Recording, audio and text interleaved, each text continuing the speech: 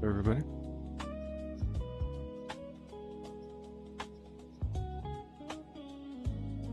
Happy eBay day.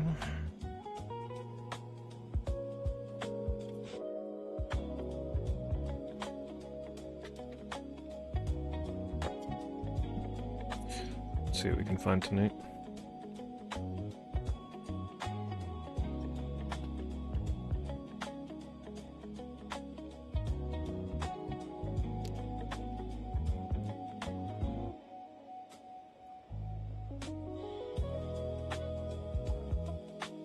Sun's still barely out, yep. Starting a stream while the sun is still out. I really want to try and start my streams a little earlier when I can. I guess it also has to do with the fact that I was in bed by like 10:30 yesterday. Babylon's Fall. Why did they use tree and bunny emojis? What is that? Yeah, it's a rabbit and two trees. I have no idea.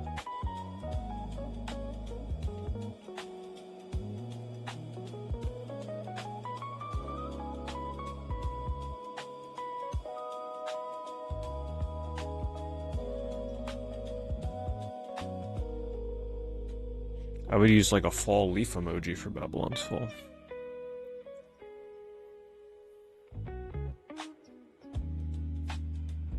Hello, Blizzard.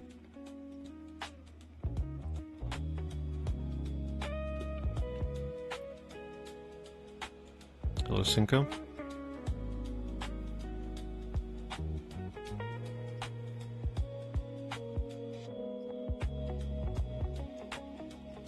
You had to send back all your copies of Babylon's Fall and the NSO is shutting down. Well, it's probably a decent decision on their part, because imagine a customer buying it and then finding out they can't play the game. They'll angrily be coming back to try and return it. Now, what could possibly be coming in this game that's that big of a bug?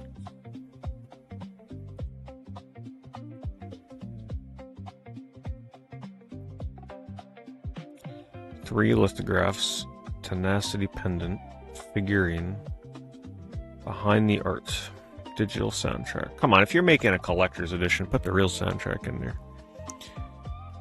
I don't know, a lot of collector's editions these days don't really do it for me too much. I just want it to be simple. Physical CD, an art book if it's worthy of an art book. I don't need lithographs, I don't need pendants. Figurine, maybe. But I hope it's a small figurine. Yeah, I'm glad you enjoyed it, Caleb. It was a good game. Hello, Adam. Yeah, I'm so glad that I'm, like, just not in the collector's editions anymore. The only time I get it is if it's the only physical edition available, like for Bubsy. But if Bubsy had an option for a non-collector's edition, I probably just would have got that instead. Because look at what they did. $50 for what? Now, don't get me wrong, it was a good collector's edition. It was nice. Quality was decent. But they charged an extra $30 for an art book. What was the other thing they put in there? Just the art book, right? The art book and like, oh, a poster. And that's pretty much it, right? That ain't no $30 extra. So if they would have had a normal physical that was like $20, $25, $30, I would have bought that instead.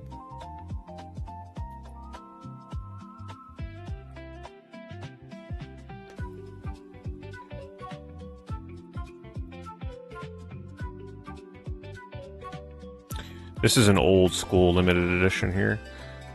Back on the original Xbox, there were very few games coming out with collector's editions or limited editions. Pretty uncommon. Should also explain why this is so expensive. In such poor condition.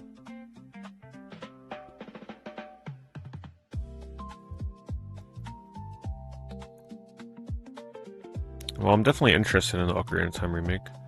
I look forward to seeing their direct to show what it actually looks like in action.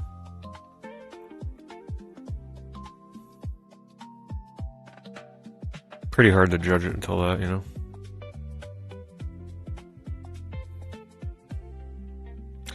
First D of the night popping up early. I think on like the second page almost. Sealed D2. That may be a first. I think this is the first time we found a brand new sealed D2. Which to start us off. Now, whether or not you want to count that as actually being sealed is another story. I don't know about them, but the protection is starting to wear off on this day.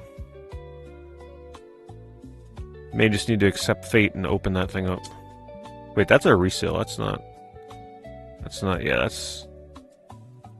I'm pretty certain that's a reseal. I don't think D2 is sealed with that kind of plastic. 5% of profit goes directly back into target communities across the nation. Huh? So who's pocketing the money? Probably the CEOs. So if you bought this D back in the day, 5% of your money went back into the community, whatever that means.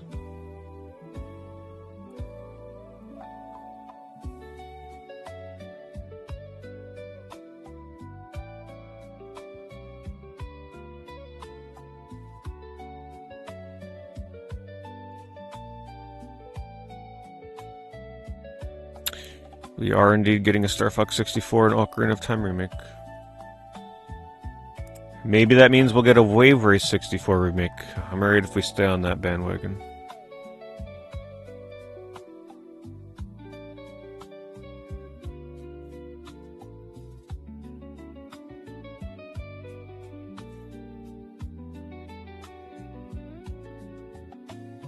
Hello, Corey.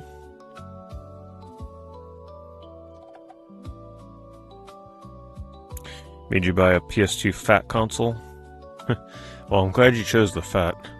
You're saving yourself from future heartache. In case the Slim ever scratched your discs or broke. But I appreciate it. Thank you for watching.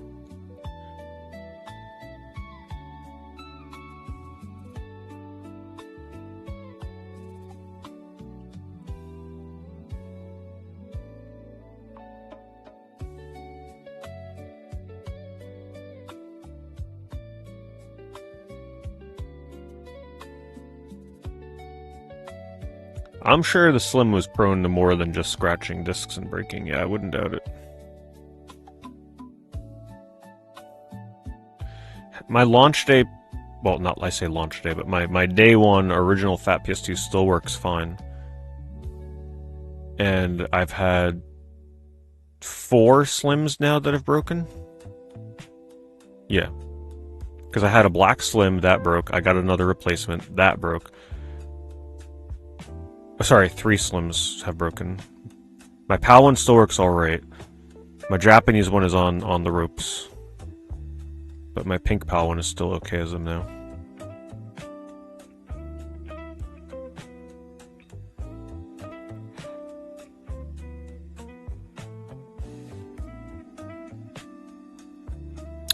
But you also gotta realize that I play a lot more PS2 than most normal people. So... yeah, with the amount of PS2 that I played in the past couple years, it's not surprising they started breaking.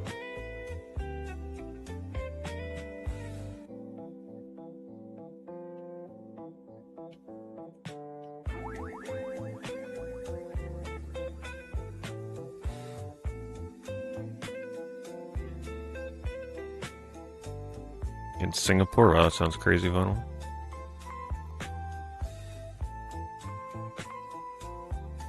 Yeah, 4 fat PS2 consoles. If I see any cheap fat PS2s, I'm just gonna, just as a backup, I'm buying them. I don't care. If I ever catch them out in the wild, just to have them. Hello, Ostia.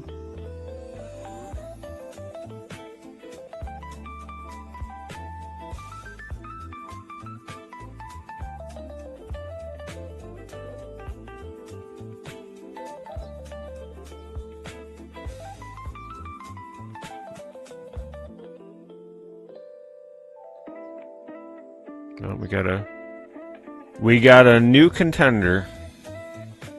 What are they trying to sell? This guy's got a whole walking studio. It's another electronic seller. Well, at least we have some entertainment tonight. We can randomly check in and see what he's selling. 2 manuals, really. 2 of the same manual? 2 of the same manual, because why not? And you know, this probably isn't a bad way to get this game, because then you could just take the second manual and sell it and make some money back. I'm sure that manual for such a sought-after game would probably get you at least like 30 bucks.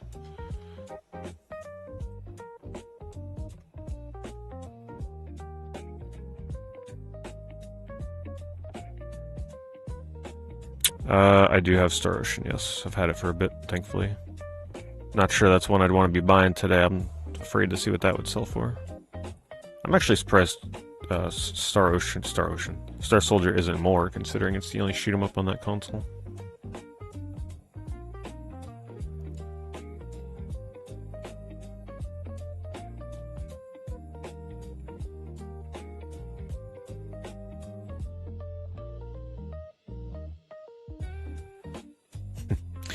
That depends what kind of mood I'm in, Burned Oils.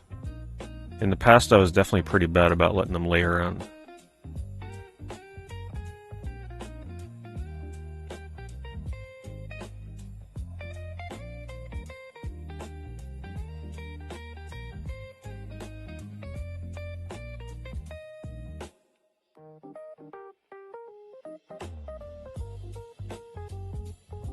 What is that?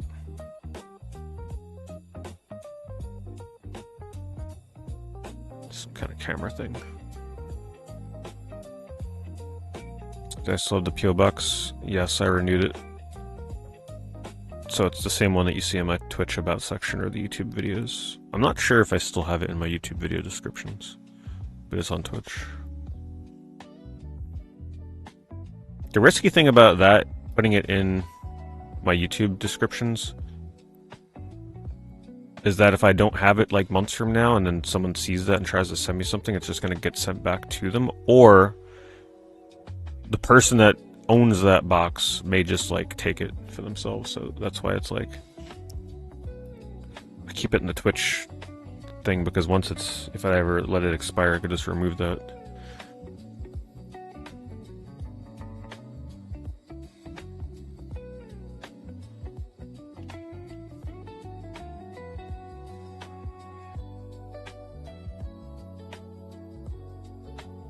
My GameCube should be here. Well, I'm assuming it's not going to come on a Sunday, but it should be here Monday. I don't add them now. I used to, but now that I multi-stream on YouTube, I can't take song requests. I try to play music that doesn't cause copyright issues. So song requests would completely flip that on its head.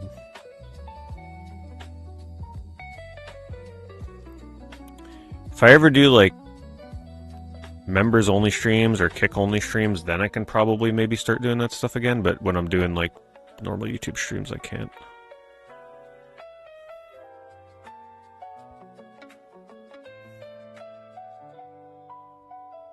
Once the GameCube is here, we're getting right back into Skies of Arcadia. It's time we finish it, and I don't have to fear the game freezing.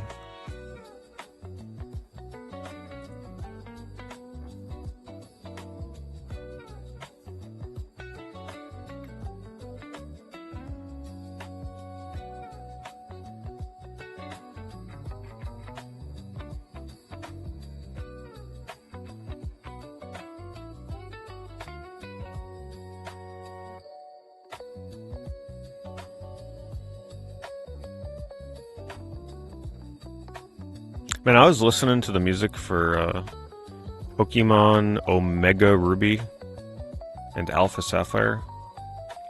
That is a damn good soundtrack. I don't think I've ever taken the time to listen to those versions of those songs, because my favorite normal Pokemon battle theme is from Ruby and Sapphire, and I have to say the remix is pretty darn good. Tempts me, and that's still a pretty cheap Pokemon game. I never got either of those games when they released. Tempted. If I ever do another Pokemon game, it might be that one. Well, I mean, I will do another Pokemon, it's just a matter of when. It's a pretty good price on Import Tuner Challenge. It's normally is closer to 60 or 70 these days, I believe. Or has it calmed down? Oh, maybe it has calmed down a little bit. Well, this one here with shipping... Well, the shipping on those is crazy. 60. It looks like it's about more around 60. I don't know why so many sellers are charging so much for shipping. But this is still a decent price on it. I rented this from Gamefly back in the day, and man, I did not like this game. I just wasn't prepared for the simulator-like controls. I mean, it was rough to control that game. But it is one of the harder to get 360 games. Let's link the seller.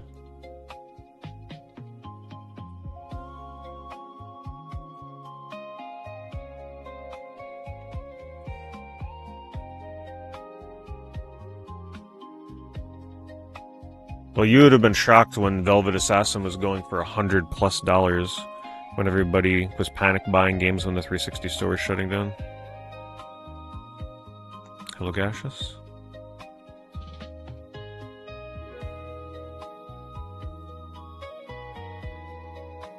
Same thing with Tenchu Z. That game was climbing around that period. Well, every game was climbing around that period.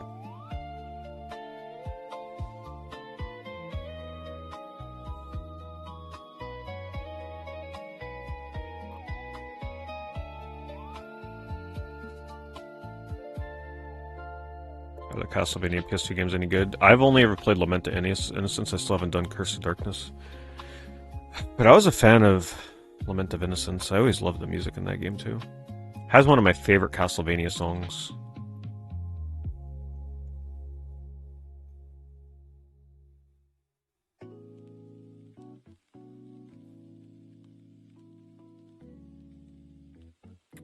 I played Blur a little bit back in the day. I think that was another Gamefly rental, and I'm gonna be honest, I did not like Blur when I rented it. Yeah, I wasn't the biggest fan of it. Probably have a completely different opinion now, but yeah, I wasn't super into it.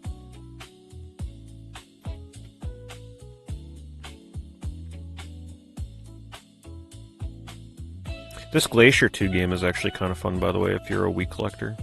Kind of under the radar, I had fun with that.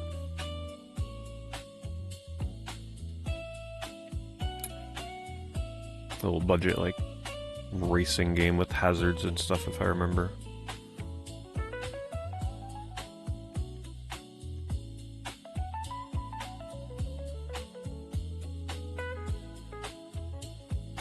Oh boy, we got the old timers loading us up with Atari games. It's actually not often you see auctions for Atari games. It's super rare. We almost never see them when I'm looking through auctions.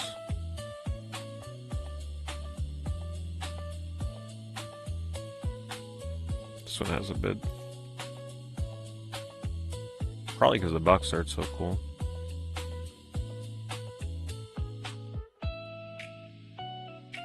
Really had to use your imagination for these dungeon games.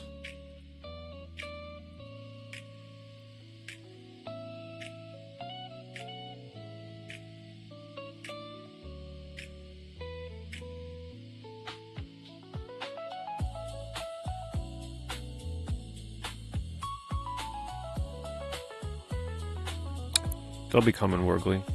I've just been so busy. I've been wanting to do a stream first, but I just haven't found a good night to do it. Because I do gotta open that jungle pack. I actually had a nightmare last night about that Pokemon jungle pack. I think that's my sign to open it. I had a nightmare that I opened it and it was resealed and repacked. And the hit card was like a Plasma Freeze code card.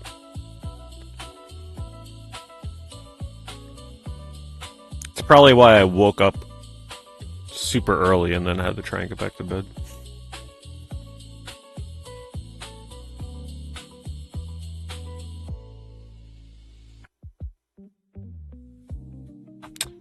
Yeah, I'm opening it for hitting 3,000 subscribers on my card game channel that I was advertising for the better half of almost a year. The time has finally come, so if there's a problem with it now, it's far too late to do anything about it. Masters of the Universe.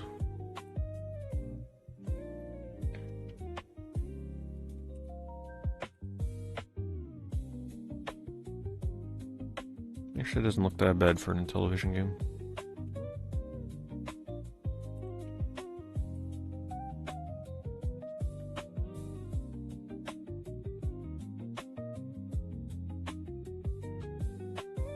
I don't have PS2 HDMI adapters.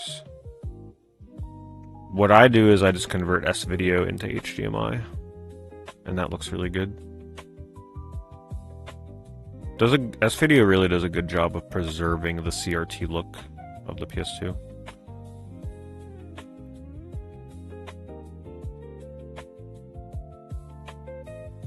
Oh, it's a heavy pack. Because I got tired of opening jungle packs and never getting anything. But I'm glad I bought it back then, because the prices of jungle packs right now are kind of crazy.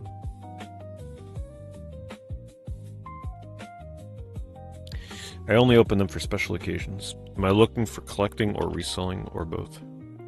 I'm looking for my chat. Yeah, I would never look on here to resell.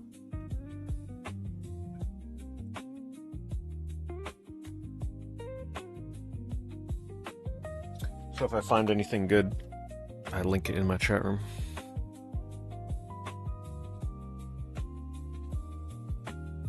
So other people can buy it.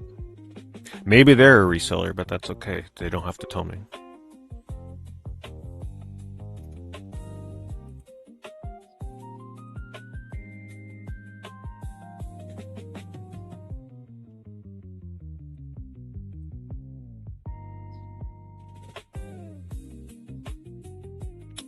Thank you, Juicy. Very kind of Juicy to be sending out those gift memberships. Hooking up Master Games Guru. Thank you, Juicy. Make sure you check the members tab, Master Games, if you haven't had a membership before. Lots of content in there for you. It's an okay lot. Pretty standard. As NES lots tend to be. An old CRT these days. I think most people would say go to thrift stores or yard sales. Heck, I think the best way to do it is you go to yard sales and then ask the person if they have any old tube TVs. Right? Don't say CRT. So do you have any like old tube TVs? Because something tells me most people would have that sitting in their basement and they wouldn't even think about selling it.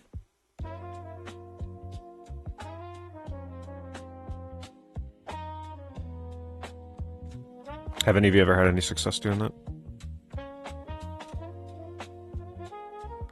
Is 300 good for it?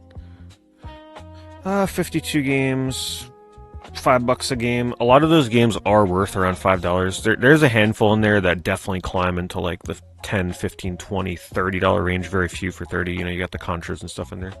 So generally, yes, from a cost perspective, this is currently worth it if you're looking at it in just regards to the average value of every game. But you got to remember, there's a lot of games in here that you'd be happy to sell for $5, right? Like the bases loaded. Actually, some of these bases loaded games may actually be more than $5 now. I'd say the average price in here is probably more like $8 a cart. Just looking at what's in here. So if you're looking to bulk up on an NES collection, it's not terrible. You could do worse. I'll link the seller if you want to check it out. I have not played Phantom Fighter.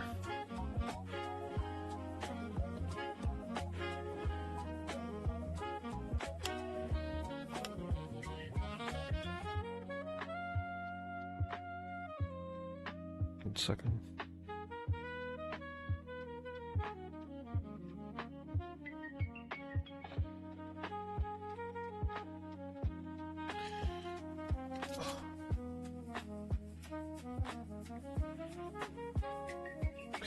What search term I bought the most from in the past?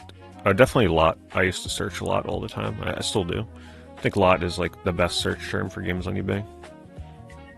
Because at least you know every item you're looking at, you can do the math yourself to find out if it's a good deal or not. Not everybody's willing to take the time to figure out a lot price. It's especially good if you know prices like right off the top of your head so you can figure it out before someone would have the chance to, if something gets newly listed.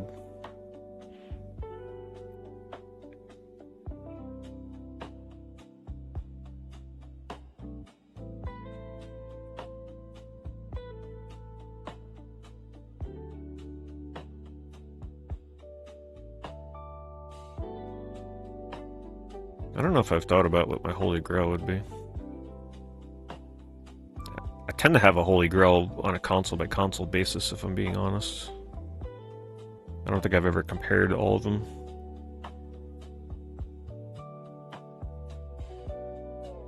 But I gotta say, like, if I had to pick one thing, being fortunate enough to own a signed copy of the Japanese version of Shadow of the Colossus from Ueda is pretty nice.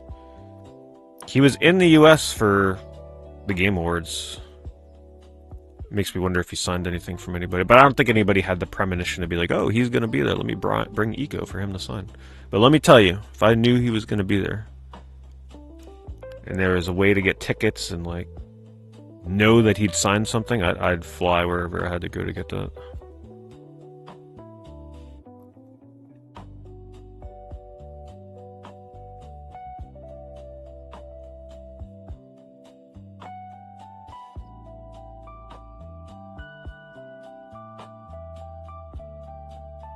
Silent Hill games shot up in price when Remake of 2 came out.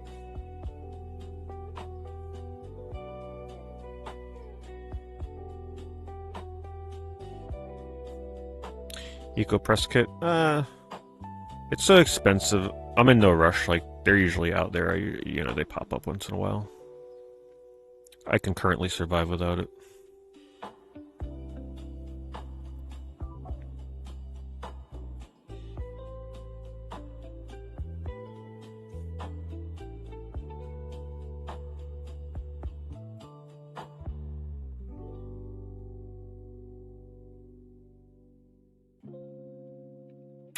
I think Silent Hill PS2 games will come back down.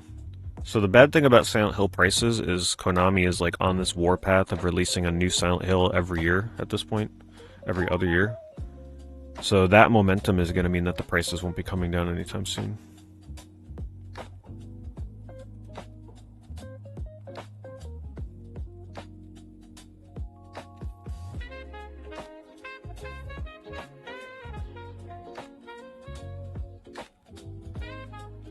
Collector's Edition controllers? No, I definitely don't care about that. I'm the kind of person, just give me a working controller and I'm good. I don't need no special skins or anything like that. Colors. The less controllers I gotta deal with, the better.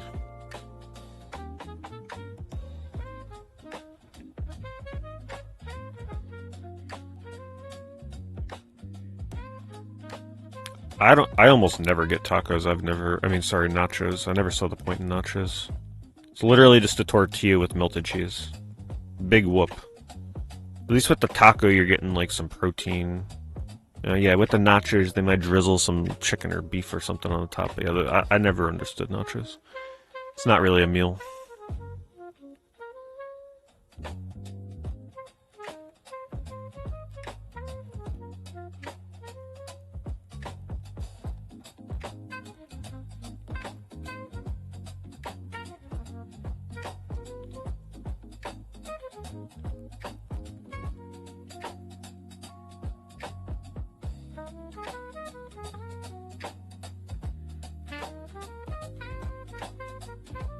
The Green Series X looks nice.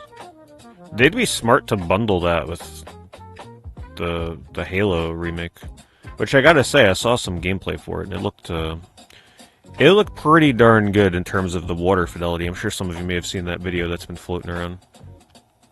The water looks incredible in that game. It might actually be the best water I've seen in a game.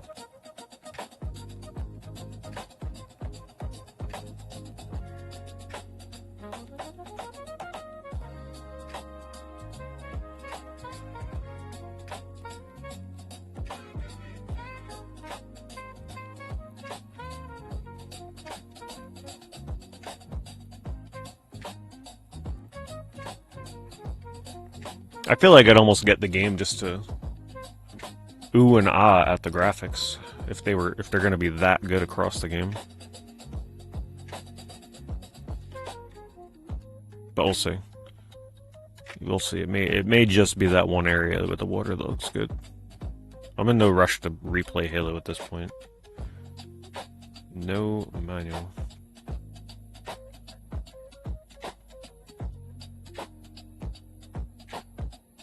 Yeah, I just some people get nachos as like a meal though. That's something I never did. Tacos were definitely more of a meal kind of thing. Now I wouldn't be caught dead eating a nacho. Holy crap! The amount of cheese and stuff on those things, my god.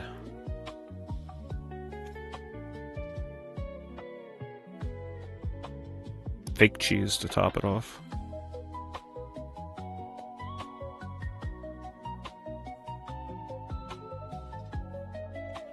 Better than Finny the Fish Water, yep.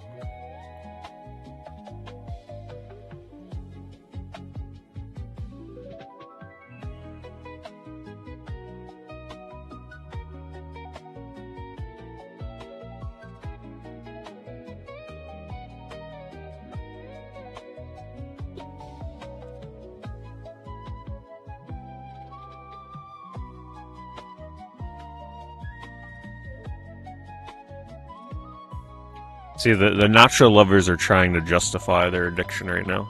They're like, well, it's basically a salad with lettuce. Come on now.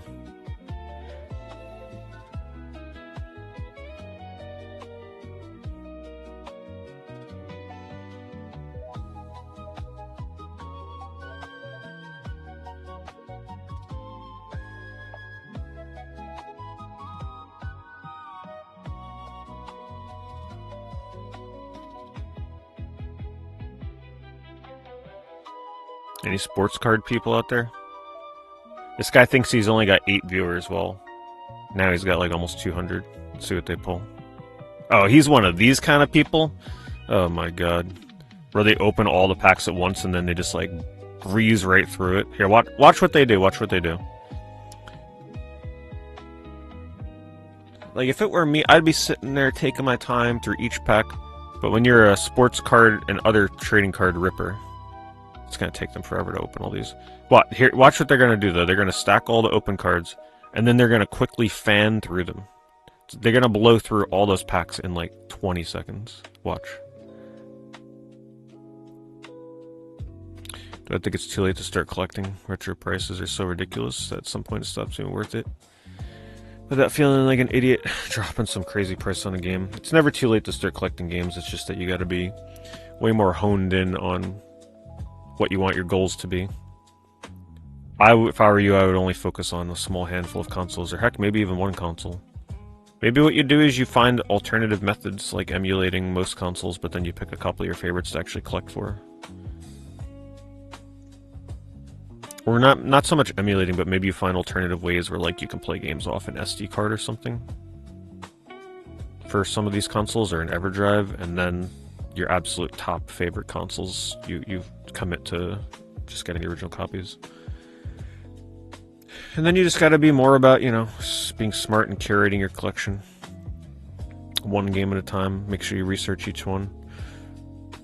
But there's actually a lot of consoles out there, but there's still a ton of cheap games. Every console, for the most part, has some still very cheap, affordable physical games.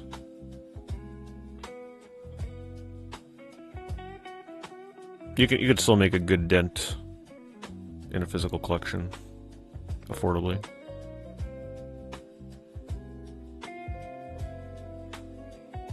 You guys ready? The dopamine hit here is going to be crazy. All right, here we go. Here we go. They're pulling a 1 of 1 refractor. Got to clean up first. All right, watch how fast they go through this.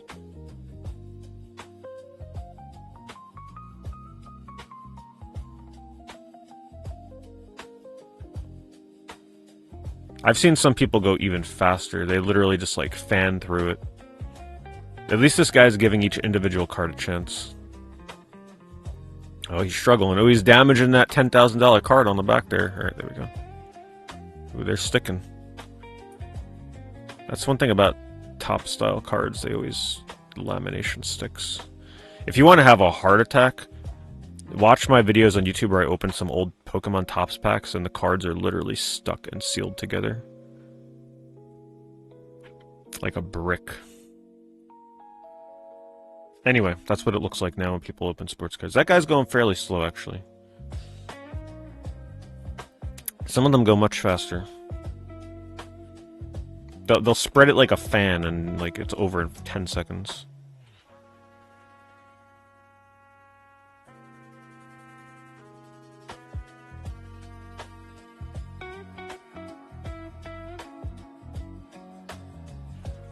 Somebody might be able to snag Tomodachi Life cheap. Isn't this like nearly $200 now? If not $200? What does the description say? They're telling me to read it.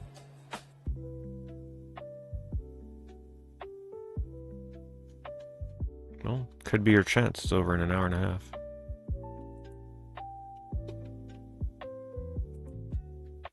They're also the Skies of Arcadia seller.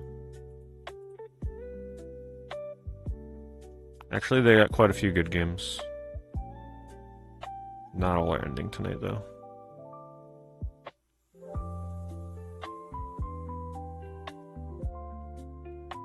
Pretty good lots. I like this one here in particular. Makes me want to put up some PS2 lots. Sure, I could scrounge together some excess games for a lot or two maybe next week.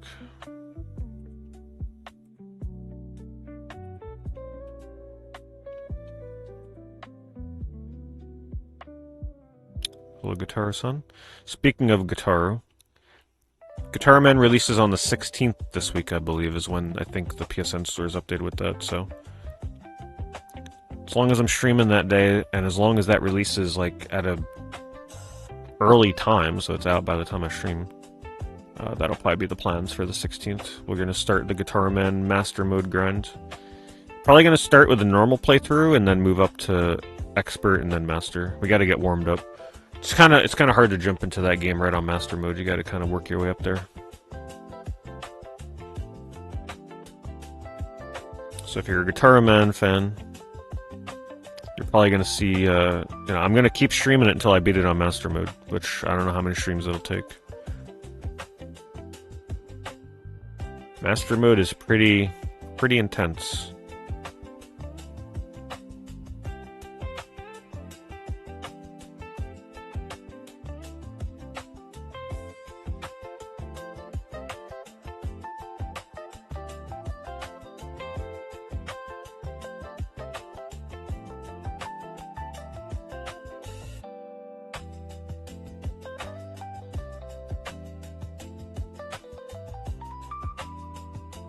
It's a nice Wii U lot. Some of the only last remaining... Well, I say only, there's like two of them, right? Toad is ported, Pikmin's ported. Star Fox Zero and Kirby Rainbow Curse. I do still need Star Fox and Kirby, but I would just buy those individually.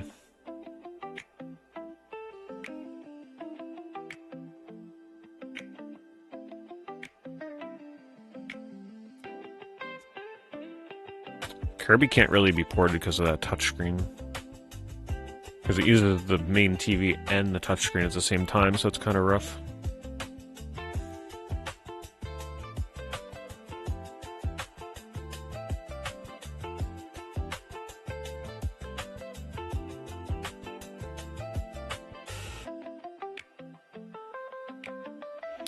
It's not too much right now, Forgotten. It's a month-by-month thing, honestly. But because of the Neo Geo AES Plus, that takes a dent out of each month for a bit. That'll be worth it.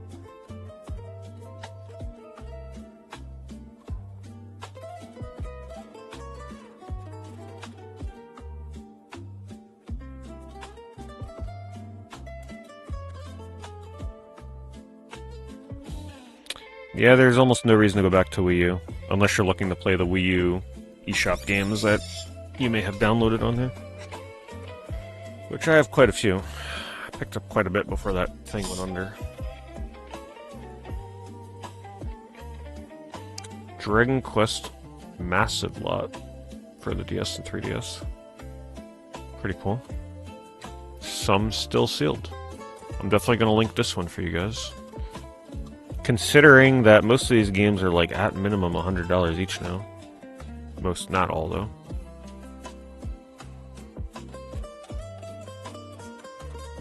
They're also selling This is over in 2 hours. Let's check this.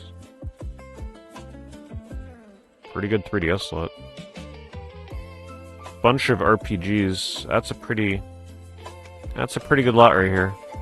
We don't see 3DS slots like this. Normally when you see something like this, it's just the boxes. This is one to keep your eyes on in 2 hours from now. It's up to $500, 560. Here's the seller.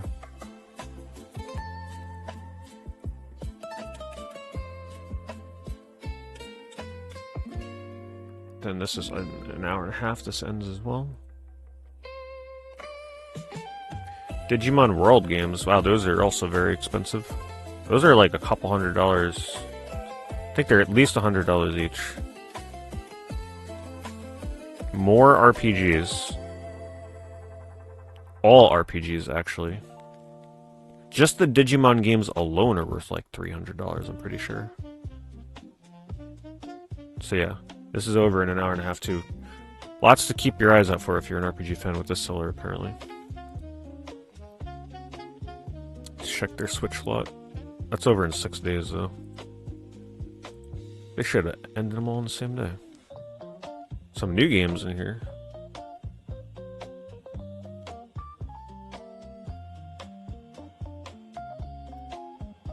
Not quite as exciting. Wow, they're letting like their whole collection go. It's kind of sad. Extremely rare Pokemon Mega Game Collection. Every generation with 2 Pokemon consoles.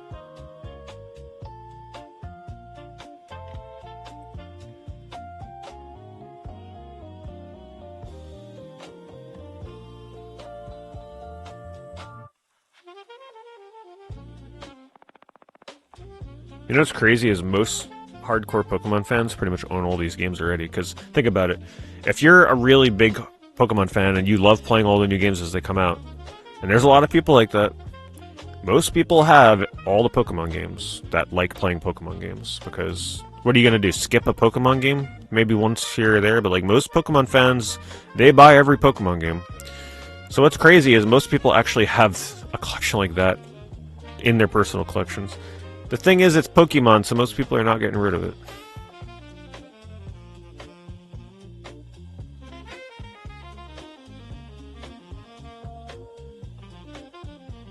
It's the same thing with like Final Fantasy, right? When Final Fantasy 17 comes out, do you really think someone that's played every other Final Fantasy is going to be like, you know what, I'm not going to buy Final Fantasy 17? No, everybody's going to get it, unless it looks terrible, which there is a chance. But if they go back to, you know, turn-based, I'm pretty sure, you know, everybody's going to be picking it up. There's just some series, like a 3D platformer Mario game, Zelda games. Zelda fans, they buy every Zelda. Mario fans, they buy every Mario. So it's like, if a series takes off and is like really expensive, like Pokemon, everybody's just sitting on a fortune.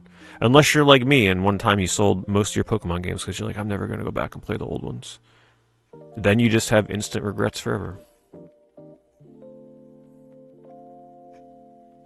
Then you gotta reacquire them.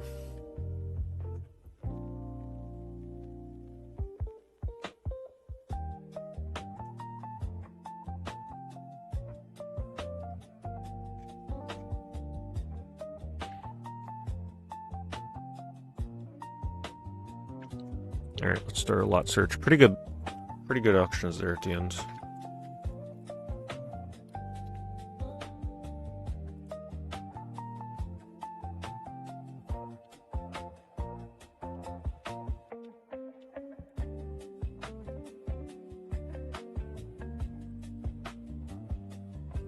Don't forget to like the stream, by the way, if you're hanging out on the YouTube side. It always helps a lot. Appreciate that those of you that take the time. Started a little earlier than normal tonight, so.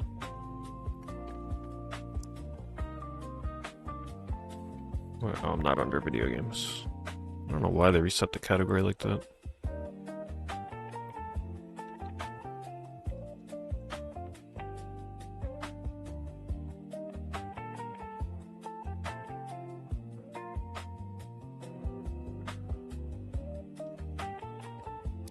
Good game selection, but I have a hard time believing that's actually worth $425.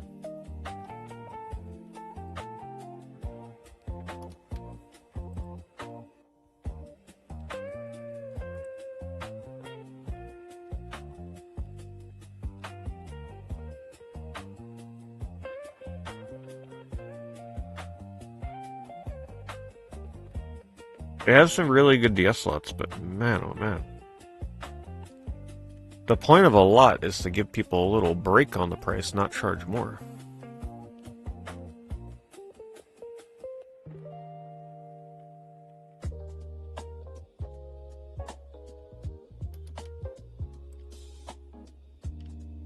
Or better yet, make it an auction and let people decide what it's worth.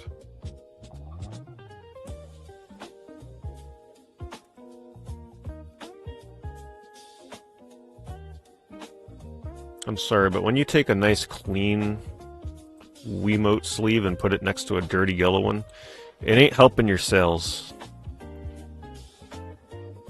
Even though that one's kind of also somewhat dirty looking. But yeah, this comparison here, that ain't helping nobody.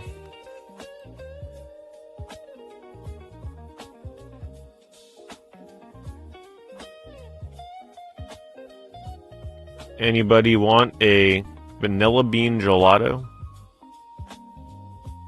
Perfume, of course. Oh, the sneakerheads are back. Right, that's what they call them.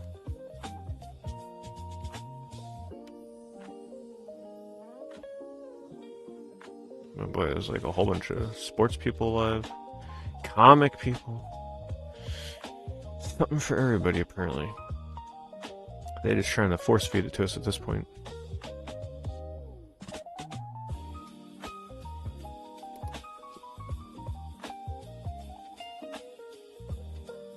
Viva, oh no, that's Viva, yeah, it's like a Fortnite thing, isn't it? I don't know what that's Minecraft, probably. The derpiest looking Mega Man ever. Scribblenauts. Transformers? I don't know what the heck that thing is. That hideous looking Captain America. Skylanders, Garchomp, and...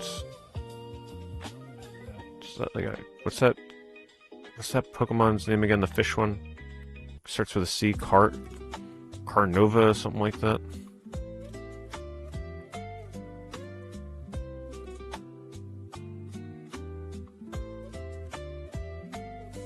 Carvana. Isn't there a place that sells cars called Carvana?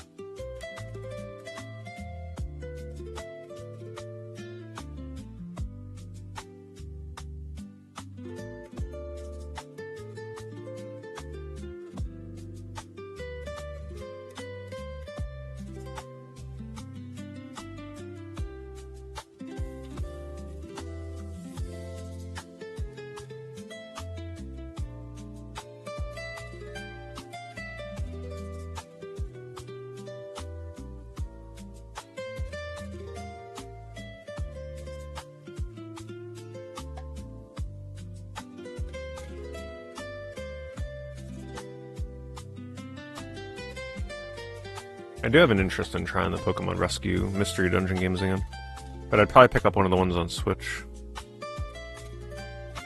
It's easier to stream. 100 Super Nintendo cards.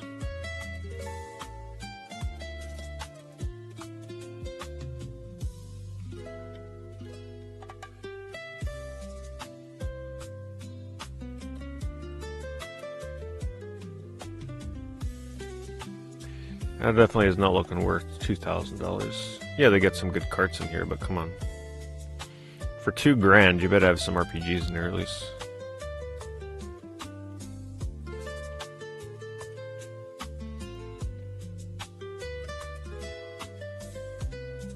I haven't played new Pokemon Snap yet, but I plan on it. I just replayed the first one for the first time in a long time recently.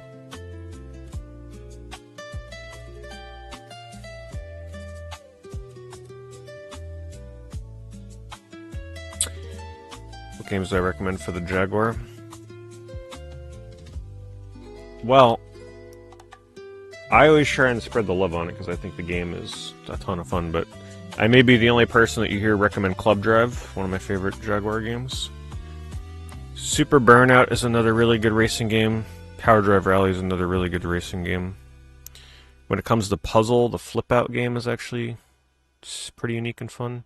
Alien vs. Predator is a pretty big staple. I think if you're getting a Jaguar, you have to get that game. Still exclusive. Still terrifying as ever. Owning Rayman is kind of nice. It's very expensive on Jaguar, but it is kind of like humble beginnings for Rayman on that console. I like to recommend Rayman because that was the reason I got the Jaguar to begin with. Theme Park is interesting on the Jaguar because of all the shortcuts on if you're using the official controller. The keypad actually goes a long way in that game for shortcutting inputs. So your mileage will vary though, I don't know. Not a theme park isn't for everybody.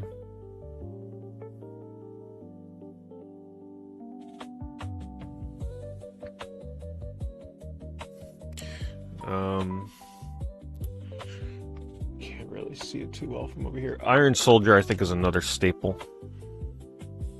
Yeah, if you're getting a Jaguar, you gotta get Iron Soldier. That's like a must.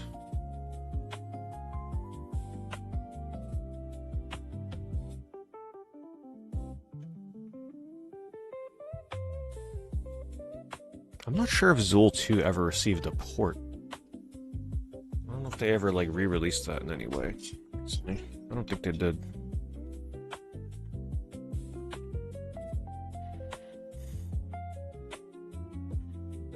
I love most Jaguar games. It's not often I play a Jaguar game and I'm like, man, that was not worth it at all. They're all unique and charming in their own way.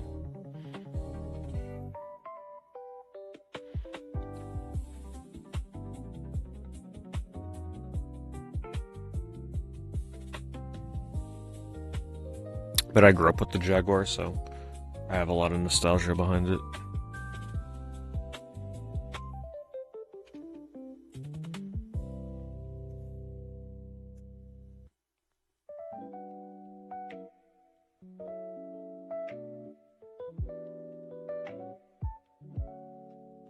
Also, Trevor McFur in Crescent Valley is an interesting one if you like shoot-'em-ups. It's like one of the only shoot-'em-ups on that console. It used to be a pack-in, I think. So it used to be really cheap. I'm sure it's not like that anymore. But I'm pretty sure they used to pack the carts in with that, with something.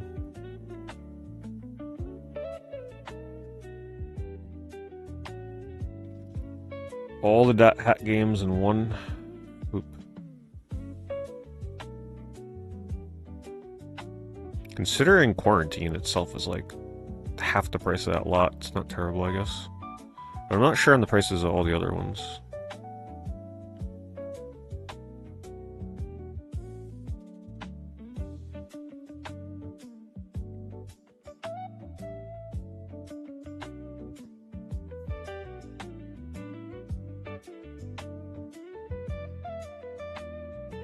Probably not.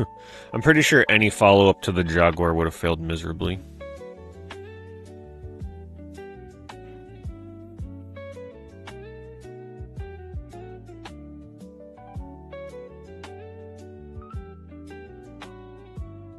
Because at that point, they would have had too much competition.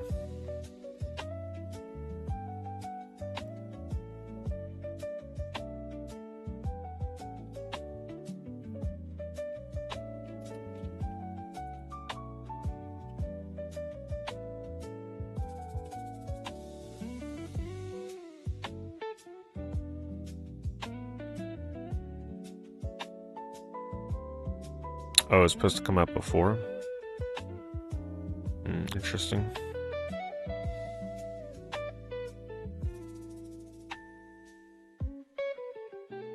Makes you wonder what would have happened though if the Jaguar didn't fail.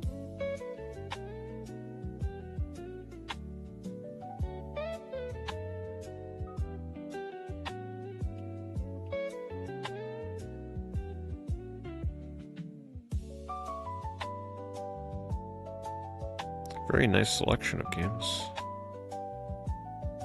31 games. But It's GameCube, so it's going to cost you an arm and a leg.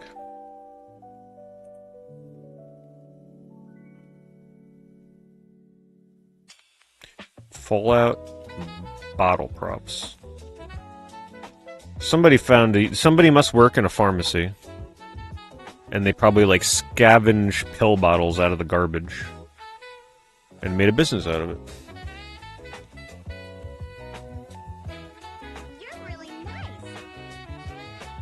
It's kind of different for a mega Fallout fan, though, isn't it? Oh, thank you, Daniel. Daniel Whitehurst. What's my opinion on the new gen design Team Eco game? You're not sure what to think of it? I appreciate the super chat. I will say my excitement for that is certainly nowhere near what it was for Last Guardian or even Shadow of the Colossus for that matter. Just because we still, like, I guess it's a good thing. We still don't know much about the game. I'd be okay with them just keeping everything under wraps and just releasing the game when it's ready at this point. Don't tell us anything more. Just come out with it. But you know what they're gonna do? They're gonna do like they're gonna play through half the game in a live stream. They're gonna come out with a demo. They're gonna practically spoil the whole thing for everybody. That's just how games are these days. The thing that makes me hesitant is that it has guns. I don't think never thought I'd see a Team Eco game with guns, which is certainly something. But I believe in them. I could tell the vision is still there. It feels and looks like a Ueda game. But we just don't know too much, and I'm okay with that. I'd rather just see what happens. The best way that I've been able to summarize it is it looks like it's going to play like Robot Alchemic Drive on the PS2. Rad. It looks very similar to that. Where it seems like you're going to be really hands-off controlling the robot. I feel like you're going to be able to influence his moves in some way. Just like in Rad. But Rad is pretty hands-on. Right, you control pretty much everything in Rad. But I think this is going to be to a lesser degree.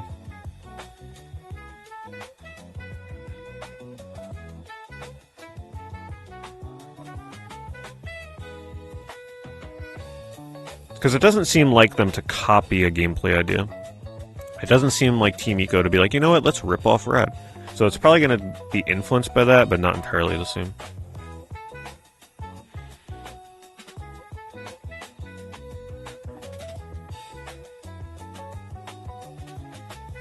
Do I like frogs? Frogs are cool. Gotta be careful that you don't find like a poisonous one or something though. But yeah, finding a random frog just hanging around is always cool. I used to like trying to find them at like ponds.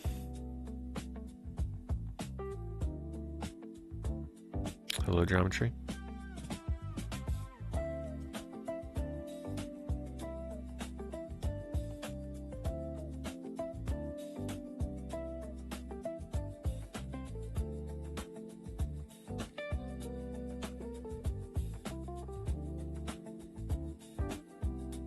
My favorite controller these days is the Switch 2 Pro controller, from a comfortable factor.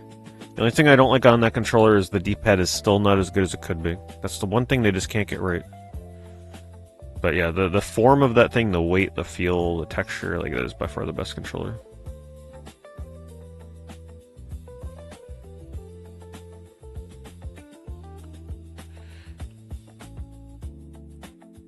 I actually really like the custom Nights into Christmas Nights into Dreams. The only thing I don't like is that the logo is squashed.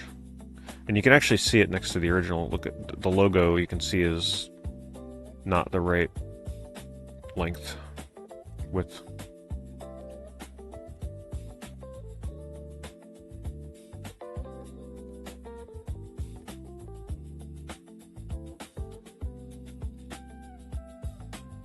Honestly, I've seen this Christmas Nights into Dream reproduction sell for quite a bit. I think some people paid like 100, 150 for just that.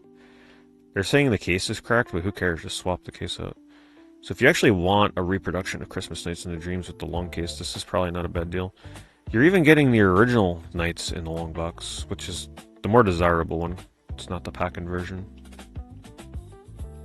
It's actually a pretty good lot. The other stuff is kind of just like a bonus.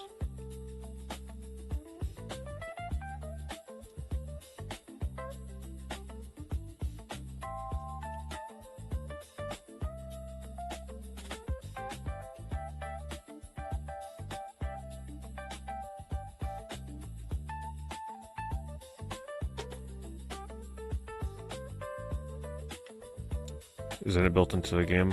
No, it was a separate disc from Japan.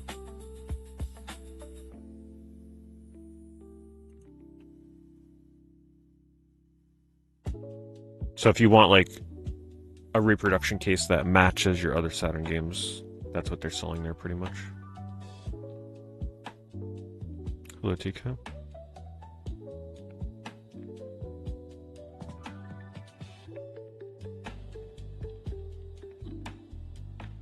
Oh, the Wii version used the clock to make it Christmas. Oh, that makes sense. Yeah, I didn't even think about that.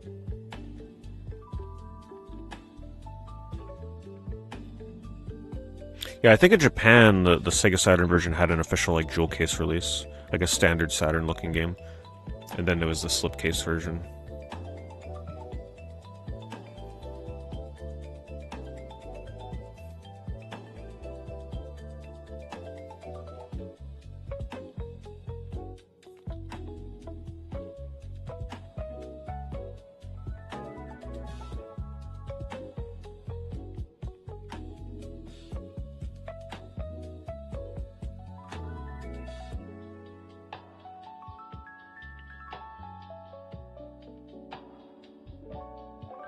Two fat PS2s for repair.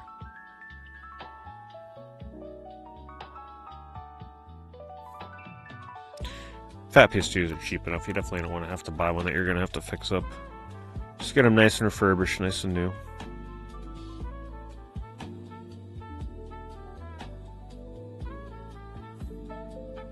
That's the good thing about fat PS2s. They sold so many of those things. We'll never be in short supply of them. Ooh, that is a loud Diddy Kong.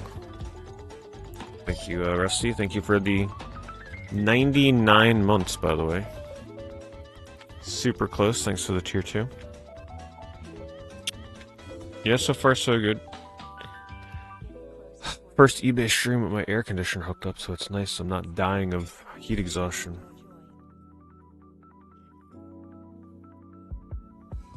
Today was a hot day though, my goodness. Got sunburn on my neck just from going for a, well, not sunburn, but it's definitely red. Just from going for a walk today. Crazy.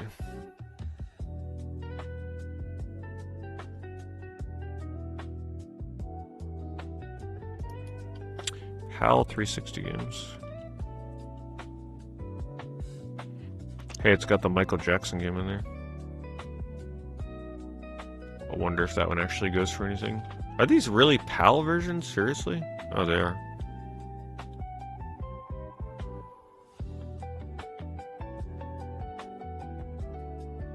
I don't think anybody here wants PAL games, right? Sorry to the PAL people.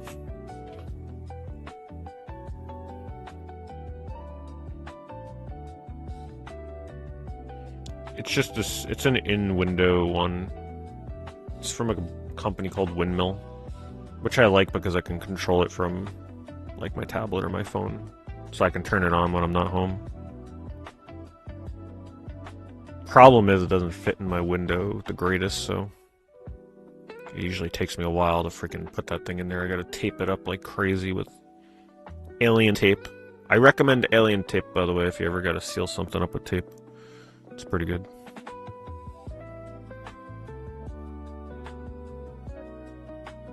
I think it's alien tape. Or did I just buy it from Amazon? I can't remember.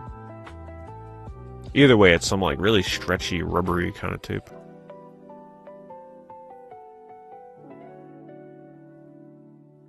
Yeah, I made the decision yesterday. I didn't stream yesterday because I was like, you know what? I'm gonna go to the beach. I go all the way there after 5 o'clock, so I didn't have to pay the $20 parking. And then the sun, as soon as I get there, gets covered by clouds. So I had maybe like 15 minutes of sun. But it was a very nice night, though, I'll tell you that. It was nice and cool and breezy. It was, at least I wasn't dying. And then I forgot my phone. So I was literally just sitting on the beach. But that's okay, because I don't live on my phone, so it was completely fine.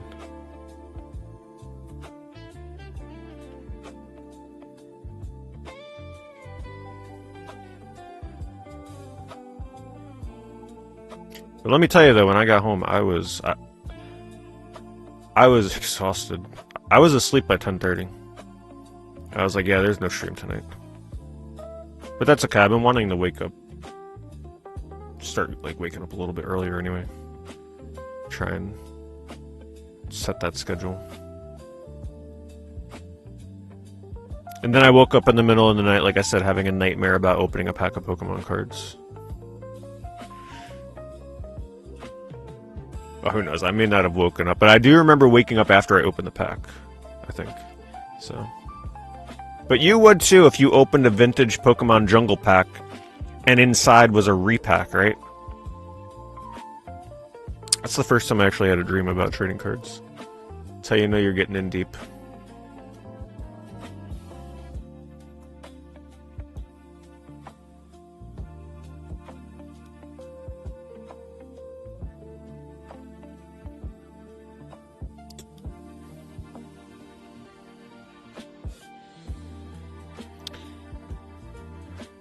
Oh, I don't know the BTUs. I got whatever was meant for just like, you know, normal standard room. Yeah, you got to tape up your. If you got an in-window air conditioner, boy.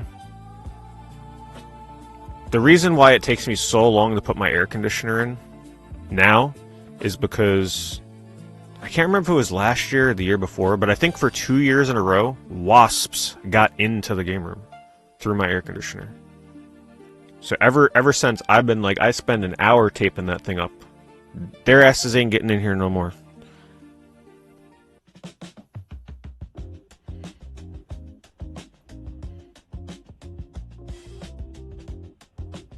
I don't know how they did it. You know why they did it, actually? Because the windmill air conditioner that I have, the outside looks like a beehive. It's got like these big holes in it and stuff. It literally looks like a beehive. Alright, let me see if I can find you a picture.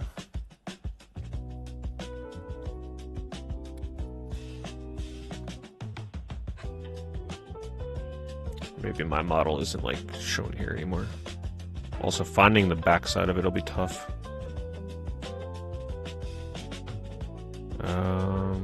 Yeah, this it? Yeah, it's something like that.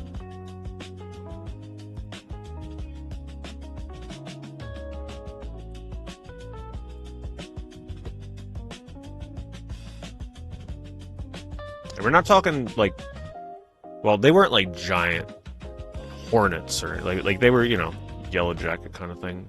Actually, one of them might have been bigger. Yeah, actually, one of them was one of the really nasty ones. I'm trying to get you the picture up here now. Yeah, so if you were a bee, wouldn't you be like, oh, a new nest? Right? Terrible. What the heck they design it like that for?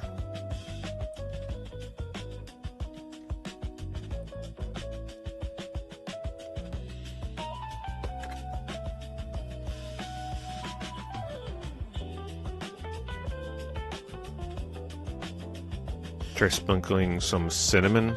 Interesting, okay. You just open your windows. Whew. No. Not with the humidity.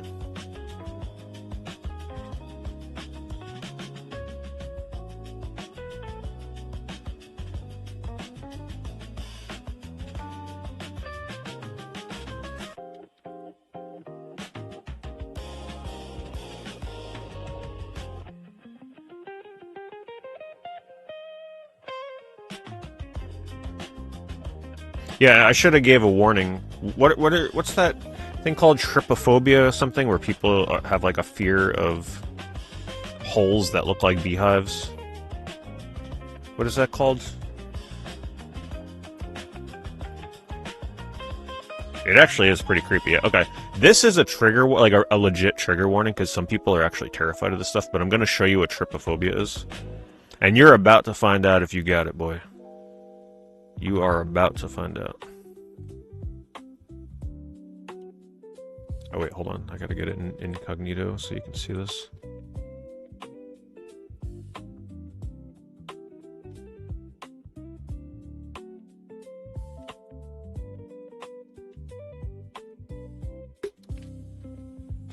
Yeah, just if you don't like holes that look like beehives, you should look away. I'll let you know when it's good to look. Okay?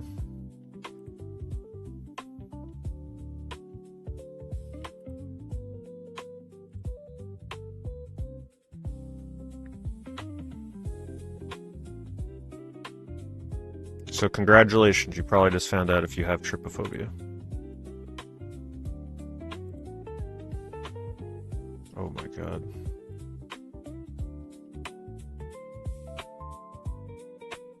Look how happy she is. Look at that. People in Japan love trypophobia.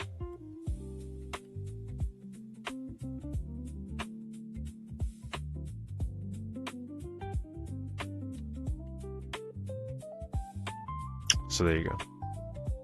You're welcome.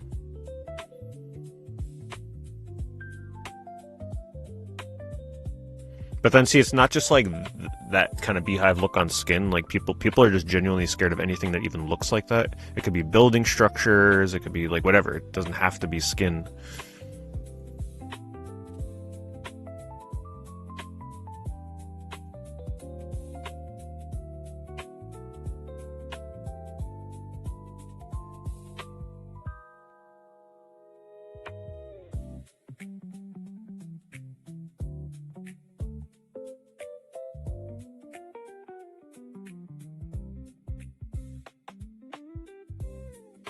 Any favorite Japanese Sega Saturn game?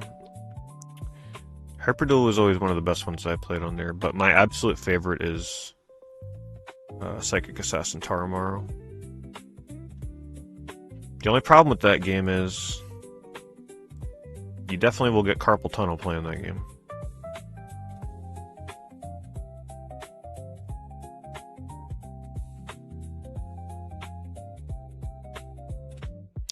Submechaphobia? I have not. Submechanophobia? Nope. I don't think we want to keep triggering people, though.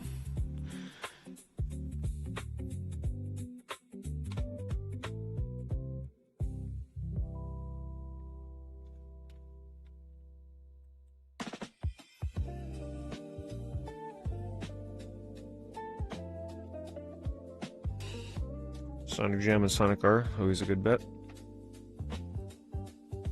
Just be careful though, because Psychic Assassin Taramaro is like one of the most expensive games on that console, but for a reason. Hyperduel is expensive as well.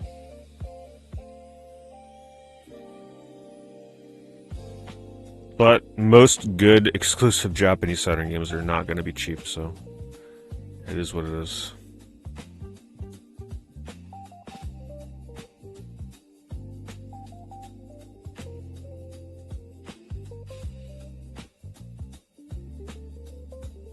The fear of man-made objects submerged underwater. Yeah, I could see that being kind of creepy. I'm sure they'd be terrified of Titanic.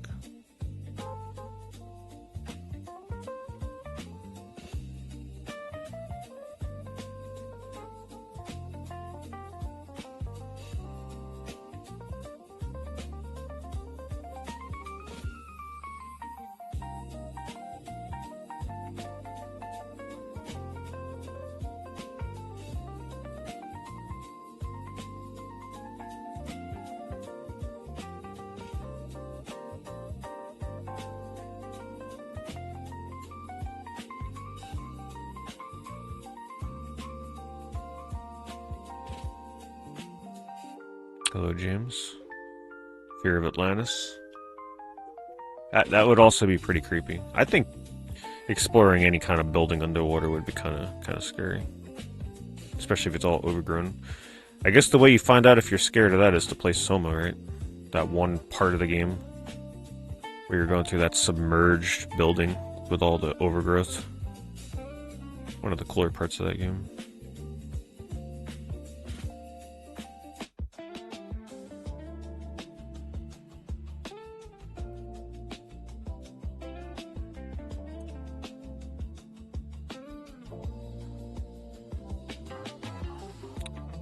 Well, I could look up Saturn imports for you.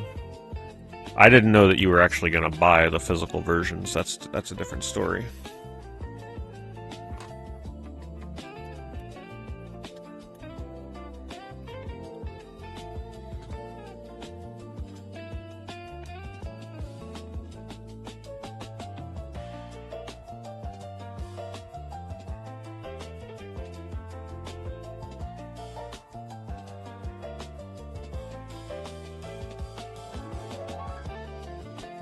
I'll see if anything is still somewhat affordable. That's good. So Strahl could be fun. There is a 3DO version of this, and then there's a laser active version. But Strahl is still very... It's super playable without knowing Japanese. It's essentially like an anime version of Dragon's Lair. Like fantasy anime stuff. You don't have to know any... of what's... Actually, the game almost has no dialogue, if I remember it. So Strahl is a pretty cool one. If you like anime and you like Dragon's Lair. It's also very easy, very basic. I haven't played this game, but some people do like it. Steam Gear Mash. It's like an action platformer kind of game with a robot. Still somehow pretty cheap, which is nice. This is a platformer, side-scrolling. I don't remember caring for it too much, but it's something. Doraemon game.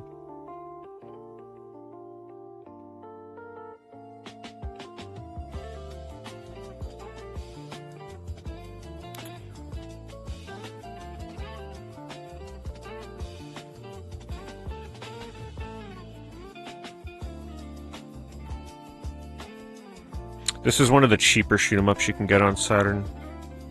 It's never had a US release on Saturn. Sokyo Rentai. It's pretty good. Still somehow affordable.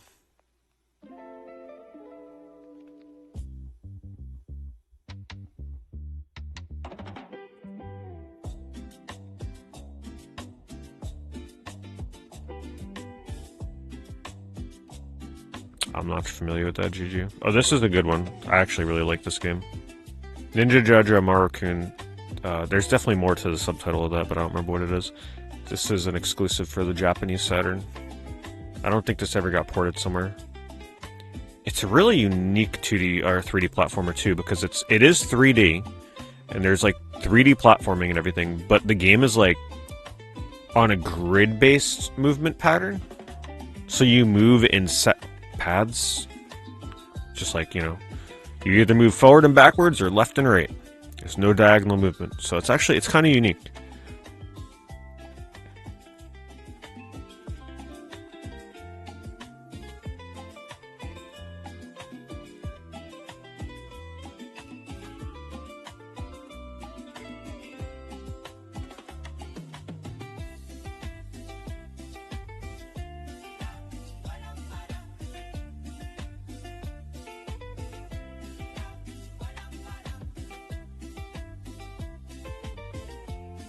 I'm looking for ones that are like under $100.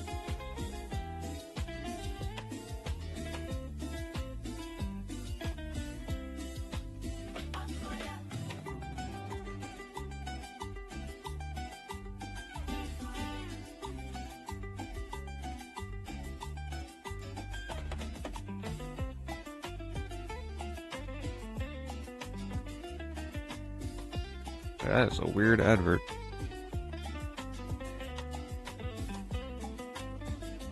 There's one for you. Hachi Slut.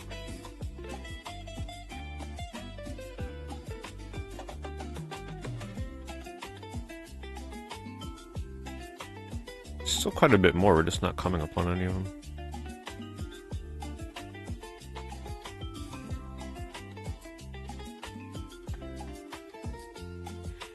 Oh yeah, the giant Saturn lots.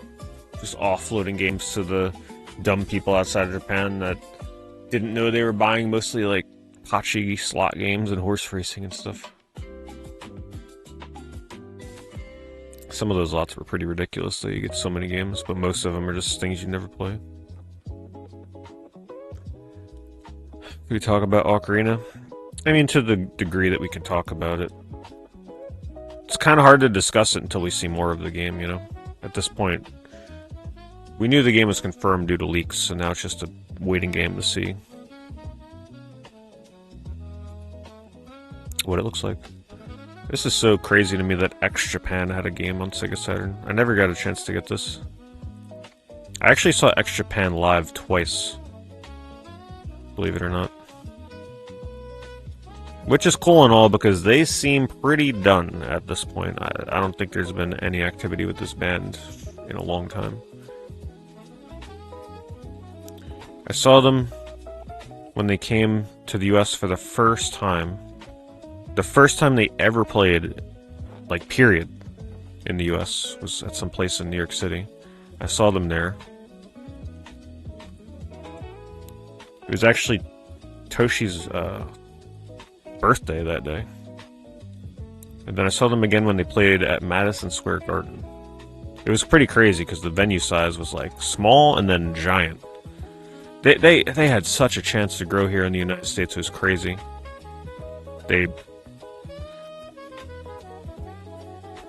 I guess that chance is gone. I don't think they would take off now.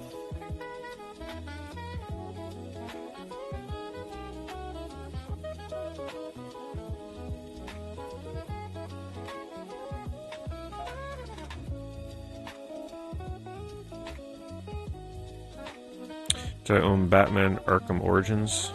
I probably have it in a bin somewhere. But I haven't played it.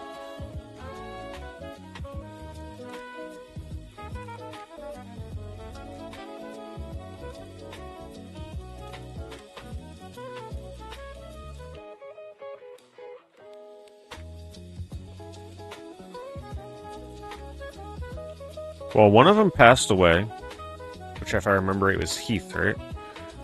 And then Yoshiki has like crazy neck issues, the drummer. Yeah, they have a lot going on in that band for sure. They're getting old, you know, they're getting older.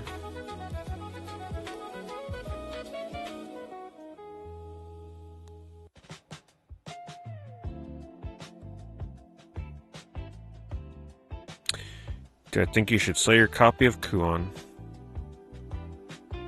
knowing you probably won't get it again? That is completely up to you.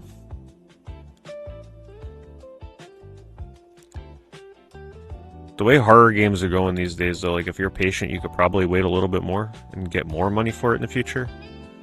Because that game is ballooned into a price that I don't think anybody imagined, so it's like, at this point, I could just keep going. But you could always just play it one more time and say farewell and then get it the hell out of here.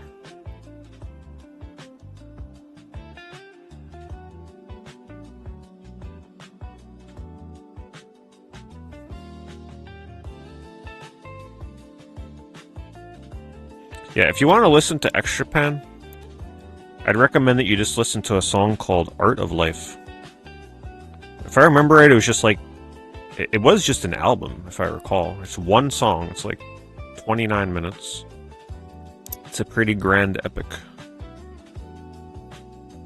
That was always one of my favorites.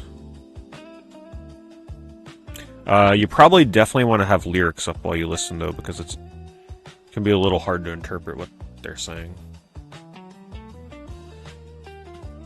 And also get the gist of the song.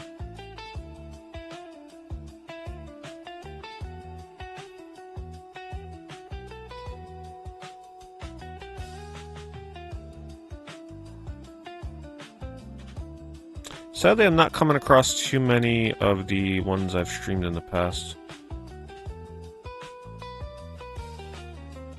But I hope you got some good recommendations. And a D on the way out. Can't go wrong with that.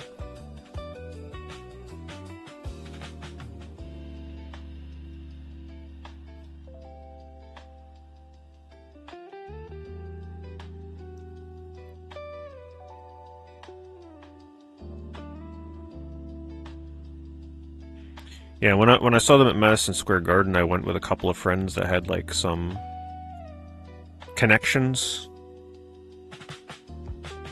So I had like the VIP pass, and it literally meant going to a VIP after party with where Extra Pen was. We were like the only young people there. I'm gonna be honest. It was mostly business people. It was.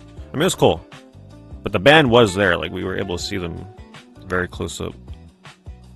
But it was more of a business kind of thing. It wasn't like a fan thing. Like there were almost no fans there. Is the crazy part. It was kind of like odd. Up at the top of some skyscraper.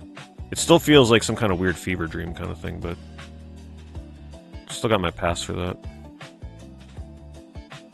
And then after that, they just disappeared. They were like, "Oh yeah, we're coming out with a new album. We're working on it," and then nothing.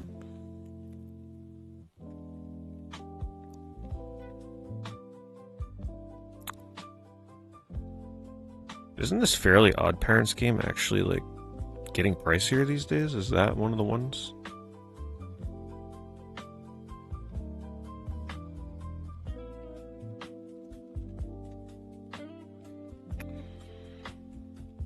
Some of those cartoon games on PS2 that are based on IPs and stuff are getting a little pricier these days.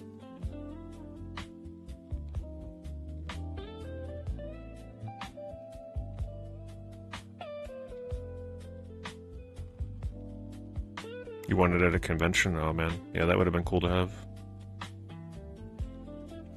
I don't go to too many concerts, especially now. I almost never go to them anymore. But I used to, I'd occasionally go see like Sonata Arctica, Blind Guardian, different like power metal stuff. Not too often though. Saw a Sabaton concert. The Blind Guardian concert was cool. They were supposed to be doing it for like a live studio album, but I don't think that ever. Oh, maybe they put like 1 or 2 songs on there.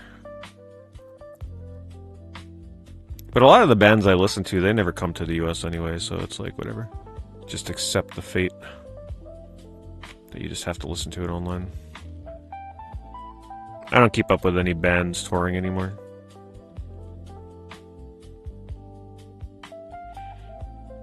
I just hate having to travel to the city for that stuff.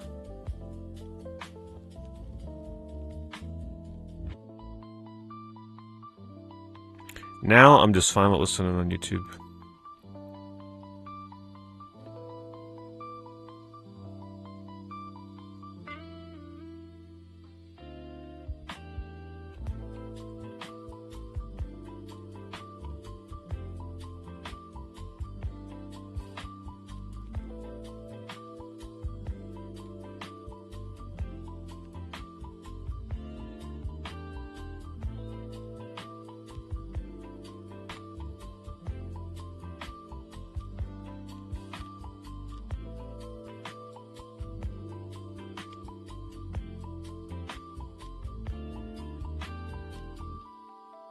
$76 electronic gaming monthly issues. Local pickup.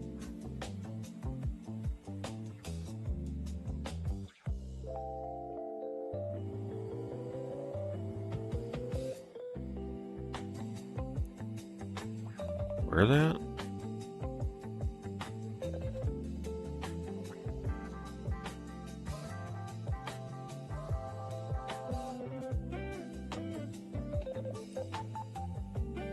Yeah, they're pretty rough condition too.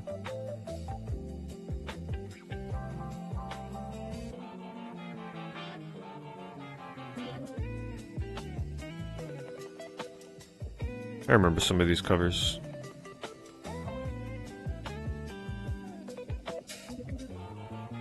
I used to subscribe to EGM.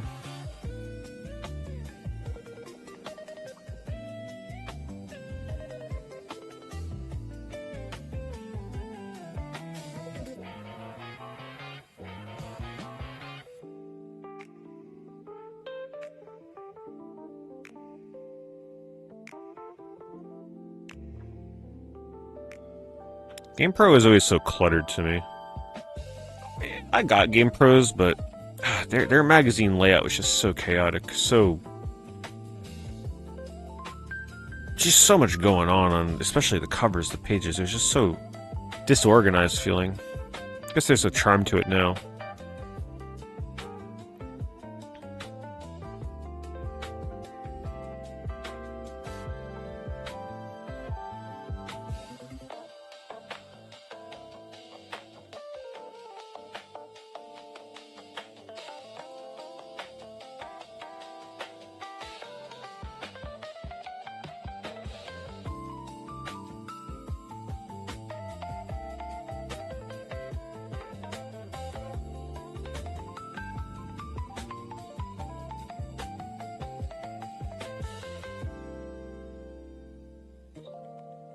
It's a cool cover. This looks like something that would be available on GOG or Steam or something, maybe.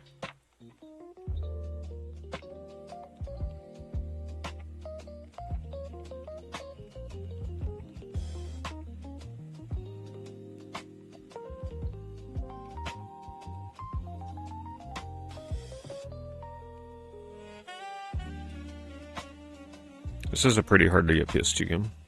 Doesn't necessarily mean it's a game worth getting, though. You gotta really know what you're getting into with those Tecmo or Koei, I guess, in this instance. Ship battling games. The last one I played from that, I did not care for it.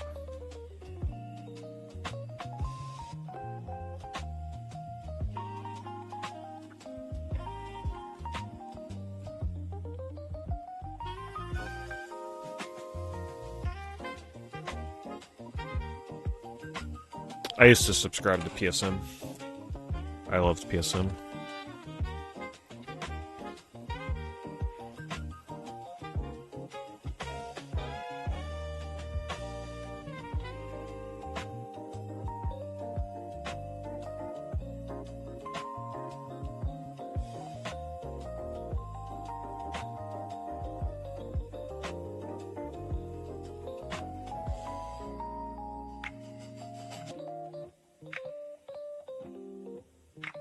That's cute.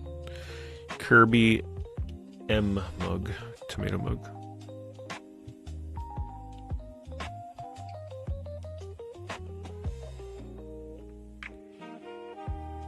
I hate how digital items are being sold on here.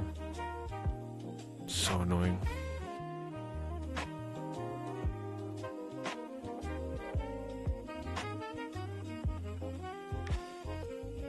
The New Game Informer. I got some issues of that actually when I was, you know, a pro member at GameStop or whatever. I didn't care for it. It was too minimalistic for my tastes. I didn't mind the covers, but like, I don't know, there was just... They felt so empty. It was just a giant advertisement for GameStop. Now, if they have a new iteration of it, I have no idea what it looks like.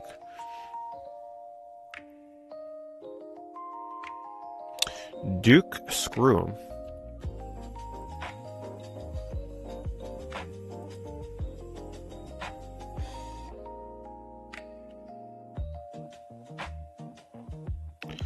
Not officially sanctioned, I'm sure.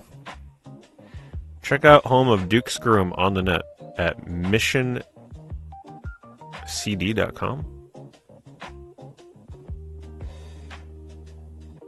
Duke Screw 'em goes all the way, a hardcore 3D shoot 'em up. Adult arcade action. Oh. Oh, they're definitely going into detail here.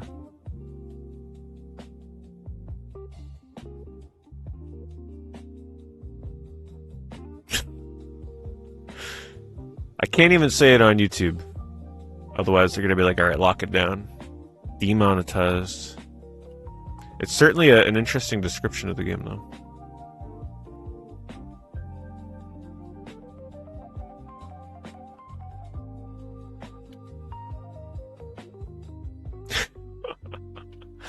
Oh my god.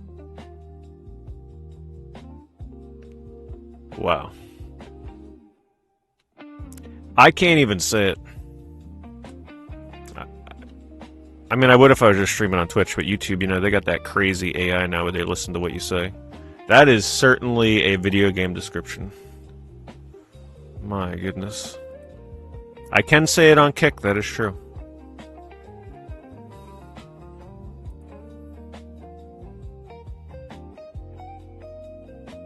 Man, it makes me really wonder what that game looks like in action.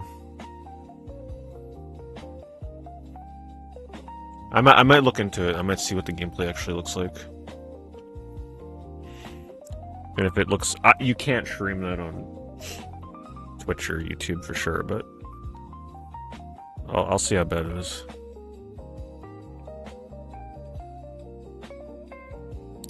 Yeah, I think I almost just misread your comment there, Glimmin Gamer, considering the game I just read. I do not buy limited run titles, though, no.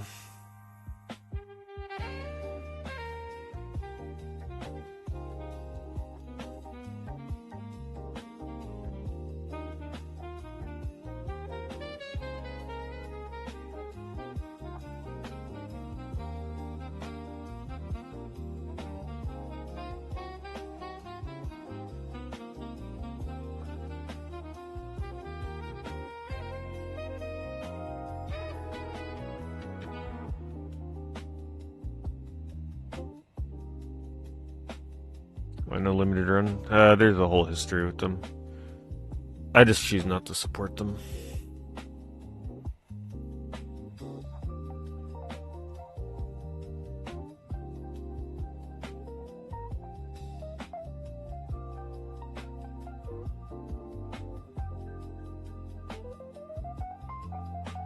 The only way I'd consider it is if the original team that was making all the decisions I didn't like is completely gutted and replaced. If they start fresh with a whole new team, then maybe, but I don't see that happening. Their tentacles are buried deep in the industry.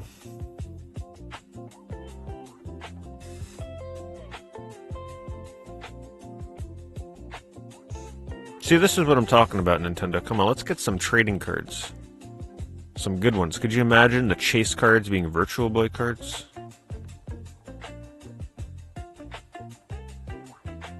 Okay, the Galactic Pinball one is certainly lacking.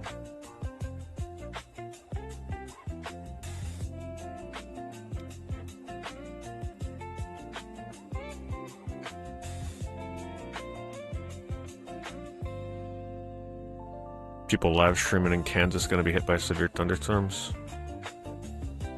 I find thunderstorms exciting.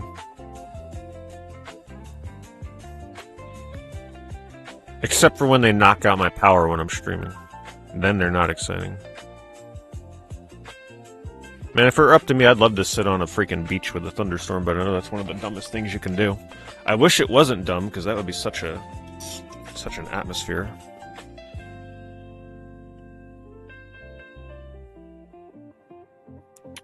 Yeah,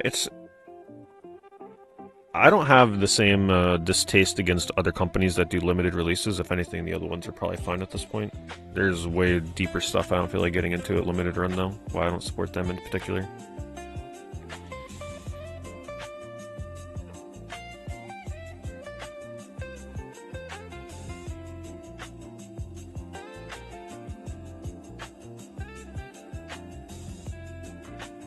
Did Tails really have red shoes like that in one of the movies?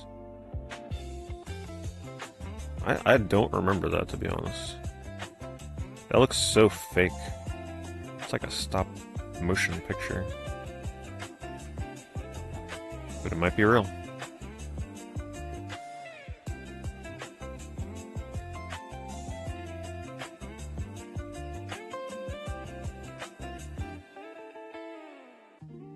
Hello, Matthew. Oh, there's some great videos on YouTube about limited run games if you ever wanted to get into the drama with them, boy.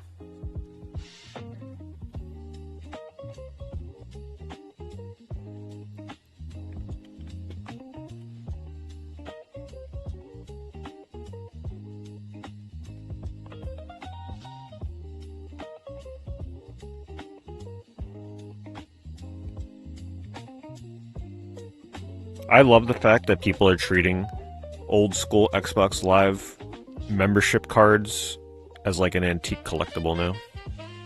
Not gonna lie, if I had one of those, I'd kind of cherish it as well.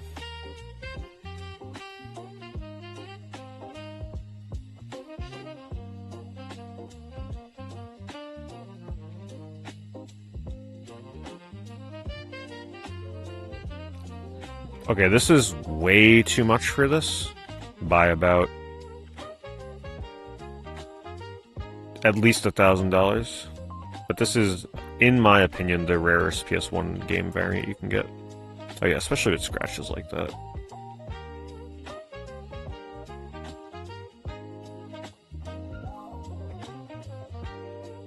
Probably the single hardest PS1 game to get. Dual case Mortal Kombat 3.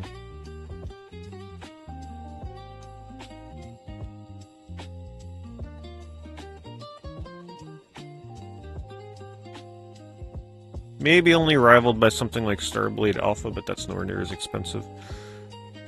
Greatest Hits, NFL Blitz, also kind of up there, but I still think Mortal Kombat 3 is harder.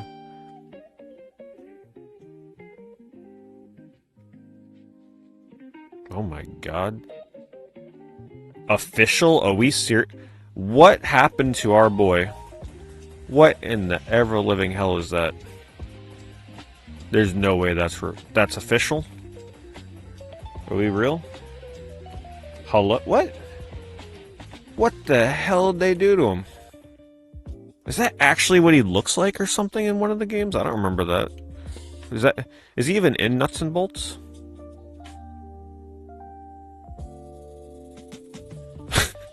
Makes a good Twitch emote though, my god. That is hideous.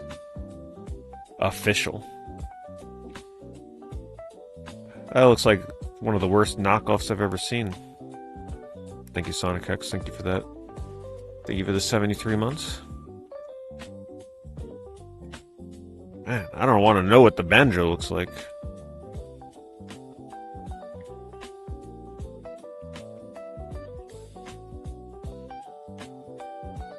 What is there like a brand name for that thing? Collector plush toy? I want to see the banjo equivalent.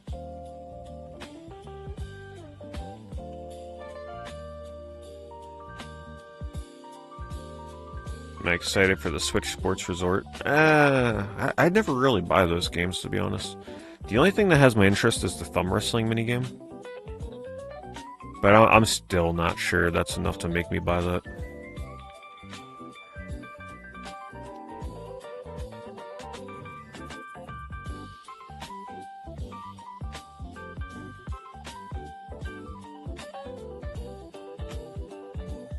Now we get to see it every page. Hold on, let me see if I can find the banjo. There's no way they do him as bad, right? Collector plush banjo. What the hell?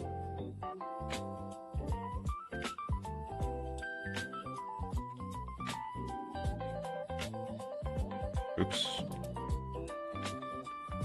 Well, the typo apparently didn't matter.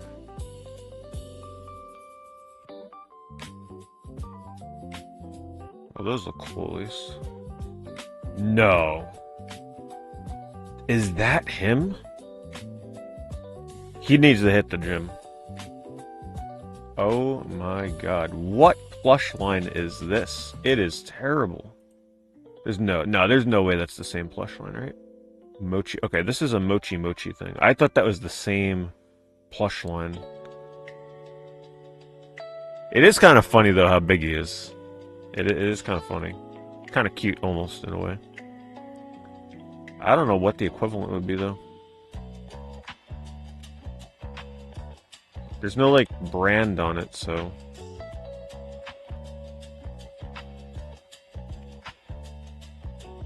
Look how much better he looks there. It might be... No, it's not that one. Or is it? No, it's not... Or is it? It doesn't look like the same tag. Wait, it might be. Yeah, of course the dumbest looking one is the same plush line. Yeah, that's the tag, I believe. But wait, no, this one's from Japan. Maybe it isn't. Not a fan of that one either. This looks like a knockoff. No, it's not that. Stubbins looks stupid. You know, the more I look at this one, I'm warming up to it. I'm warming up to fat, chunky Banjo-Kazooie. This one is just... Oh my god. Whoever greenlit that boy, they better be out of the plush business.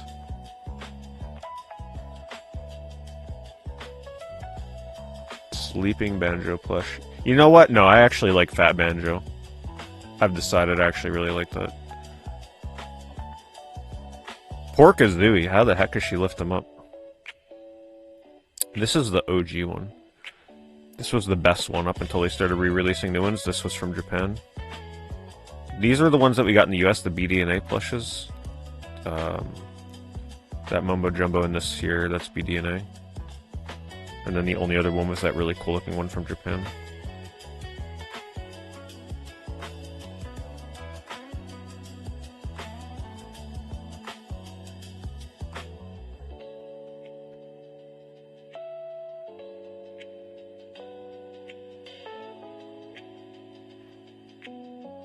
Fangamer, is that the Banjo one? See? Oh, I see it. That's like the official image. So it's from Fangamer. Oh my god. Oh, and that is the Banjo. Alright, so that one that I was looking at that I said was from Japan. Yeah, also fairly hideous. Yeah, I'm not a fan of the way that looks. I'm disappointed in Fangamer. That's got to be one of the worst adaptations I've ever seen.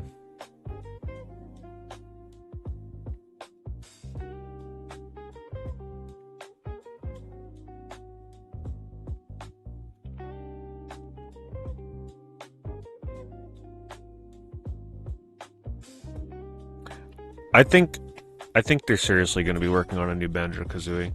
Because right now it seems like the CEO, she really is like scouring online to see what the most requested things are from Xbox fans to try and win over their goodwill, and I'm pretty certain that Banjo is going to be one of the most requested things of her. I can see it happening. I could see her being like, listen, I have no idea what Banjo-Kazooie is, but the people freaking want it, so you get to work on it. I believe. I really do. And that's the reason why I was very like, let's just wait and see what happens, right? Because getting a CEO that doesn't really play video games as a CEO of a gaming company is a very interesting move. And I was thinking this and saying it kind of from the beginning, where you get somebody like that, they may make some really bold moves just because they take a lot of feedback because they don't know off the top of their head what everybody wants, right? So then you have to take the feedback. And what happens when you take the feedback is you listen to the most vocal things that people want, and Banjo is definitely one of the most vocal things people want. So she probably has no clue what Banjo-Kazooie is, but she knows a lot of people want it. So I have a feeling we're going to see that, you know, in a few years from now.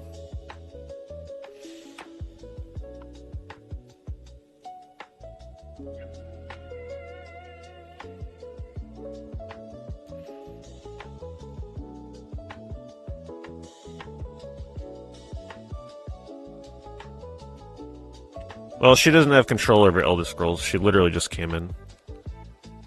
So, there's not really much she can do behind the scenes with that. But actually, I did just read that she said she's prioritizing, like, one of Microsoft's, or one of Xbox's #1 priorities right now is a new Fallout and a new Elder Scrolls game. So, and why is she doing that? Because it's literally all everybody's asking for right now, right? So that's like another indicator that she's just literally listening to the noise.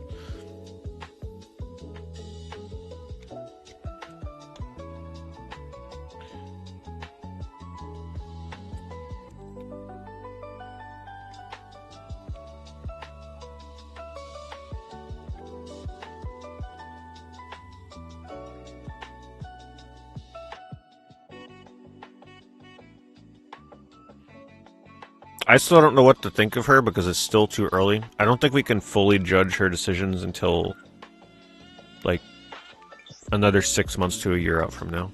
Right now, she's just still picking up a lot of the slack left behind. Having to clean up the mess. We'll truly know a year or two out from now. And she even said, you know, of course this is what a CEO is going to say, but she said she wants Xbox to reclaim the #1 throne in the gaming space 4 years out from now. So we'll see what happens. But she also did say something very interesting where she said she doesn't think in the next console generation people are going to spend $1,000. I think what she meant was cumulatively, so not just on the console, but like on games themselves. So she thinks that most of you will never in the lifetime of the next console spend $1,000. That is a little bit of scary talk, because that means that they're certainly going to be moving away from pay-to-own models and more into cloud gaming and Game Pass kind of stuff, even heavier. No, I mean, not a surprise. It seemed like that was the way they were going to go anyway. So just prepare, hold your physical collections while you can, kiss them goodnight tonight. Good old Juggernaut. I'm actually shocked that Juggernaut doesn't cost more money than it does. Such a weirdly unique game. Experience, I guess, is the better way of putting it. Considering it's horror and all, and actually kind of hard to find sometimes. Prepare to open the gates of hell. Yeah, you definitely feel like you're in hell with that game sometimes. For better or worse.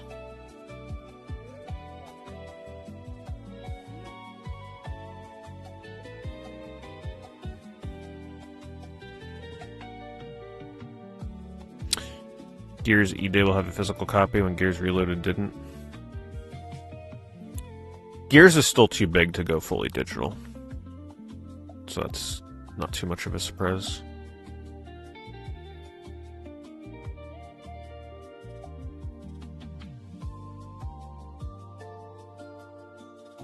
My goodness. I could tell you where this comes from, actually. This used to be from Hollywood Video. They had these little signs, like, they'll have little holes in them. Right, you can see it right there on the arm and on the gun.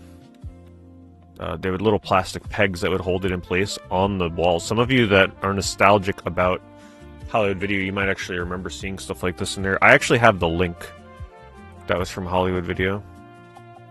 Unfortunately, his like leg broke or something, because these are plastic, they're not cardboard. They snap very easily, get damaged very easily. But yeah, there were a few of them. Some very iconic gaming characters. But yeah, it comes out of Hollywood Video. There was a Sonic one, if I remember right, as well, maybe. I mean, there had to be. There was a Mario one.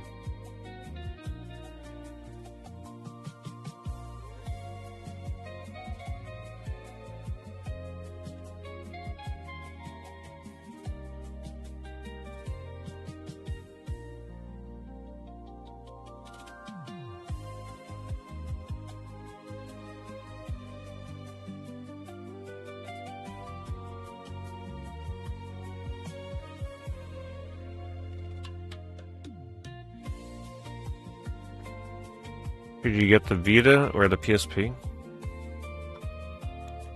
Well, if you're more into weeby anime games, and I don't say that in like a bad way, and you like RPGs and stuff, the Vita might be the way to go, because that is all that console is.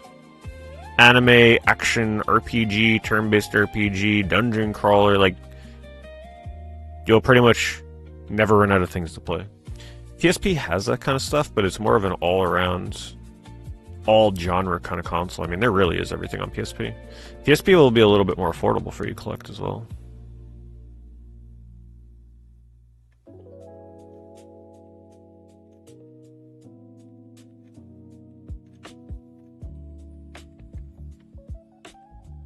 There's not a ton of super expensive PSP games. This is a good game. I think they eventually ended up porting this somewhere.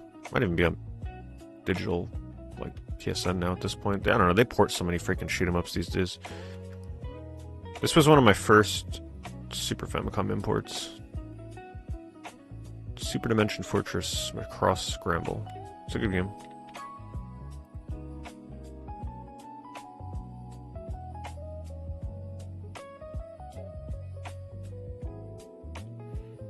Hello, Becca Bevy.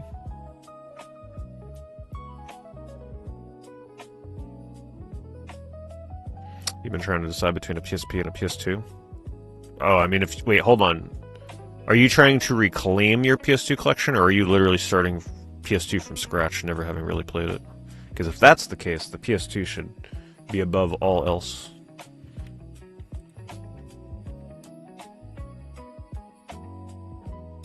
Am I excited for the new Ueda game? I am, but I wouldn't be lying to you if I told you that it's the least excited I've been for a Ueda game.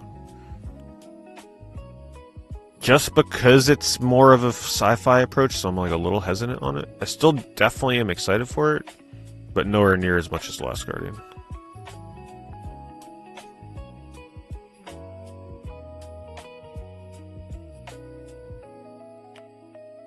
I will tell you though, as it gets closer to releasing, we're definitely doing a Team Eco Marathon, for sure. We're gonna play through all 3 again.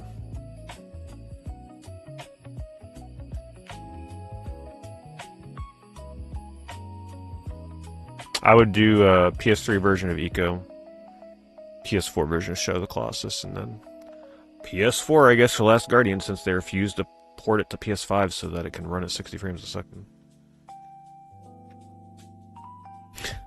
This is my first time I think I've seen this Sonic without his shoes on, and it's just as cute as I'd imagine it would be.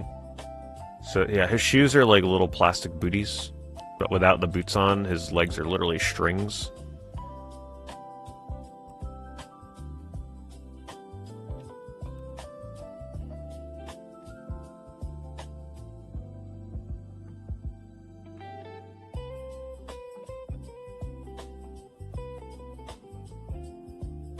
I'm not a good person to recommend Vita stuff since I like hard stopped collecting for that after a certain point. It started getting too overwhelming. There were too many RPGs coming out on that thing. But my biggest recommendation to people is to not sleep on the launch games. Seriously. Like, look at the US launch lineup and highly consider those games because a lot of them are still super solid. Especially Uncharted. A lot of people just kind of like glaze over those, but it was a great launch lineup.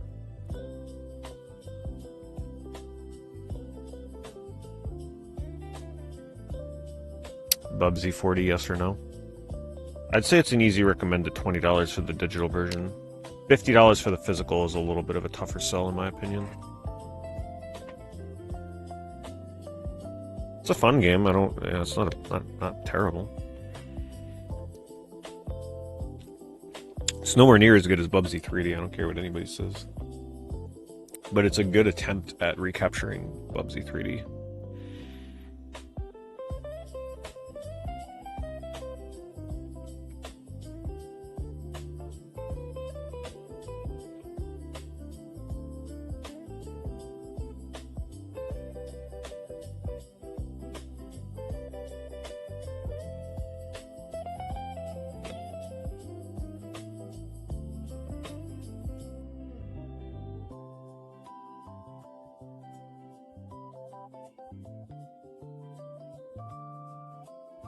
Probably once the new game, Gen Atlas, is closer to release.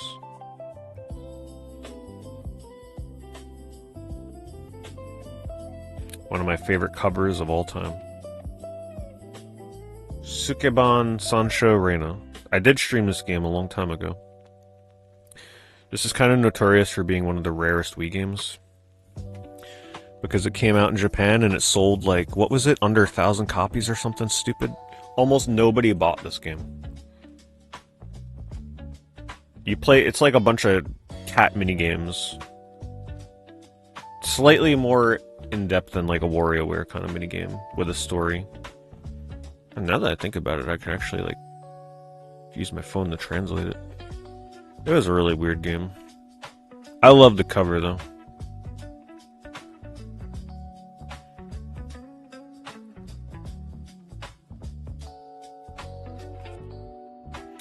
Do I stream a different horror game every day during October? So it depends how long the games are. If I play a game that is like 15-20 hours, then it'll take multiple streams. If I play a game that takes a couple hours to beat, then it'll usually be paired with a second or a third game. It's all about the length. It really depends how long it takes to get through the games.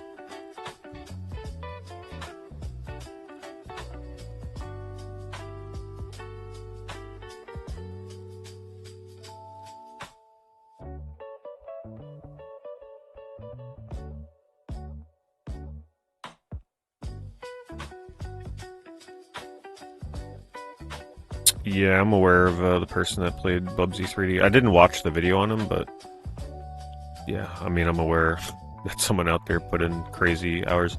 I think he actually was one of the ones that originally found a lot of the speedrun glitches too. So there's a lot owed to him.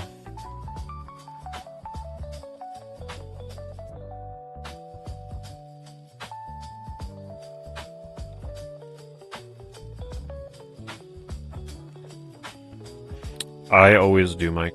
I don't necessarily always look at them before October, but what I do is before October is I'm like trying to figure out what games I'm going to play for the year. I will always look in the Discord and re-look through the things that people post in there.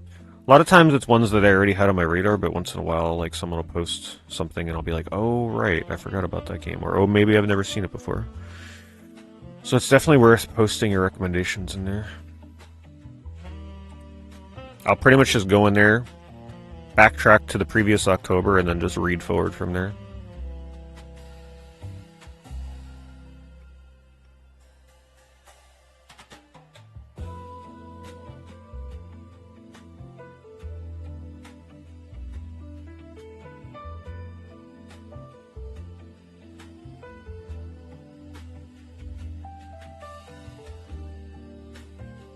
What I don't understand though is how do you know it's 10,000 hours without it like tracking time? I don't know. I feel like there's a little give or take with that. Like someone can say I played it for like 10 hours a day for years, but like, did they really?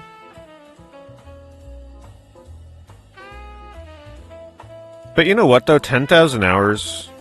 There's plenty of speedrunners out there that have played their speedrun games for probably like 20,000 hours or more. Don't underestimate the speedrunners that play one single game. Especially those Mario 64 speedrunners, or... I'm pretty sure that Shift guy that plays nothing but SpongeBob Battle for Bikini Bottom, he's got to be like 10,000 plus hours. Some very dedicated speedrunners out there.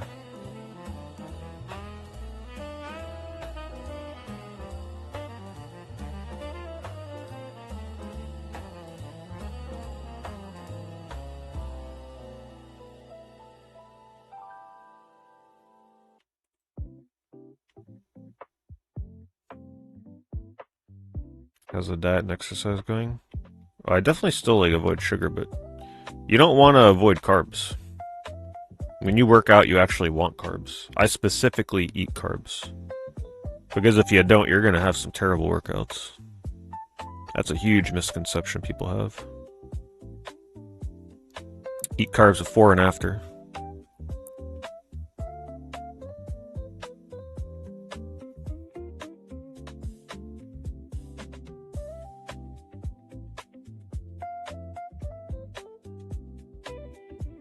Hello, Reg.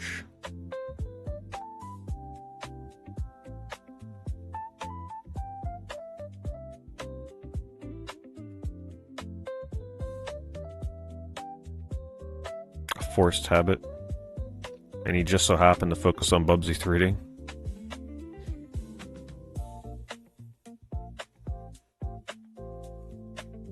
Certainly an interesting game to latch onto, that's for sure. I feel like after you've put that much time in the Bubsy 3D, it would have to feel like you're in some sort of like mental like asylum in your own mind. Meaning, like, I almost feel like you'd feel like you're trapped in the game or something. It's like, my God, I love Bubsy 3D, but I just couldn't imagine being in that game world because it is a very trippy game. Trippy. It's a very surreal game. So it's like if you just submerge yourself in that for a huge majority of your life, that's gotta... Not even on a speedrunning scale, but just like on a observational, meticulous dissection kind of way. It's just crazy. The music alone would drive you crazy. It's like, listen, I love the music for Bubsy 3D, but I don't love it enough to listen to it for 10,000 hours.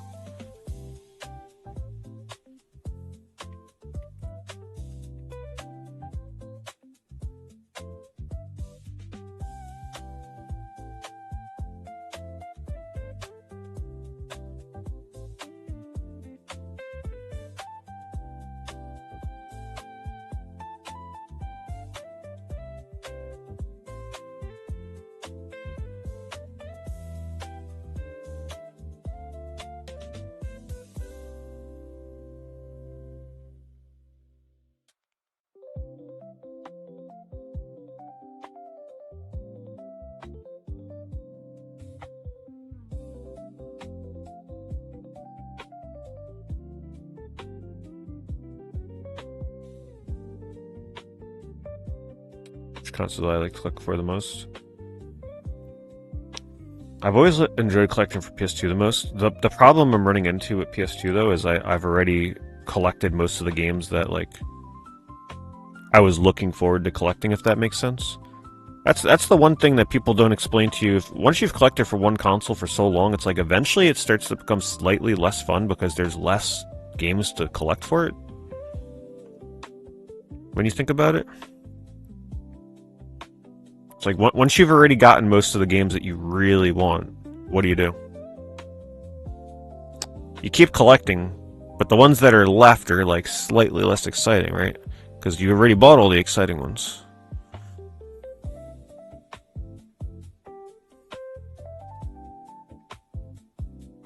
And it's especially that way for smaller consoles too, because it's like, okay, let's say a console only has a small library of say like 70 games. And you buy 50 of the ones you most wanted, then it's like, well, it's not as much fun to collect for anymore because there's not much left.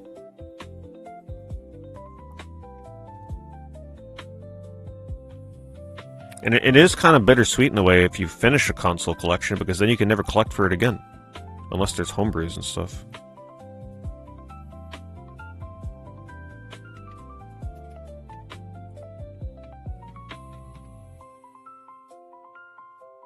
Man, these controllers are so obnoxious looking. But you gotta love them. They look so uncomfortable.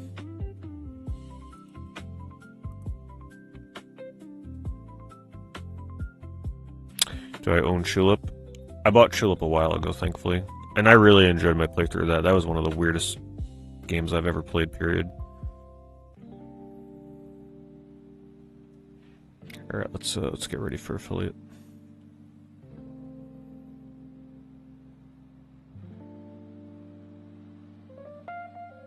Yeah, time to move on to Adventure Vision. Am I hyped for the Neo Geo? I'm very much looking forward to the Neo Geo AS Plus and what more, like, the rest of the games they decide to start releasing for that. And they will certainly, I have no doubt they're going to release more games for that thing. Because they said the sales expectation was like, what did they say? That's right, the first few hours of that thing being available, they sold more than they expected to sell for the entire year.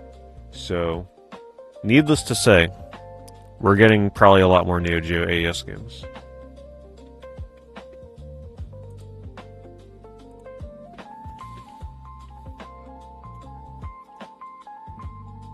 Alright, here is affiliate.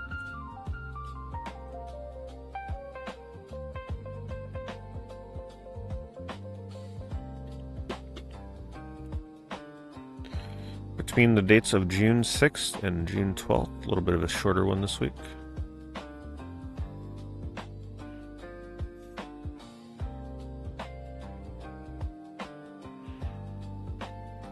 Lots of Neo Geo homebrews too, yep. Oh, I hope the homebrew scene blows up. If you're a homebrew person, I think right now, not right this moment, but when the AES Plus launches, if you want to make a bunch of money, you start pumping out Neo Geo homebrews. Because there's going to be so many more people ready to buy them.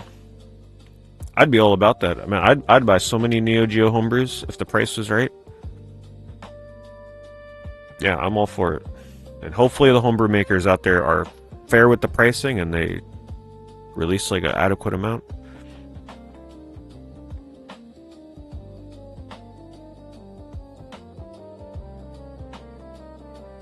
Well, here's the thing. Maybe now Neo Geo homebrew games won't be $400 because the AES Plus is like setting a new price trend for them. We'll see what happens. You know, I'm not expecting homebrews to be $90, but I'm also not expecting them to be $400, right? Like, I would expect them to be cheaper. All you need is that one homebrew manufacturer that's like, you know what? We can 3D print the clamshells. We can make the labels cheap. We can make the shock boxes cheap. Like, I'm sure there's people out there that can make some homebrews way cheaper and affordably and be able to sell them much cheaper.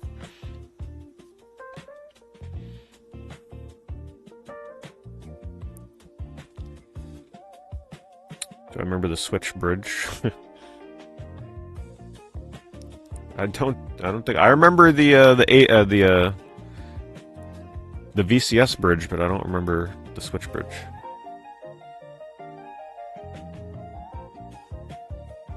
Unless you mean that... Did we call it the Switch bridge in that taxi game?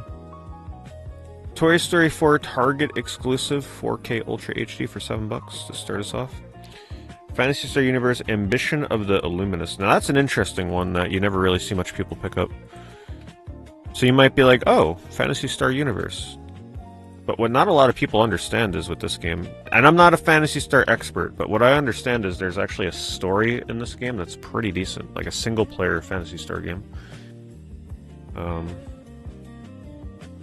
So worth checking out if you never played. This is like an expansion to Universe, but it has a full-fledged campaign story to it. So you don't have to play this online or anything, which is pretty neat.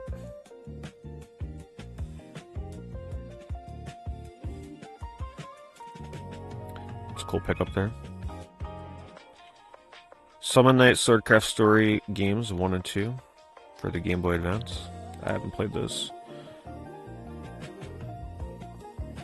Naruto Ultimate Ninja Storm for the PS3. I did play that. I think that's the one I played. Let me double check. I played like a couple Naruto games. And thankfully I played the good ones. Yeah, that's the one I bought. So I bought that. I mean, hell, I think I did a video on that game on YouTube, if I remember right. Played that one, and then I played Rise of a Ninja, for like the two best ones at the time. Oceanhorn Master of the Uncharted Seas. Limited run games, $38. It's like a weird little Zelda-like game.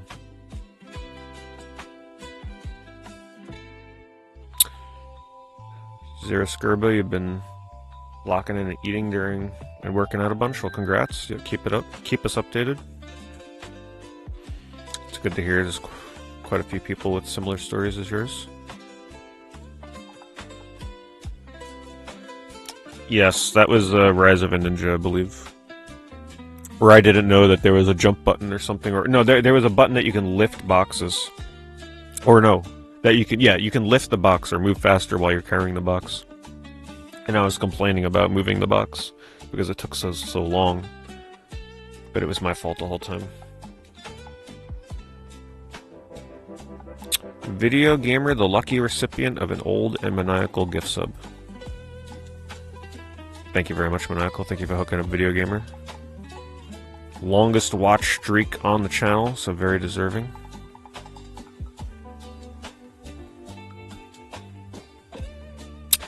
I did indeed see that Ueda said that Bluepoint is gone because he would hope to have made a Eco remake, yes.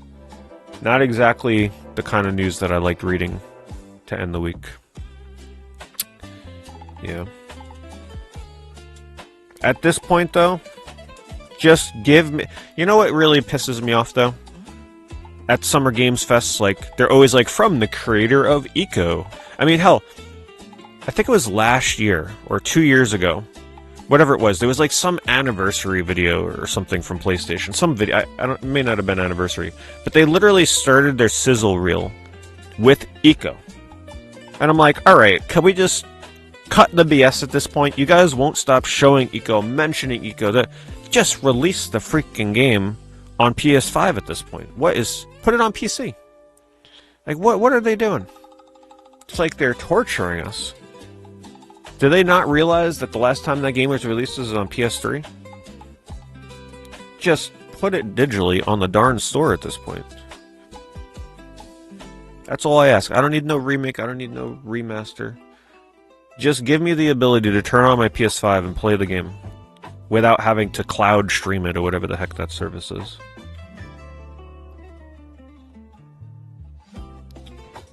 I'd also be extremely curious to see if new glitches and stuff would pop up in a PS5 port. That's always possible too. But, okay. But I also want to make it clear, I want them to release the version that has the new trophies, but also the rewind feature. Right, where you can, like, you know how you can do it in Jak and Daxter, where you can, like, rewind time, one of those, like, enhanced PS5 versions? Because let me tell you, if I can practice Eco with a rewind feature, not in an emulator, I'd be back to speedrunning that game in an instant, because Eco is one of the most brutal speedruns out there. It may not seem like it because it's so straightforward, but there are some insane skips and stuff and glitches that you got to do in that game. And if you fail them, you have to reset the entire game because you never save. Right? So you don't use the save couches. So you can be like an hour into the speedrun, you miss a jump. Literally, like, Yorda gets grabbed by a shadow or something. She doesn't even have to die, and your run is just over.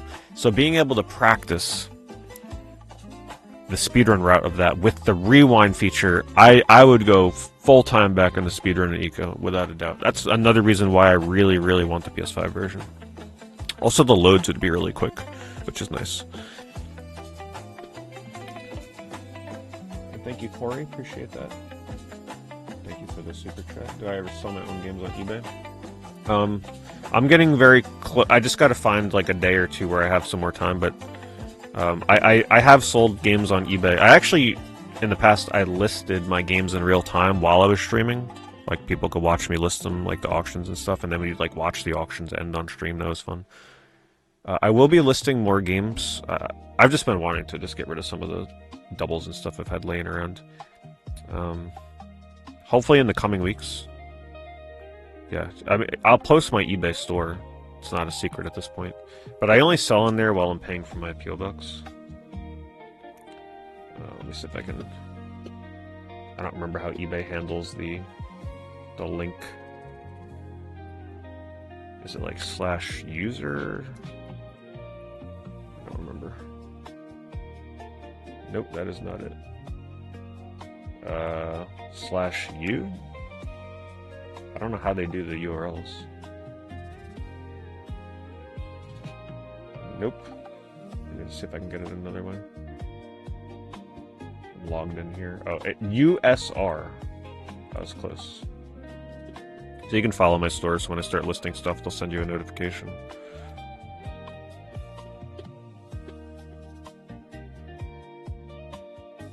Oh, actually, I have some trading card stuff on there right now. I forgot about that. I sold my Eevee. The other ones are priced to, like... Well, specifically the Final Fantasy cards and the Meowth and the Persian. Those are sort of like... Don't mind if they don't leave my collection kind of thing, especially the Final Fantasy cards. I'm probably the only person that has a 10 on both the Cloud and the Sephiroth. And Pokemon's so crazy, it's like, you gotta start high and take offers. The prices go up so freaking quick, it's ridiculous. Wow, juicy, thank you. Really appreciate that. Thank you for the $20 super chat. I love your little cat profile picture, by the way. I don't know if that's your cat. I just noticed it. But yeah, thank you for the super chat, Corey. Hopefully that answers your question.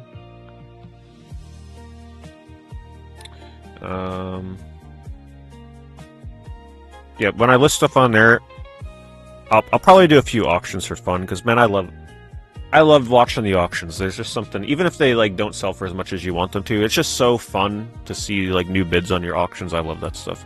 I start all my auctions at $1. So that makes it even more fun.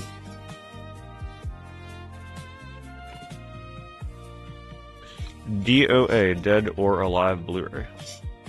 That movie any good?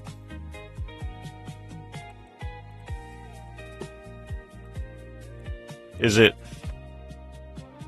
as revealing as the games, you know what I mean? What are we talking here? Okay. Yeah, okay.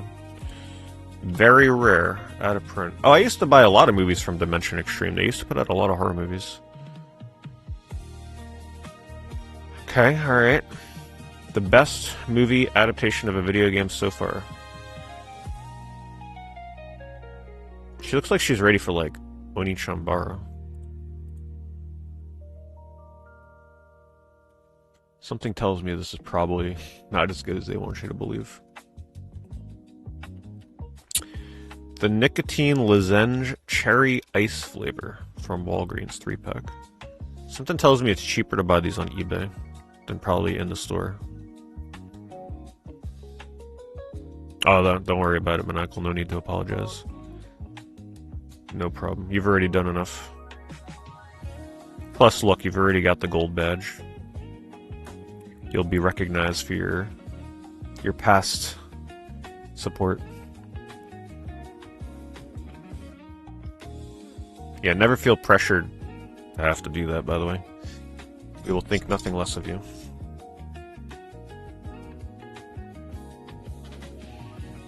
Black console tested and working for PSP, $64. No battery. It's probably a good thing the batteries will be exploding at this point anyway.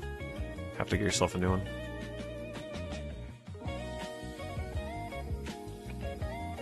What does that say? Addy Krazy Trio? What in the hell? So he was just totally lying to us. 74 gifted subs? First of all, that's 5 too many. What in the hell? Maniacal is just ridiculous sometimes. That is, Maniacal is definitely, setting me up for a future Neo Geo AES Plus fund at this point. I'm pretty sure he's pretty much funded that thing, and then some at this point. Good God, thank you, Maniacal. Hold on, was that the feature where they let you gift to anybody in the chat that doesn't have a sub? Did they let you do that? Because I know you were looking at that feature before on some other, you know, other channels that had it.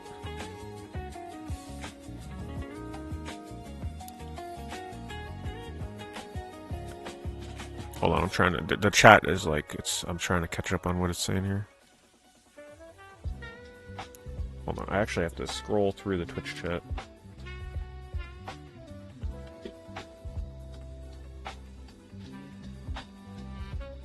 Yeah, if you got a sub gift from Maniacal, please be sure to thank him, even if it's just an emote. Gifting all the live followers. Hold on, I'm trying this multi-chat thing I have. Every time somebody posts a message, it re-scrolls down. I finally got the option to gift everyone that isn't subscribed. Holy crap! Isn't that something? Honestly, I thought that was a meme. I seriously thought that was when Twitch first came out with that feature, I was like, well, that's great, but no one's ever going to use that. And sure enough, Maniacal has done it.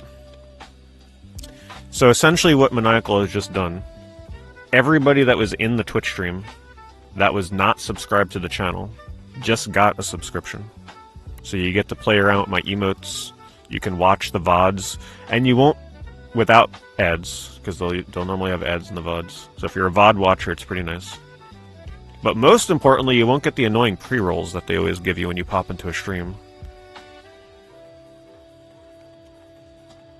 Well, yeah, the huge streamers, that's like a whole nother... They've got their own Maniacals, but we prefer our Maniacal. Yeah, so even if you're lurking, you don't gotta, like, unlurk yourself, but even if you were lurking in the stream, you should have just gotten a sub. Thank you, Maniacal, that means a lot. Appreciate that so much. The people on the YouTube side just know that, what he did is, like, the equivalent of, let's just say that I posted a video and, like, everybody that left a comment or something gets, like, a subscription membership to the channel kind of thing. It's hard to equate the YouTube memberships to Twitch because they're priced differently and there's, like, different value between them. But I'm trying to, like, make it make sense for them. Well, we'll have plenty of emotes for the next month, right? No excuse now. Everybody gets their emotes. I'll have to look into making a couple new emotes or something people have fun with.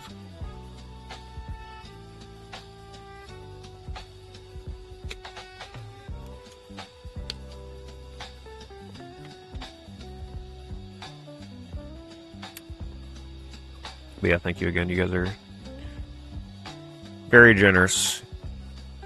Maniacal especially.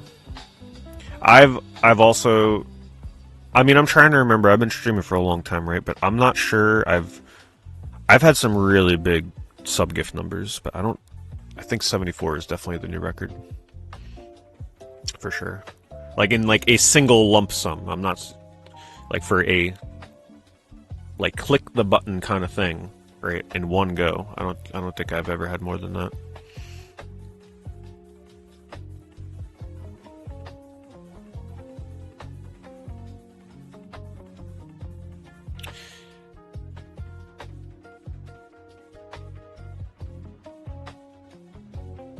I think what did it though was me talking about Neo Geo for an extended period of time. It just like sets something off in Maniacal's head. It's like, all right, he's talking about Neo Geo. It's time to subgift. I think it was the homebrew talk that did it this time. He's a big Neo Geo collector.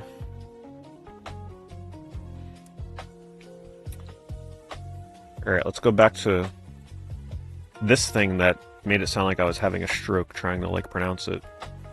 Addy Crazy Trio? Addy Crazy Trio? Like, what in the world is that? Metal fixable double-pointed needles. We gotta at least see what it is, right? Knitting needles.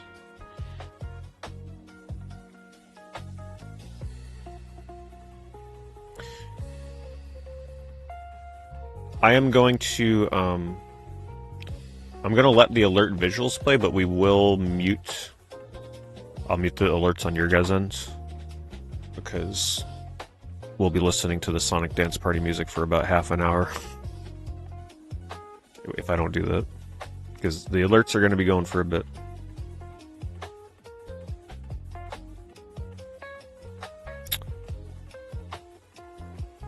Well, there's some knitting needles for you guys. Hopefully they're making some cool quilts or something. Addy Sock Wonder Lace Metal Fixed Circular Knitting Needles again. Okay.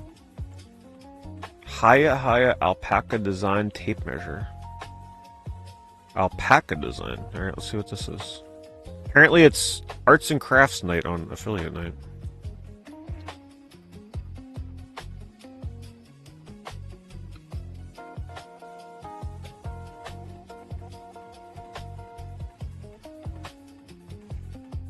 Oh, that's cute. Le Petit. What does that say? Chase? Is that an S? Looks like it.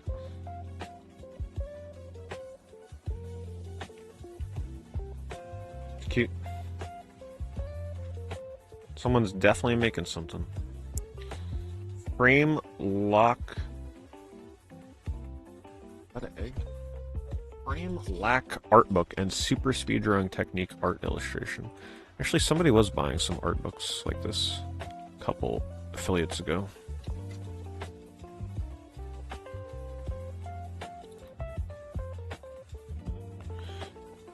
They've been having tax issues since announcing the AES Plus in certain states. Ooh. Have you just tried pre-ordering through Amazon? I put the in every one of my streams and videos I do, I've been putting the affiliate link to the AES Plus on Amazon. I think that might be your best bet. Let me see if I can grab you the link.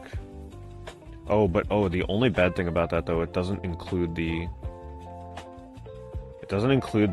collector's one. But it has all the games and all, all the other versions of the consoles.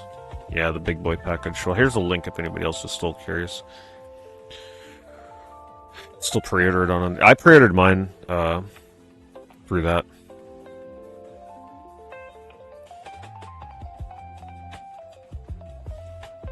Or at least like. Oh no, wait, sorry, I didn't pre-order it through that. I did place it through the original website. I was thinking of doing it through Amazon. But they are recommending, the company itself is actually recommending that you order through Amazon. Believe it or not. They post. I remember when they were, seeing all the hype and everything and how many orders they were getting, and the people that were complaining about like certain states not shipping to them, they recommended Amazon. But you can't get the big collector's box that way if you were taking that route.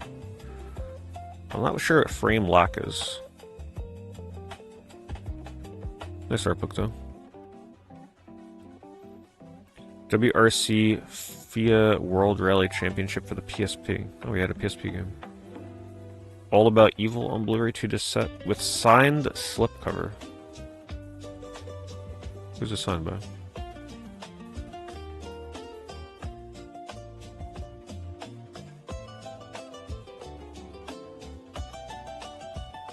Peaches Peaches who?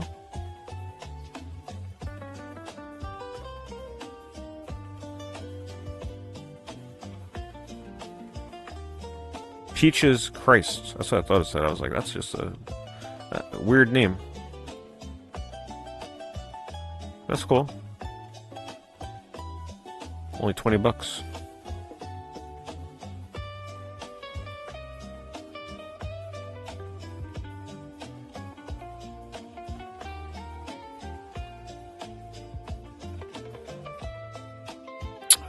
I'm still telling people you gotta wait and see what I ordered. Maybe I did get the collectors, maybe I didn't. Maybe I got the Metal Slug White console, maybe I didn't. Maybe I decided to only go with a few games in the original console. People will find out once it gets here. Because I'm sure I'll do some kind of video or stream or something with it. Final Fantasy Type 0 HD Day 1 Edition for the PS4. I think I'm getting closer and closer to doing that Final Fantasy idea. I'm still trying to figure out how I want to go about it. I was thinking of doing it in number order with like incentives for side games. But I'm still not certain, because knowing my luck, if I did like a wheel that we spin, it's like it's going to be like, all right, the first game you're playing is Final Fantasy 14, and then the next one is Type 0, and now you got to do Final Fantasy 16. It's like, oh my god. But going in number order, I feel like that would be one of the... A lot of people do it that way too when they do these kind of Final Fantasy things, but I don't know, it just feels right to go from, you know, Final Fantasy 1, 2, 3, and just like work your way up. Because the one thing I don't want to happen is it to land on games that I've played more recently, right? Knowing my luck, the first game will be like 7 Remake. It's like, great. It's not like I was really looking forward to playing that again so soon. So I don't know. In that way, if I do number order, I'm more in control of knowing what's coming. We'll see. But I'm not doing that until I finish the other RPGs I started already. So it depends how long it takes. So if I don't finish them quick enough, then, you know, I don't know when this Final Fantasy thing will happen, because October's around the corner. But I definitely need to finish Skies of Arcadia. I want to finish Xenosaga at the least. Once I finish those two, then we can think about Final Fantasy. Yeah, that's what I was thinking, J-Hit, because like my luck, we would never hit the cool. Like I'd want to play Final Fantasy 7, 8, 9, 6, 5. You know, I'd want to play those, and knowing my luck, it's just going to make me play anything but, you know. Number order is just like, I don't know, it's just a simple idea to understand. We would do the subathon thing. It's too damn bad that we weren't doing it right now with Maniacal Subgift, because boy, we'd be playing a hell of a lot of Final Fantasy, where the timer like increases between all 3 platforms, so it would like count everything on all the platforms. Super chats, subscriptions, membership, and all that stuff.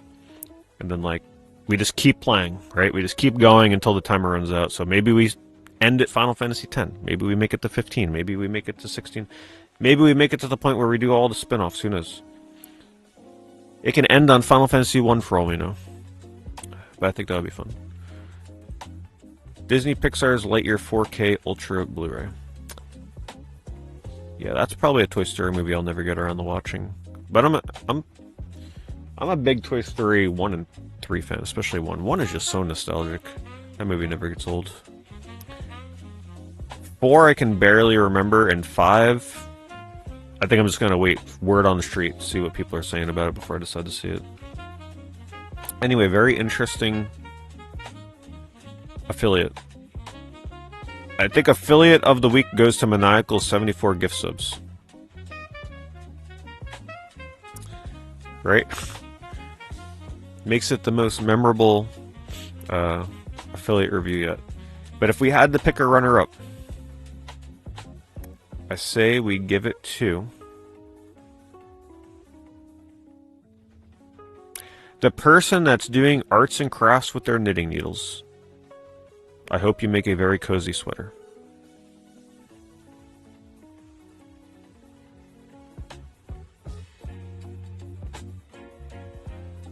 Which, by the way, for the Xenosaga, for just an update on Skies of Arcadia, I bought a replacement GameCube. This one will 100% not give me issues. If I have issues, then it's 100% the disc and not the freaking console, but I'm almost certain it's going to be fine. We will be continuing Skies of Arcadia this week for sure, because the console should be here Monday. And once it comes here, there's gonna be a lot of Skies of Arcadia streams. It's gonna be the main focus until we finish it. And then Xenosaga used to be a Kick exclusive, but I plan on moving that to all the platforms. So like when I stream it, it'll be on Twitch, YouTube, and Kick. Just because it's so hard to make it through that game with the amount of time I was like giving it on Kick. And I like my new approach for the Kick exclusive stuff, like the bonus hour at the end of certain stream kind of thing instead. So Xenosaga will move multi-stream. We're going to finish Xenosaga. I'm only like 12, 13 hours into it, so like nothing too crazy. You didn't miss much. It essentially means that I've watched 10 hours of cutscenes and 2 hours of gameplay, so yeah, we're not too far in. Because I really want to play Xenosaga 2 and 3. 3 specifically, because if I'm ever going to make a new updated top PlayStation 2 games of all time, I really, really want to consider Xenosaga 3 for that list, because I hear nothing but amazing things about that game. So that's why I'm really wanting to play that, so I know what I think of it. So that's an update on the RPGs. I'm also not ruling out Ni no Kuni. You know, I might attempt to do one more stream of that and just see how it goes. That game historically has not been the best streaming game, but you know, I might give it a chance multi-platform or multi-stream, because I haven't streamed it on the main channel yet. It was on my other channel, so we'll see, you know, how the reception to it is on YouTube, and we'll probably judge it based on that if we take it all the way to the end. All right, let's see. Let's search. Let's actually look up PS2 RPG. Knitting the socks as we speak. There we go. What color are they fashion?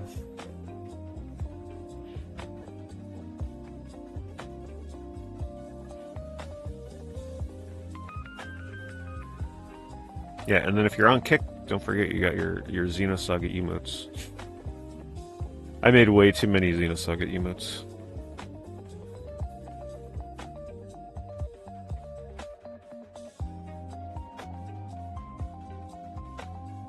Oh, look. Speak of the Devil. There it is. I always love the box for that game.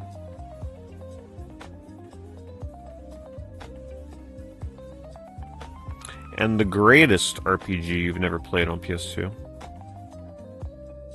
Falling Stars. You might be like, wait a minute. Yes, indeed, this is a turn-based RPG that you never knew you needed in your life until now. Now, am I trolling with this recommendation? Well, that's going to be up to you to decide when you play this game. That's all I'll say. But what I'm not trolling about is the fact that it is a turn-based RPG. Fairly uncommon, actually, too. It's not a really common game. That's why most people forget about it. Another goat of underratedness. People crap on A Legend of Alondar, but man, my last attempt to stream this game, I really had a newfound appreciation for it. It's misunderstood. Its biggest problem is that it's generally slow-paced. There's a lot of backtracking. But man, it's got great voice acting, great atmosphere, okay music. The music's not that great. But it's got that sort of old-school... It feels... Okay, the best way to describe this game is imagine playing an old MMORPG from like the early to mid-2000s today, and the servers are dead. You're the only one in the game world. That's what this game feels like. Best way to describe it.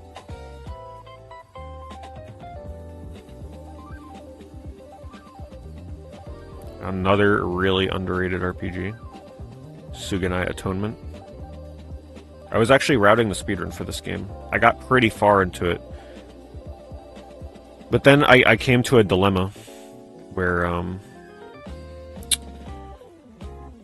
in order to get... So this is an RPG where you pretty much... It's a one-person party.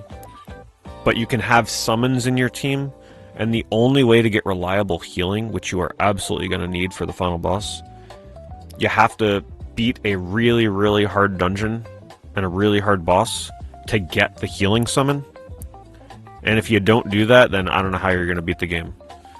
But in order to beat that dungeon, you have to go through the whole dungeon without ever running into an encounter, and then when you get to the boss, my route had it so that, because I'm so underleveled at that point, you can't take a single hit from the boss. You get hit once, you're dead. Insta one-shot kill. So how do you not get one-shot? This is an early, like, sort of Expedition 33 combat system, where there's parries and blocks, and there's like a perfect parry where you take pretty much no damage. I forget if it's like no damage period, I think it is. But the timing on that is insane, like it's really tight. So you have to go through this crazy boss battle, and the dungeon takes like 30-45 minutes to get through, so then you get to the boss, and then you have to do perfect parrying the whole fight. It's a long fight. You're chipping away at this thing. You miss one parry, it's over. You got to redo the whole dungeon. You lost like an hour of progress. So I was like, you know what? Because, you know, I wasn't doing emulator, I was doing it on my consoles, so anytime I wanted to practice the fight, you can't save in the dungeon, so every time I wanted to practice the fight, I had to redo the 45-minute dungeon. I was like, I'll come back to this later. I mean, it was intense. It was a little too much for me to handle at the time. Definitely something you would need to emulate to practice that.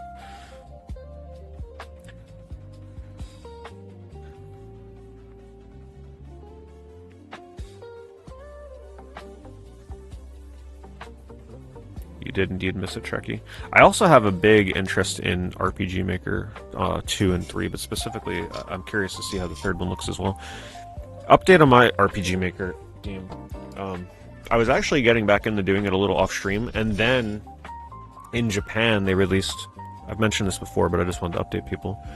They released new... For the first time since the game came out for RPG Maker with on PS5, they released new map packs with, like, assets, like, you know, trees and rocks and plants and houses and, like, really cool-looking stuff that fits the design of my game perfectly. But it's only out in Japan. And today is actually the 1 month since it actually came out May 13th in Japan. It's still not out in the US shop, and I'm kind of attributing that to the fact that they were having some kind of glitch or error with that expansion, those expansion packs in Japan. So like if you bought that DLC or if you didn't buy it, it was having weird interactions with people's games that they had created. And they finally just kind of fixed it now. So I'm hoping now that that hurdle is over for them, they'll think about releasing it in the US store. I'm going to give it about a month or two.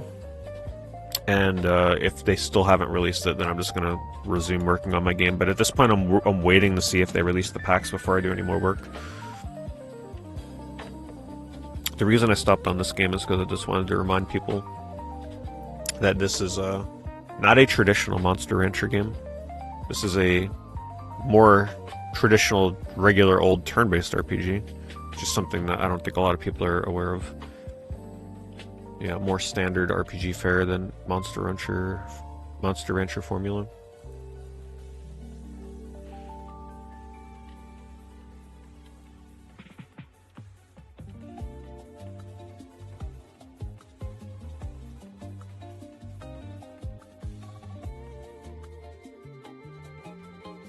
Man, I see stuff. I'm really like this Final Fantasy Marathon thing. I'm actually getting kind of excited for it if we do it. Because I haven't played Zodiac Age. That would be the version I'd play. For most versions, I would do original. Just to be clear, I would actually play Final Fantasy 7, 8, and 9 on the PS1 version on my PS2. I wouldn't do those HD, you know, bells and whistles versions. I would do it on my PS2 with the original copies. Final Fantasy 12, I would do Zodiac Age, because I haven't done that one yet. But also, I'd be really excited because it would be my first time playing Final Fantasy X-2 for more than 10 minutes. I notoriously tried playing this. I bought it used from GameStop, and I pretty much turned it off almost immediately. I remember I turned it off not long after the Charlie's Angels scene, and I never came back to it. So that would be another fun one. Now, I wouldn't consider this spin-off, right? This is direct sequel, because it's 10-2. So games like that, we would do 10-2, we would do 13-2, 13-3.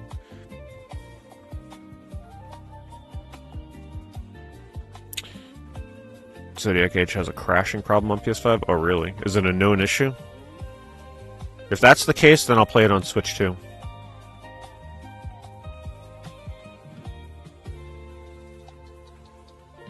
For Final Fantasy X, I'd probably do the HD remaster version. I'm not sure. Maybe I would do PS2. It's just the battle load time that would be like the deterring factor, but also the faces arguably look nicer on the PS2 version.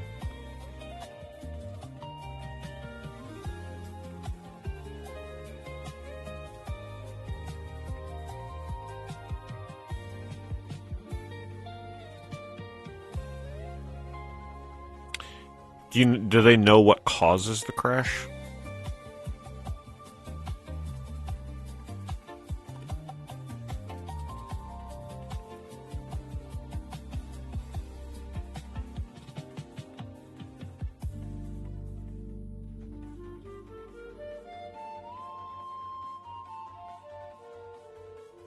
Breath of Fire Dragon Quarter.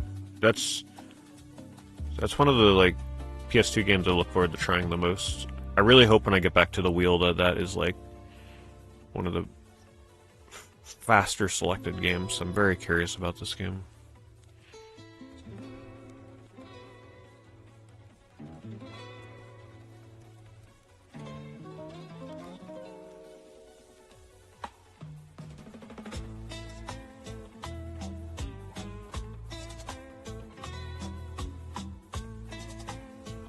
I inspired you to order nachos.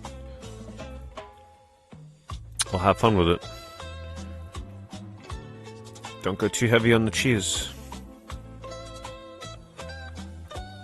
It's crashed while saving. Ooh. That sounds bad. Hello Skrillazy, hello Poker. Found a Neo Geo Pocket Color game complete in box in person for the first time in 10 years. Oh wow. Actually, one way that I got a ton of my complete Neo Geo Pocket Color games was like 10 years ago at one of my local retro game conventions. Somebody there was selling like a ton of them, complete in box, the US versions. And this was when not as many people cared about Neo Geo Pocket Color, so I scooped them all up. It was a convention I was selling at, so I took some of the money I made from selling and just used it to buy Neo Geo Pocket Color games. Don't regret it.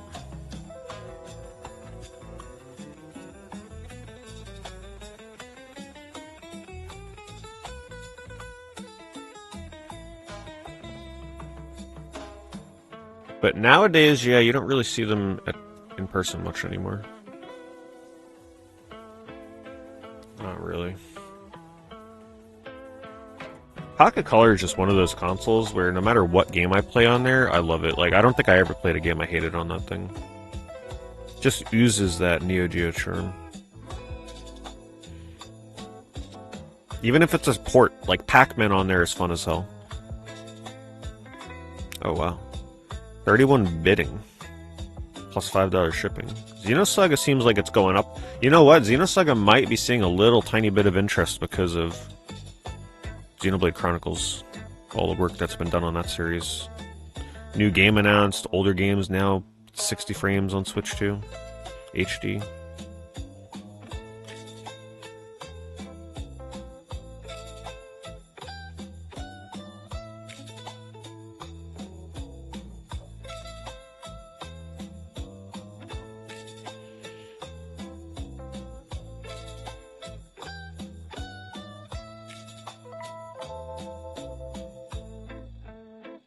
Yeah, Neo Geo Pocket Color feels like it should have been another Wonder Swan.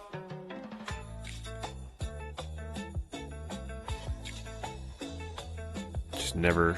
feels like it should have never released here, but it did. By the way, just a reminder, Summoner is now like super playable on the PS5. The digital version that they released on there, that's like a proprietary, like made for the PS5 port. It runs super smooth with the frame rate. It just looks so nice. If you remember playing Summoner on PS2, you know the biggest problem was the frame rate. Fixed. It's all gone. Fast loads, smooth frame rate. I think it's the version that allows save stating too. I could be wrong on that. But it's really solid now. The way to play it is on PS5.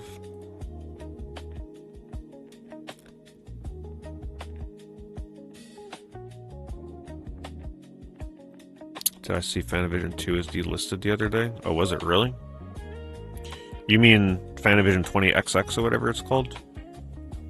I already have it digital, so it's like a little less tempting to get the physical.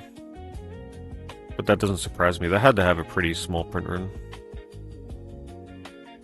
What did people... I'm sure the price will come down on it, but what were the prices going for on it? That Fanavision game was a little disappointing, though, if I'm going to be honest. The VR was cool. Hollywood Video, Evergrace. Sun fading, though, that's a little unfortunate.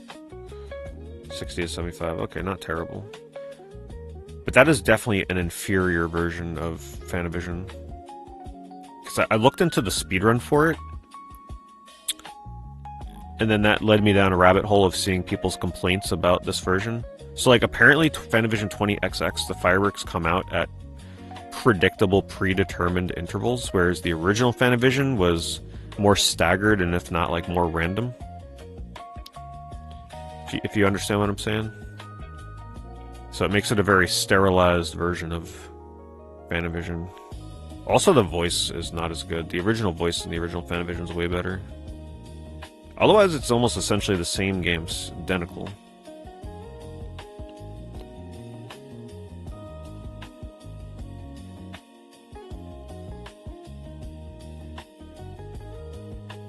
I couldn't stream Fanavision in VR. It had a weird headset issue where people were only able to see half the game. So I couldn't really play it in VR. I could, but it was not a good visual watch experience. Have I played any of the new River City Ransom games? I have not really played those, no. No.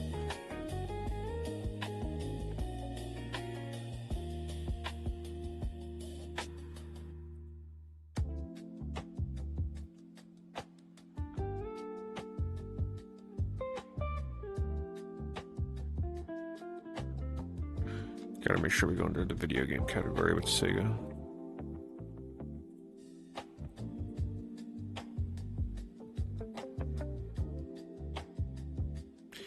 Desert Bus? Yeah, I've never played Desert Bus.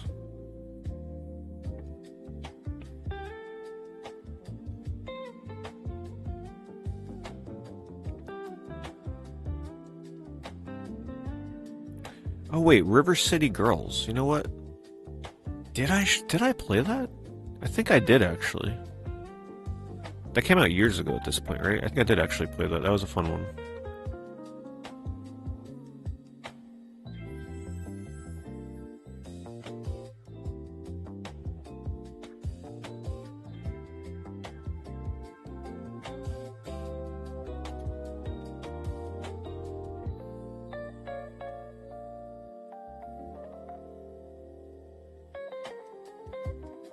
Trying to close these tabs.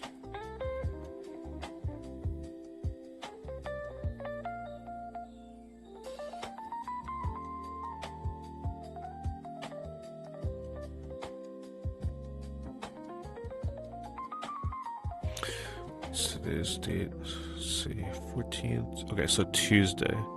Yeah, I believe Guitar Man is supposed to come out on Tuesday on PS5, so that's going to be Tuesday's stream. So if you're a Guitar Man fan, I mentioned it earlier. I think it's supposed to come out on Tuesday. And like I mentioned, I'll be doing normal, and then expert, and then master. Now, I've never beat master mode, so I'm not sure how many streams that'll take. It's probably going to take several hours per song for some of those songs, though, let me tell you.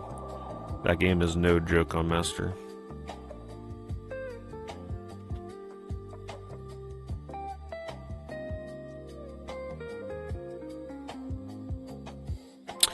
Yes, Pools. Oh, are they coming out with a PS5 a physical for Pools? I will definitely buy that. I freaking love that game. Yeah, the game is in VR. That must look incredible in VR, by the way. That's got to be so creepy. Where are they releasing Pools through physically? Is it going to be on Amazon?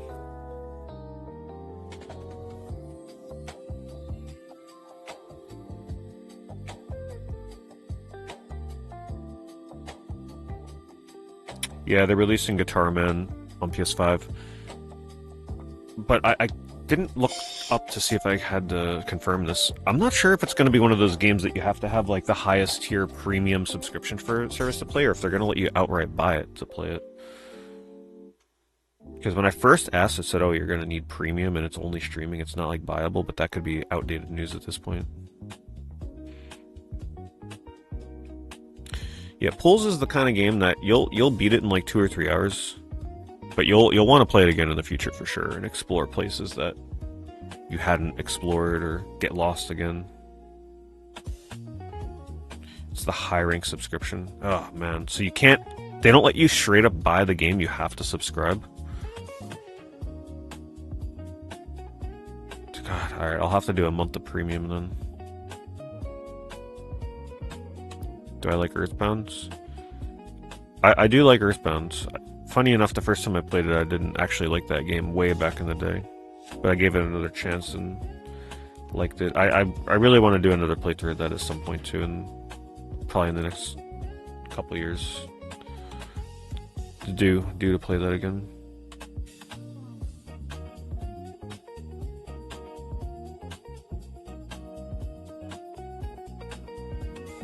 One of my highest recommendations on the Sega Saturn, Virtual Highlight.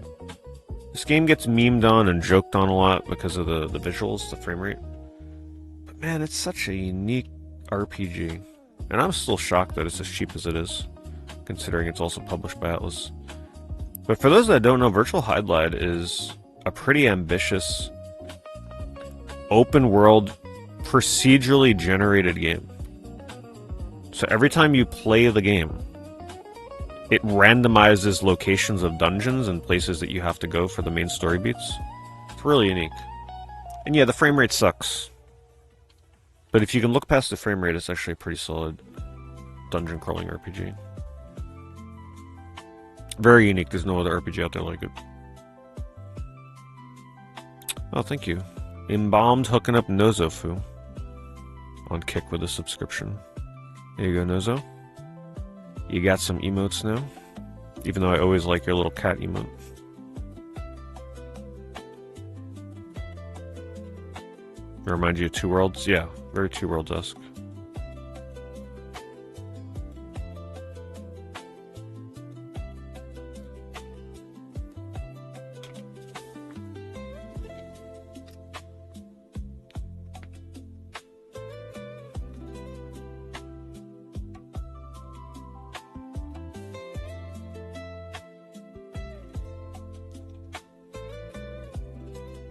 Yeah, the whole fact that you can't buy Guitar Man is kind of sad.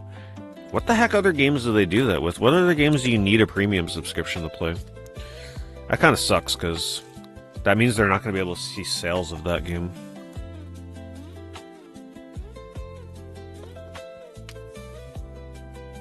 You can buy every classic game without a subscription. Is that true, though? Because what I've been hearing and reading for Guitar Man is that you have to have the premium subscription for it.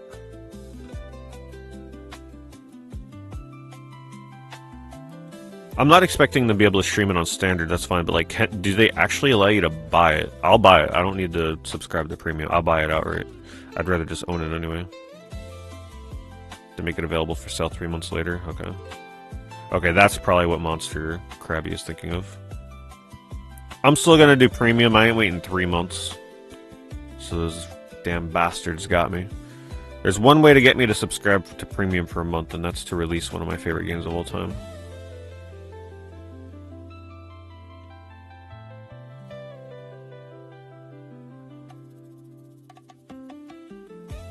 You can buy it day one. We'll find out. I guess we'll find out in a couple of days.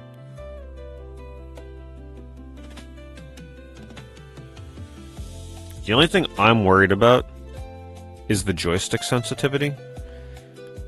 Because the same thing happened with Dark Cloud on PS5 where, well, a lot of PS2 games, They're originally made for the analog of a PS2 controller, so when you add in the extra complexity of the PS5 analog and all those extra directions, it might do something cool. It might actually make the game more fun to play because it's now detecting more directions. It's like hundreds of directions or something like that on a PS5 analog controller. Or it's going to be harder to play. We'll find out.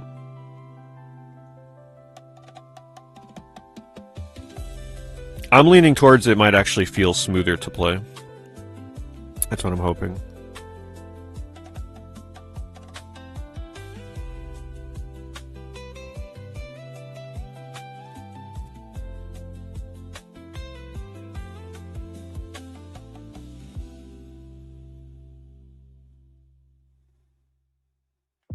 What would I do if I came across a $100 lot of NES games with stadium events on stream?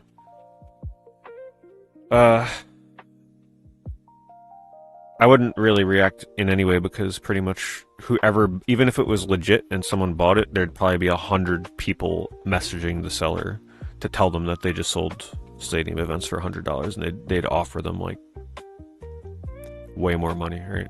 Like there's no way something like that would go under the radar. You'd have the vultures swooping in within seconds. But I'd still link it.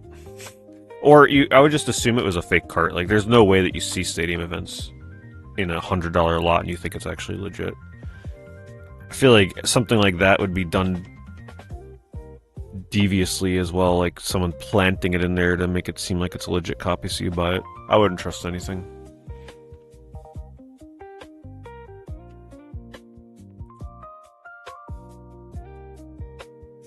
I still have not played iNinja. I played Metal Arms, like a demo of it a long time ago.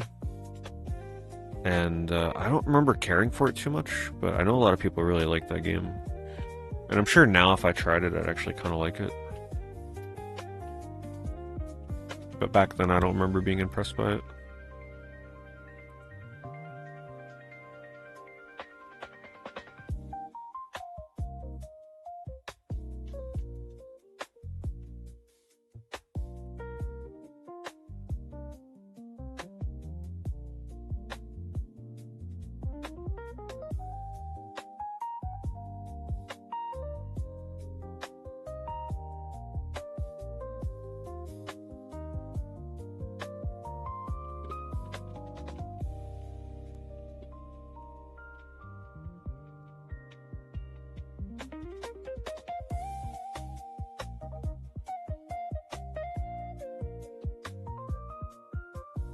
Headphones. Anybody need headphones? You too can buy them for a 500% markup.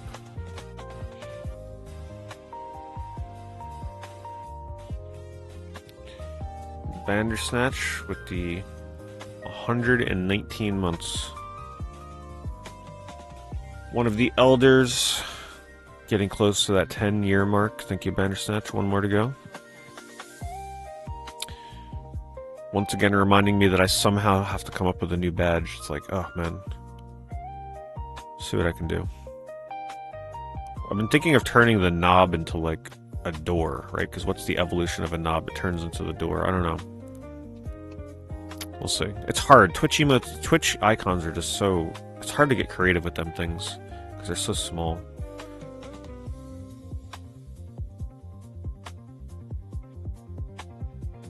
Well, we already got the diamonds. Diamonds for 12 months.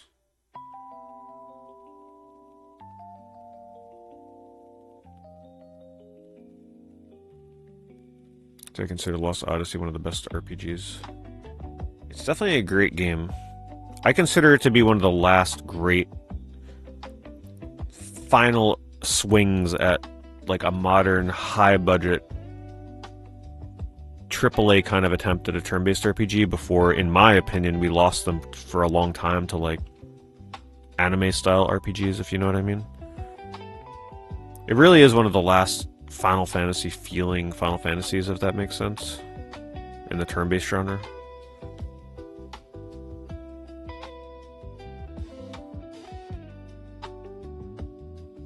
To me, Lost Odyssey feels more like Final Fantasy than most things that came after. I mean, I would say after 13, but I'll even go as far as to say after Final Fantasy X. Lost Odyssey felt more like a Final Fantasy than 12 did. Yeah, it's still stuck on 360.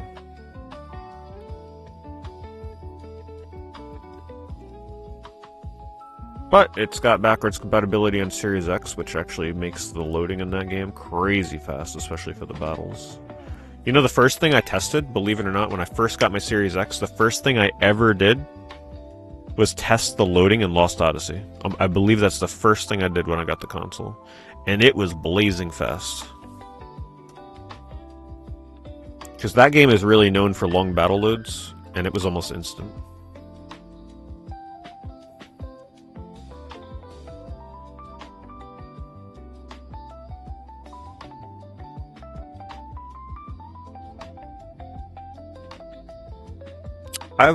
I always stop to appreciate big box PC game art when I pass by it. I've done some searches of it. We can actually look through. I love looking at the art of big box PC games.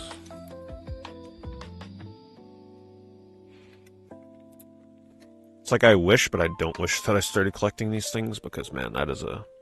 This is like the vinyl... I think this is the vinyl collecting of retro game collecting, right? It's like it's just an endless hole to go down. Is this an actual game? Oh, okay, it's like an interactive... I mean, it is a game. Activities, though.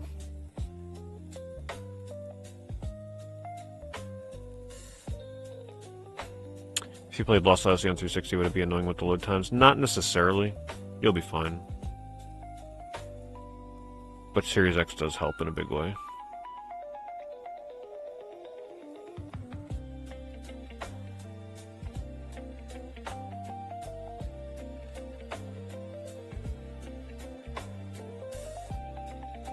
Actually, you know what might be cool to look at? Let's look at sold highest first and see, like, what the most expensive stuff is that people are picking up.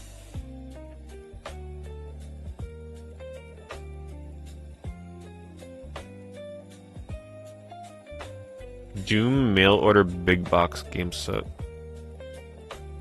$3,500. Look at all those floppy disks. My goodness.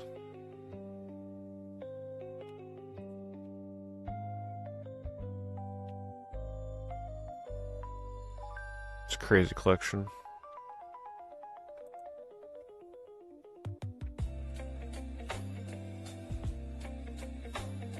Sealed copies of Diablo.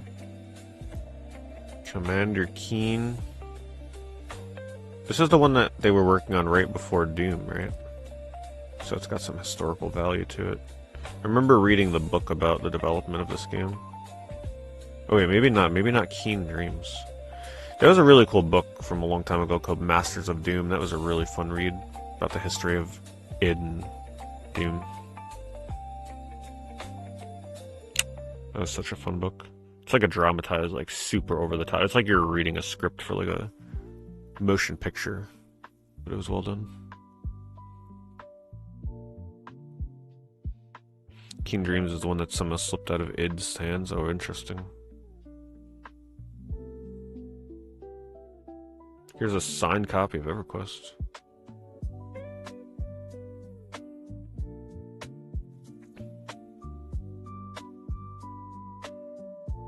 You should. I want to reread it. It was such a fun book. I mean, I was on the edge of my freaking seat. Even though we all know Doom, right? Like, man, the way that that book is written, it's like you're like, oh my god, what happens next? It's pretty good.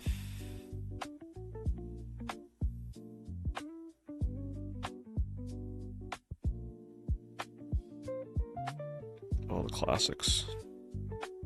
My grandpa used to be a huge fan of Prince of Persia. I wonder if he had this box. Probably not. He used to love playing Prince of Persia. He really was into those games with the very technical platforming. He loved Tomb Raider and Prince of Persia. And they both are very similar in style to like the way that you kind of position and jump. Hard-ass game. Prince of Persia is no joke.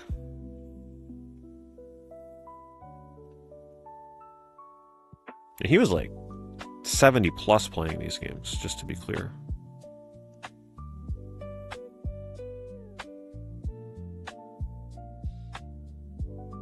Korean exclusive Tomb Raider collection.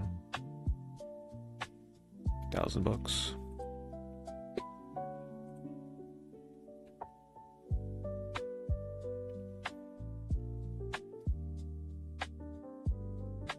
What's in the bag?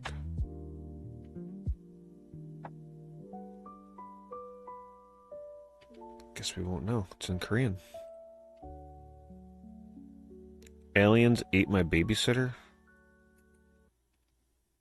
Reminds me of Zombies Ate My Neighbors.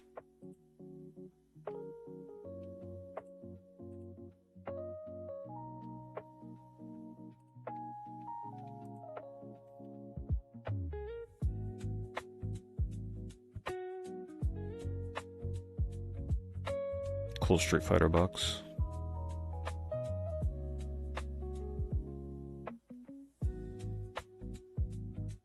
Clock Tower big box? Wow. I think that's the first time I've actually seen that.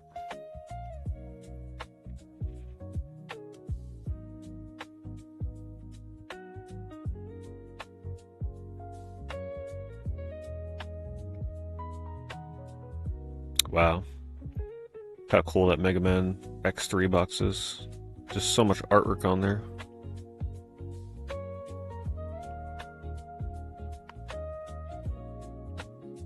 Pretty nice. Sealed, that's why I went for so much.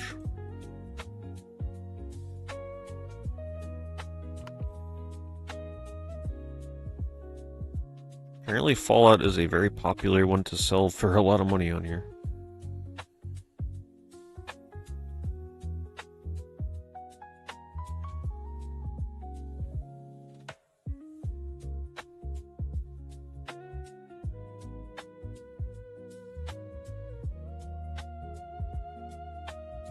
Wow. That's more money than I would think for Sanitarium, but I guess the big box version is rare. That's one that I thought about doing for Horror Month, but like it's not a high priority. It's hard for me to make old school adventure games like that a priority. They're not always the best streaming games. And I always try and prioritize entertainment over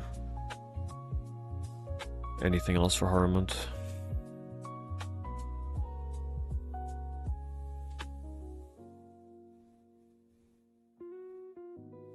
A lot of people recommend Blood to me. Is this the Blood that they're recommending? I think it might be. Yeah, this game's supposed to be pretty cool. Widely available now. Just a very bloody first-person shooter.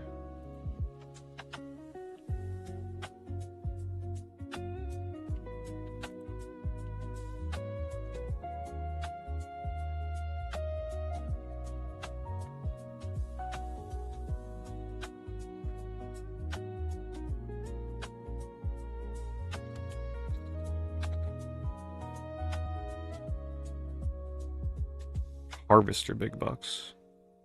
Crumpled box but sealed. Oh, look at the warning sticker they got on there. That's cool. Warning, the most violent game ever. It was pretty violent. I wouldn't say it was the most violent game ever, though. Certainly some of the most shocking scenes, though.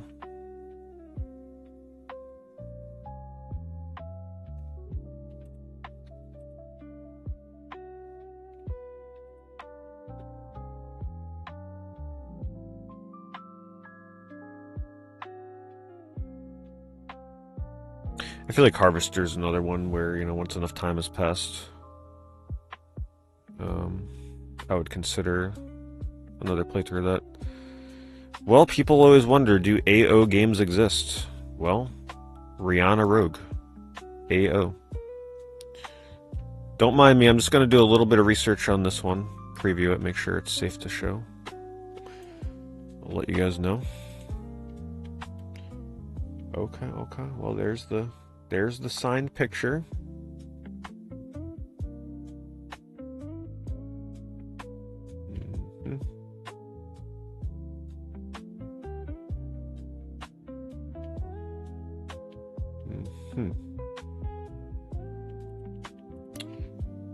Looking at the back of the box. That don't look that bad. Actually, it looks like a kind of cool game. I think we can show it.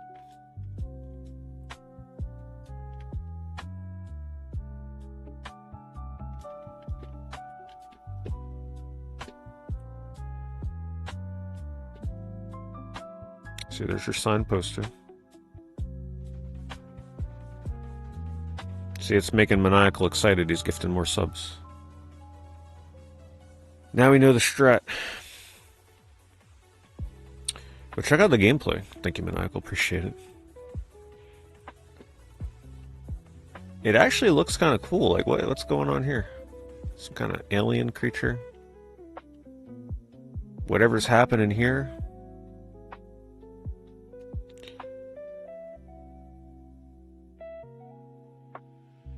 Yet another back of the box that'll definitely raise some flags on YouTube. Should Rihanna risk her life for a colony of endangered aliens? Well, if it involves looking like the back of the box, I say absolutely. 400 bucks. Well, they did accept the best offer. Man, I really wish that there was like a adults only section. Well, there should be on Twitch. And just be like the Wild West. I'd stream the hell out of those games. Make you like sign a waiver to get into the stream. It's like, yes, I am 18 years old. And everybody is totally probably not going to be 18.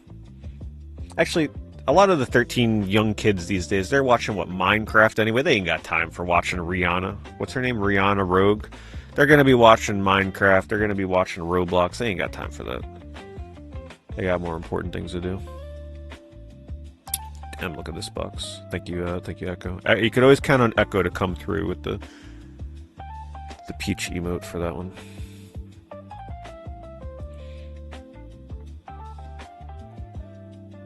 Damn, that is a big box, boy. That is so cool. And then the back is the lava. That's pretty awesome.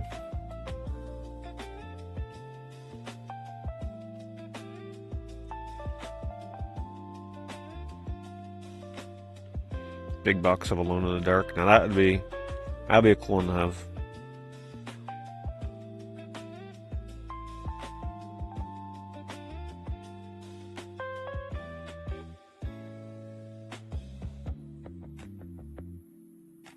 What kind of game is this?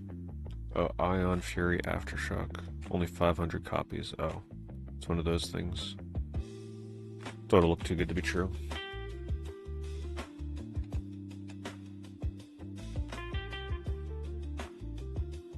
Ooh, the Neverhood. That's a grail. If I started collecting big box PC games, this would be one of the first ones I try and go after. Because this still never received a physical outside of Japan. Japan got a Japanese PS1 copy of this, which is a terrible port of the game to begin with. But this is still like the only physical way to own the Neverhood, which is a travesty.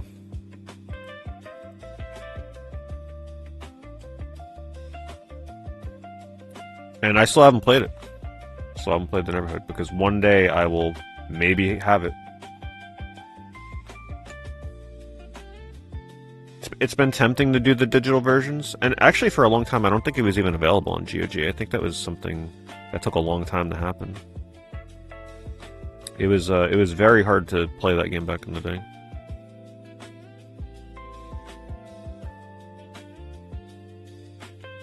Oh, that's a cool box.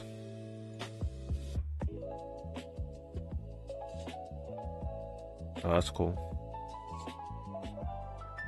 I like it when the big box PC games do that kind of shadow box thing.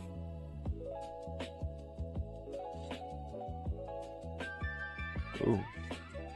What kind of game is this?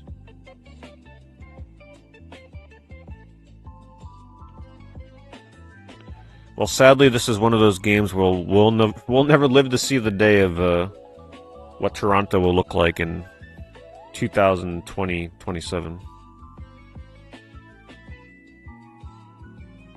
Role-playing adventure with engaging storytelling. Turn-based tactical battle sequences. Is this on Steam or GOG? I Actually, looks kind of cool.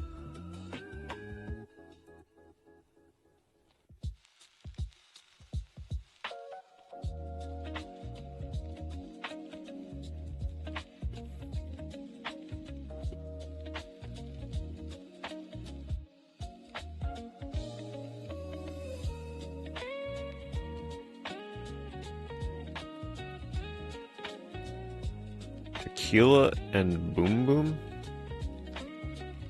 An Italian game?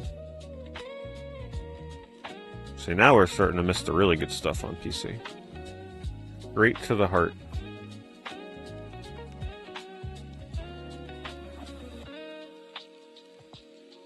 That's a really hard font to read. It's also in Italian. Oh wait, here's the English.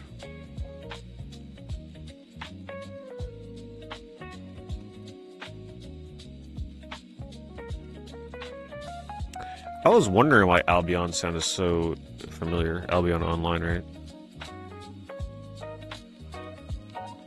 Albion Online that just came to Xbox? Wait, wasn't that available on PC for a long time? Did they just port it or something recently?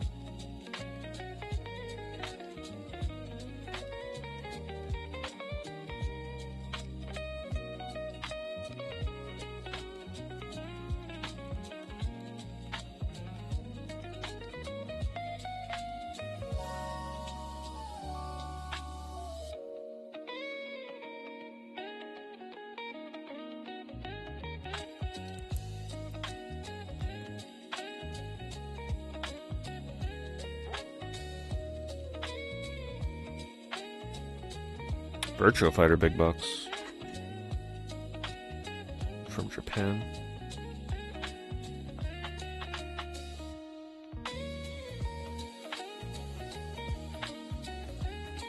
Oh wow. Tomb Raider. Trapezoid box. $300.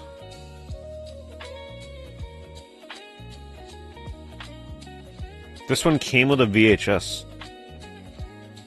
That's cool. For Interstate 76.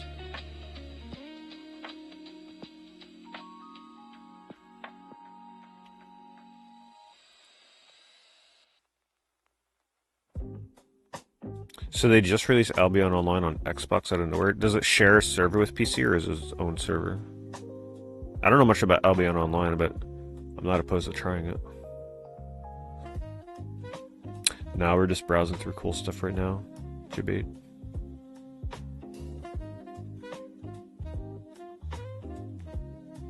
Honestly, like the way my eBay streams work, when I find anything that's a really good price anyway, I put it in the chat for people in the stream to buy. Man, I really like what they did with the Mega Man X big boxes. That just looks so much... The art really shines on those big boxes. So clean.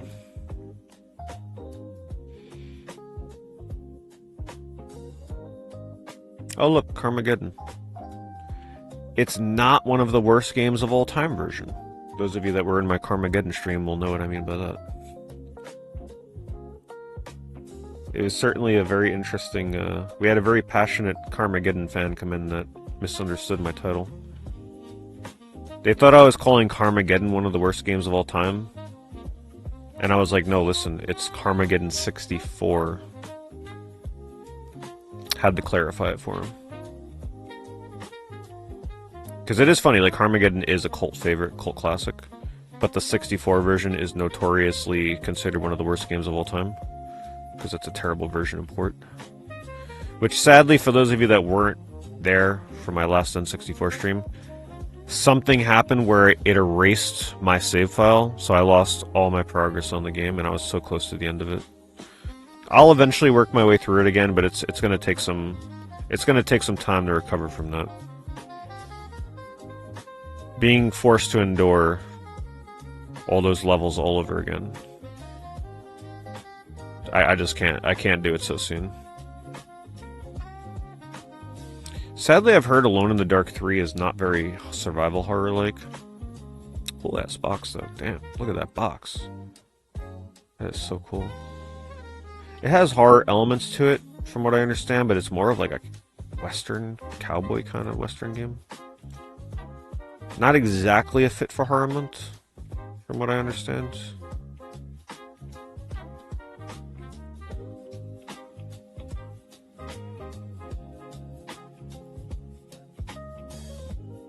Final Fantasy VIII Taiwanese big box.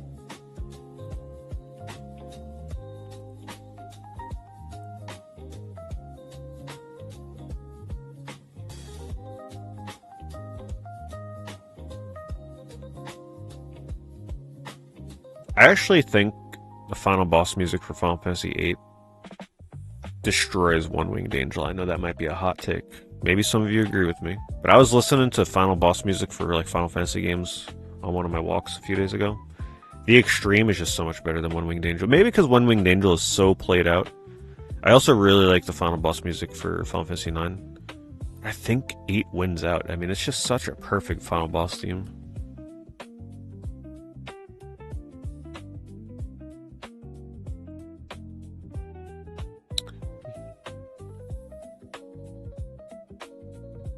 I wonder if these are the same ones that came out in Japan, these figures. Oh yeah, Kotobukiya, Japan. I had a few of those.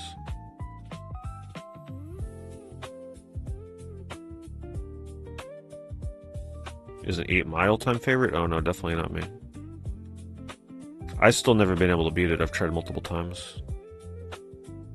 But if we do that Final Fantasy marathon, that'll be the one. It would have to be. Taiwanese Morrowind. Look at that logo. Look at that.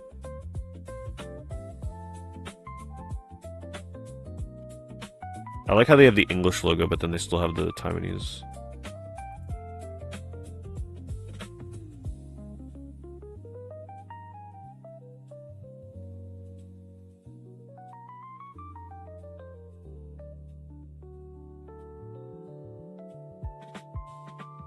Daggerfall box, though, my goodness.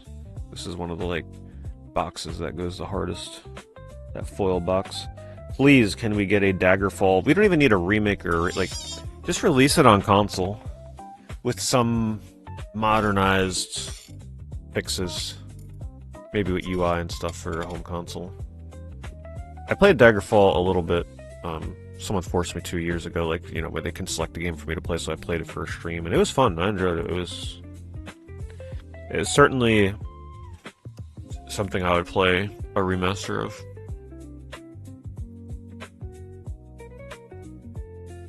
That's one of the cooler Doom boxes. I like that.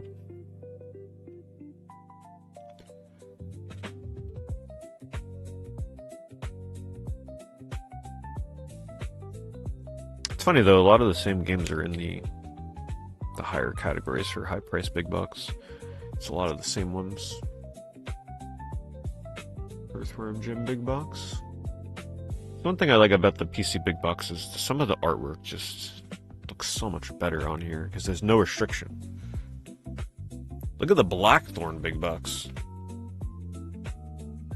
That's cool. That looks just right out of a comic book.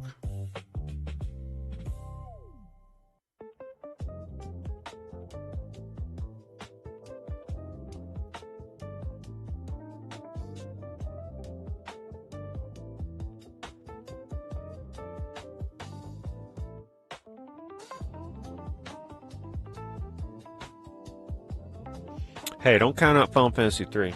That Pixel Remaster version is really good. I love Pixel Remaster Final Fantasy 3.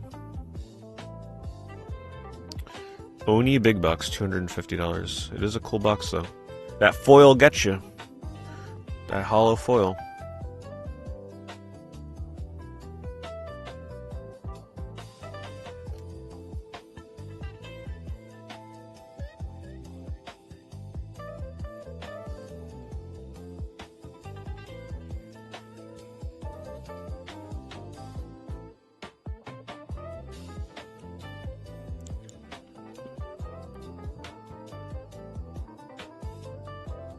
Final Fantasy 2 being left out, I can see that.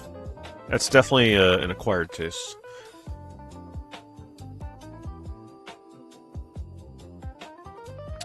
Phantasmagoria. Which for the longest time I always saw something different on this cover. Right, from a distance when you look at it, it kind of just looks like a ghost Right, so like here's the heads. Think of it like the ring wraiths, right? Like Lord of the Rings kind of thing. It took me forever to realize that it's a woman in a dress. My eyes just like never saw it.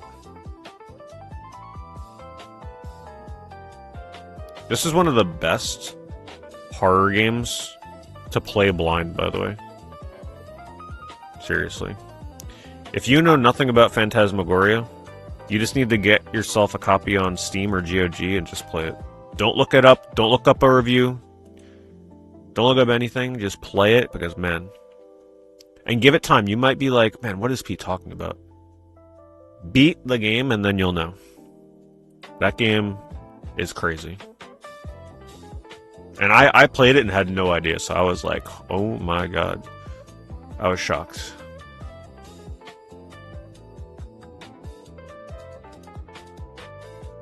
Battle Familiar Earth 2 Collector's Edition, $200. I mean, the game is certainly deserving of it. It's a great game.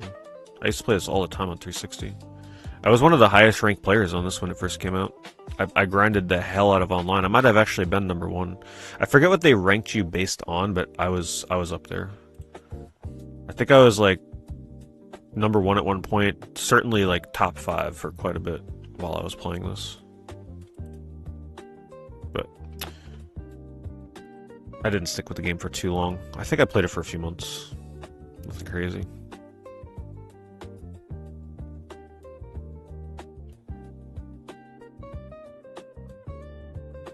Battlespire and Elder Scrolls Legend. Okay, I completely forgot this was a thing.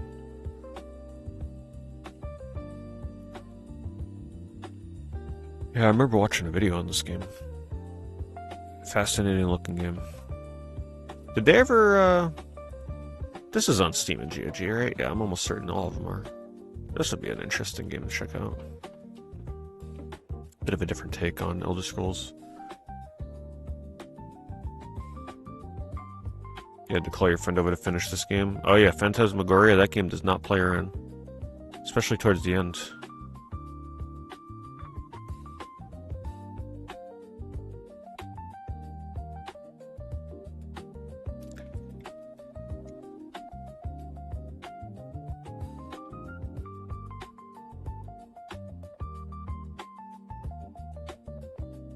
Wow. That's a cool box for Metal Gear Solid VR missions. Well, they're saying V plus VR missions, but it's from Metal Gear Solid. Is that really? That's really what the original box looked like? That's cool. Almost looks like a re-release.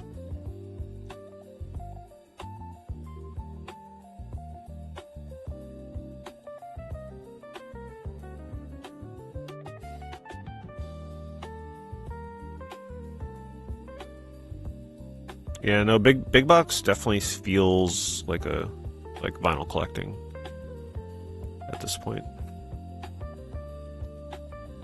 I feel like you'd be better off if you're gonna get into big box too, just like going for the mid to low tier price ones. There's got to be a lot of good. If I jump ahead a few pages, there's got to be more mid to low price ones that are still really cool. All right, let's just get even lower here.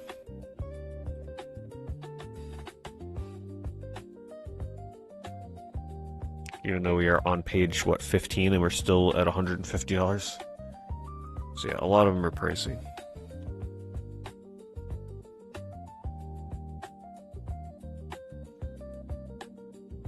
Look at that Lemmings box. So much detail. Honestly, Sonic CD got kind of screwed with an ugly box. They could have done that a lot better.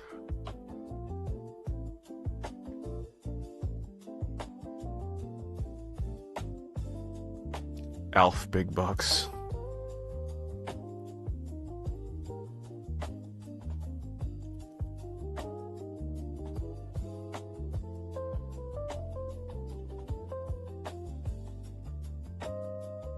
I have almost no PC big box stuff. I just have like my Diablo 2 stuff and my StarCraft stuff, StarCraft 1, 2. A couple other odds and ends, nothing crazy. I'm not gonna lie, it looked like he was holding a handgun on that box. Oh, Twin Sins Odyssey. I streamed the remake of this like a year ago. This is Little Big Adventure, whatever it's called. What was it called again?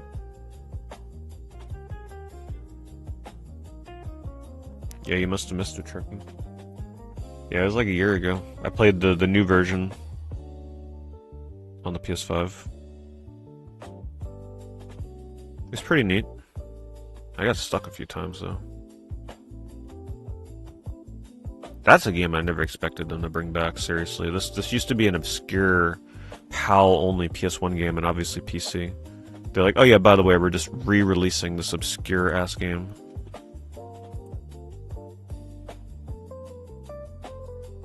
As a remake, like not even just re-releasing, a remake, a re-imagined version of the game. Let's do one more page. It's always fun to look at big box PC stuff, though. It's like window shopping. Like you just can't look at it, can't touch it, but you can admire it.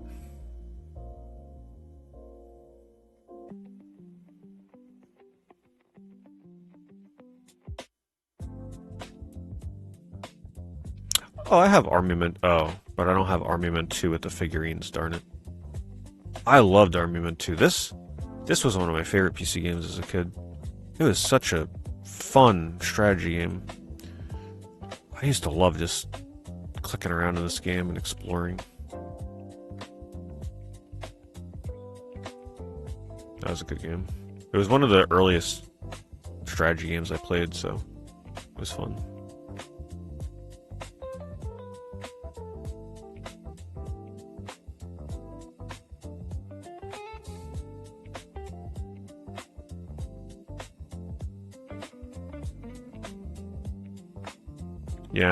Yeah, that's the problem with old PC games. If I can reliably buy any old PC game and have a way to guarantee have it work without problem, I'd be way into it. But it's just too scary, not knowing if your PC is going to be able to run it. I know there's things out there too that you can run, like say games from 1997 beyond. It's like, okay, this will definitely work, but what happens if you play a game from 1996? What's going to happen? Look at this cover, though. It's so much better than the PS1 cover. The amount of detail you're able to see on here is so much better. I'm pretty sure you're not seeing this detail on the PS1 cover. I can't zoom in on this part. My eBay zoom is pretty messed up. Like, it gets caught and I can't go more to the right, you see.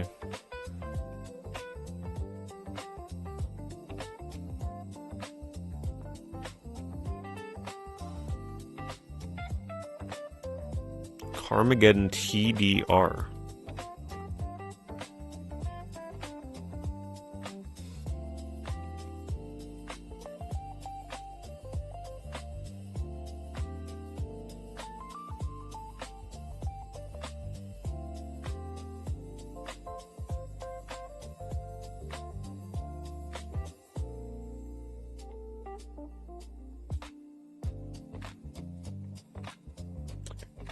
There's some projects out there. Yeah, people tried to make me aware of them. Like, yeah, that's probably one of the things I was told about.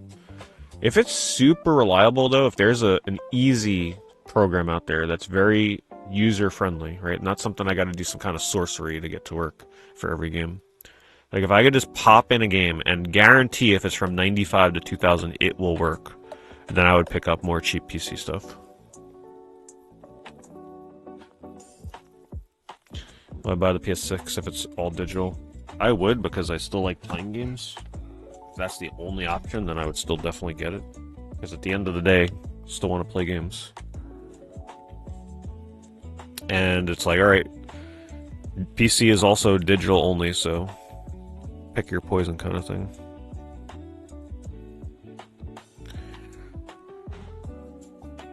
Getting the setup can be a pain, but once it's set up, they're usually good. I could always look into it one day. I would love to play some old, obscure PC stuff.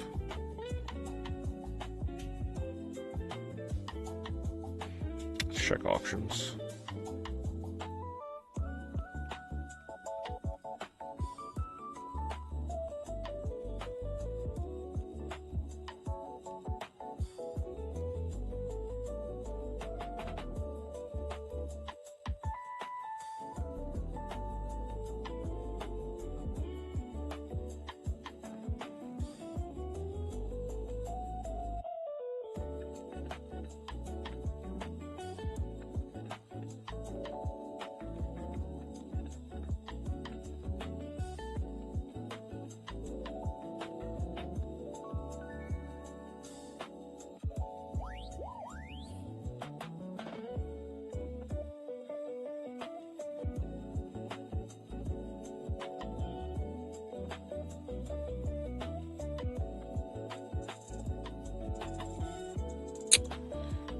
Yeah, no, I hear what you're saying, Sirlene. I'm not like the most tech savvy with that kind of stuff. It almost sounds like you'd be better off having a separate PC to try and install that on. Is it the kind of thing where you can toggle it on and off, or will my PC pretty much be set up for 98 until I like reconfigure it out of it?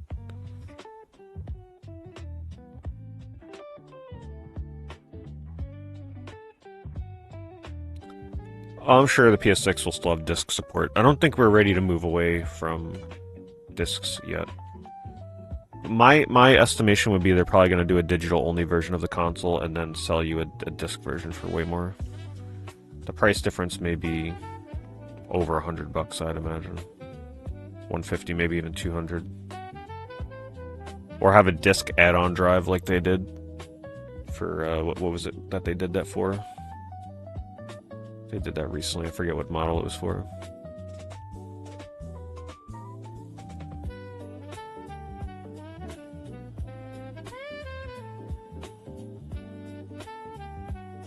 And you guys thought we were going to go a night without seeing somebody's hairy leg listing a game for us. Come on now. It wouldn't be an eBay stream without somebody's dirty... Well, I mean, their sock isn't too bad. But their hairy leg holding the game. I love how they've chosen to highlight it on top of a couch and then also their leg. Multiple times, because one photo was not enough.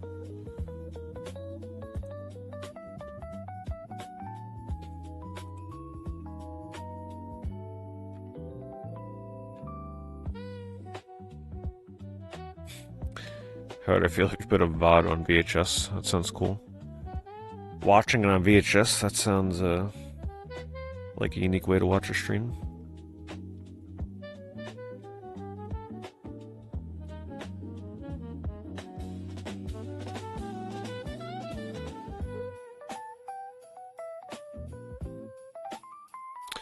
If you had a physical PC and something doesn't work, you need to swap out graphics cards.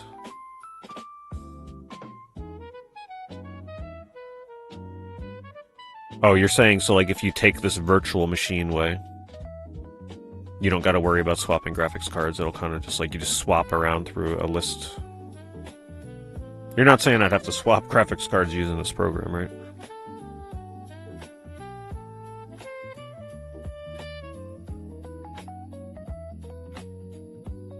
What's your question, Hunting?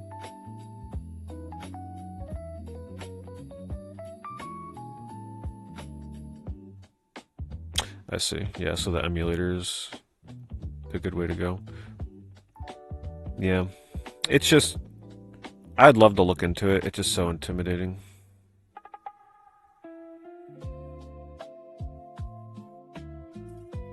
Just a whole new world to go down for playing games.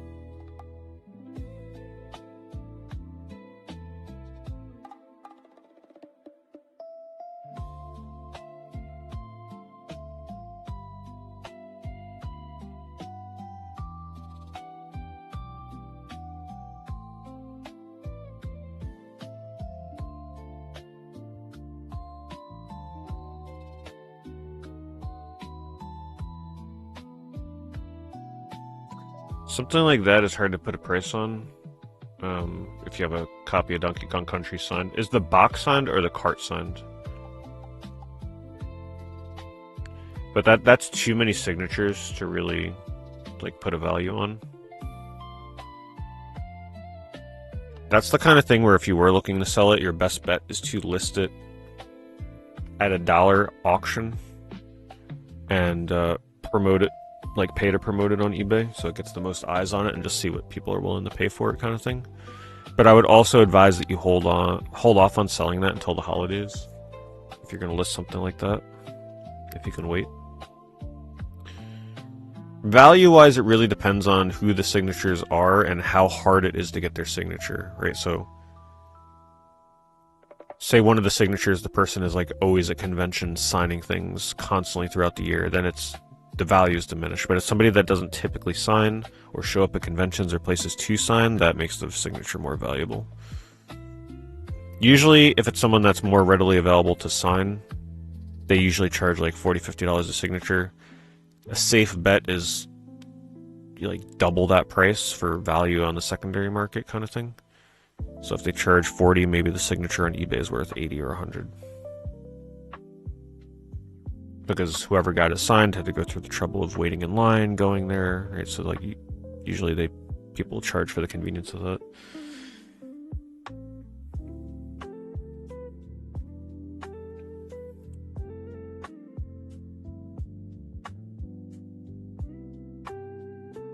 Honestly, if I had an old PC that was set up to stream games, I would do webcam capture off that thing.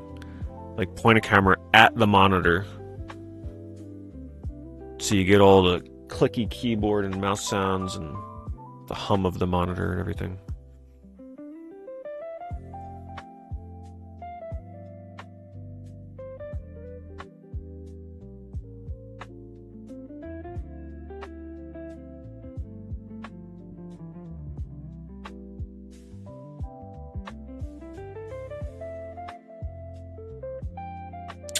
Yeah, that's yeah,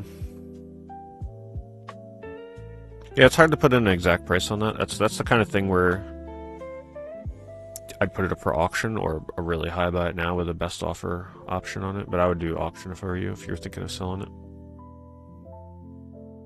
But what you can also do is go on eBay and look up the signatures of all the people that you have and just see what people generally are charging when they have something signed and how much they sell for. And then you can kind of add them up.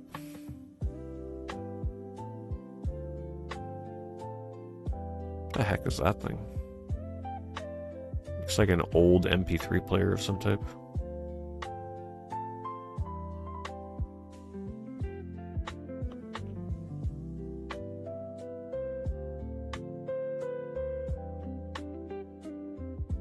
Nah, I've gone through the PC big box thing many times over the years. I never commit to it. I would love to be able to just, because I've seen so many weird and wacky PC games on eBay though, where I'm like, man, where it's like 15, 20 bucks. I would just love to just pick it up, but just the thought of knowing that it almost certainly will not work just always drove me away. But now things are getting more advanced, right? Like, easier to be able to use emulator programs to get the disc to work. So that makes it a little more tempting.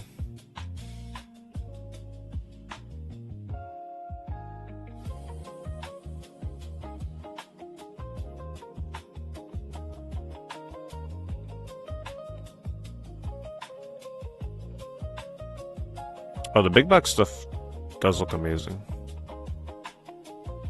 As a display piece for sure.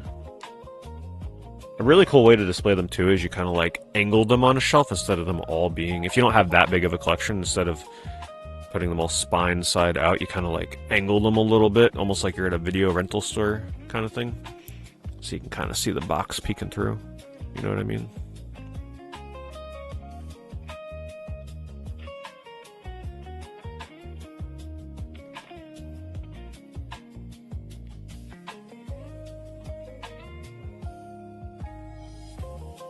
Well, if you can describe the Game Boy Advance, I'm sure one of us here will know what model you have.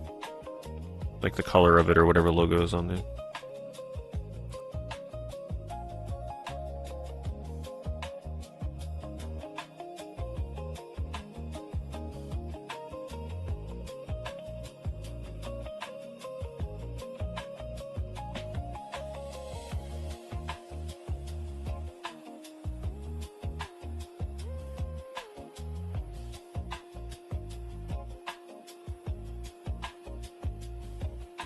Terrible auctions this time of night. But yeah, most people are not listing good things to end after midnight. Pokemon Center New York bluish Game Boy Advance.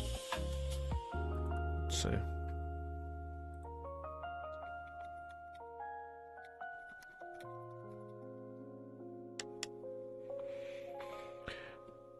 I'm not sure I've ever seen that. So it's this one here.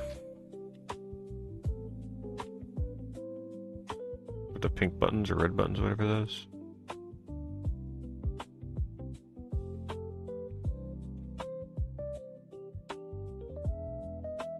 This one. It looks like at minimum, if this is the one you have, it's like 500.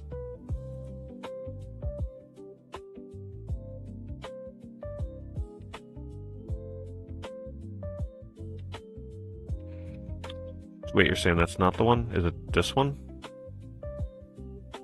I don't know what you mean by cloudy.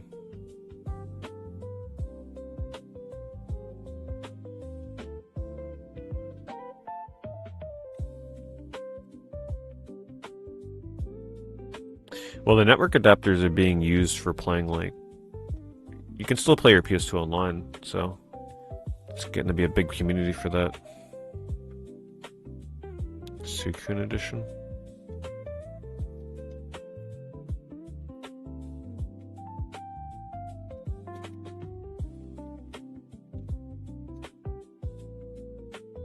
Oh well. But that's a custom one. This one here, ice blue. That's a cool looking color for it.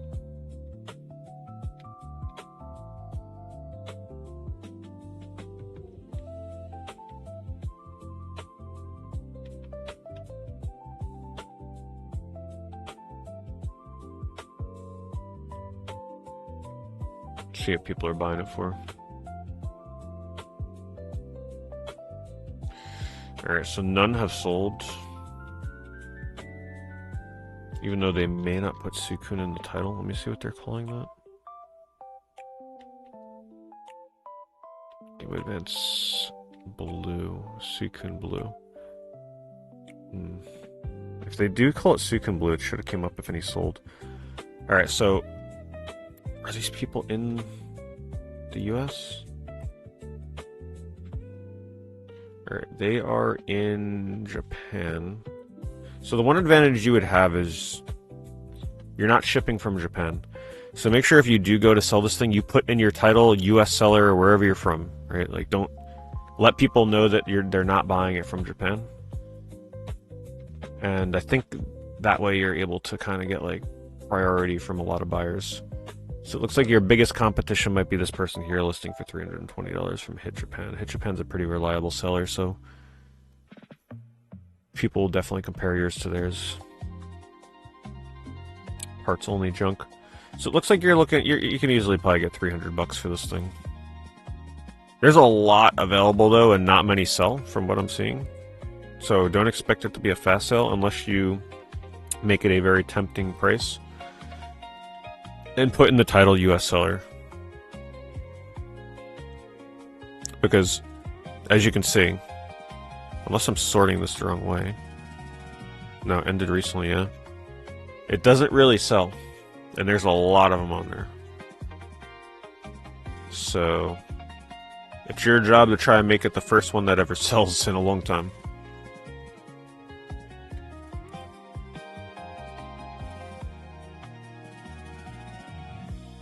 Yeah, it's a good point too, because a lot of people do buy modded Game Boy Advances. So this is the one that you have is a very specific Pokemon collector console. So the market for that's kind of small, even though it is Pokemon. Because most people, if they're going to spend $400 on a Game Boy Advance, it's going to be some tricked out, modded, souped up version of it. Oh, you're in Ireland, okay. Well, that doesn't help, because then it wouldn't be expedited shipping for people in the US. Your best bet? I wouldn't list it as an auction. It seems like it's too much of a specialist thing. I would just list it at... If yours is... It depends on the condition, but if you have a really good condition one, I would list it at like $350 best offer and just see what happens. It might take a long time to sell though. Just a heads up. Oh, they're not modding the special editions, hopefully.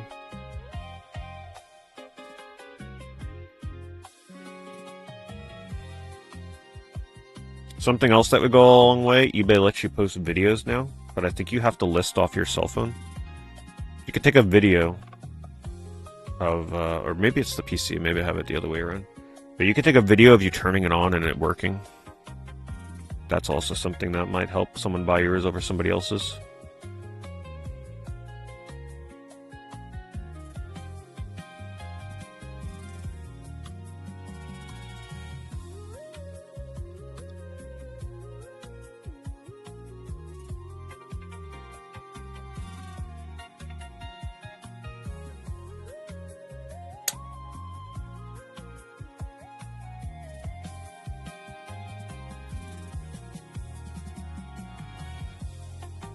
If it's your original copy of Pokemon Heart Gold, just be very sure you want to sell it, because I did that. I sold all my original copies of a lot of my older Pokemon games, and I definitely regretted it. Because that's your copy. You'll never be able... Like, you can get another copy, but it'll never be your original copy. And with Pokemon especially, it feels kind of... It's not the same when you get somebody else's copy of a Pokemon game.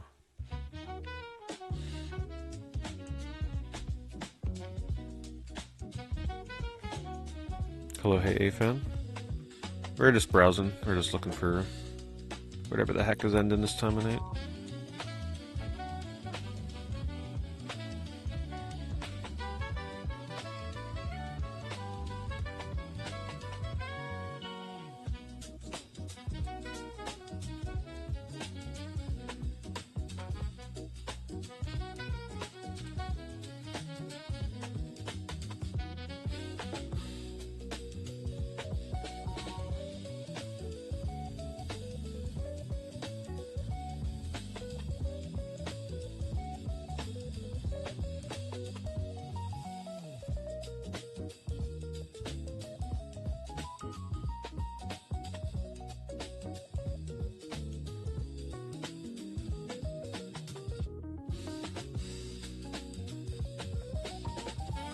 It's crazy how much cheaper the Game Boy Advance player discs are from Japan compared to the US one.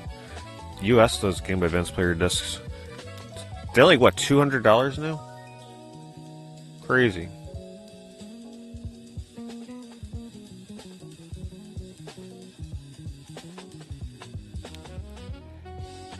Here's a pretty obscure Squaresoft game on the WonderSwan. WonderSwan color. Game always had really cool sprite work in it. It's hard to see it from this screenshot. They have a very blurry picture, but man, the art in that is one of the best on WonderSwan.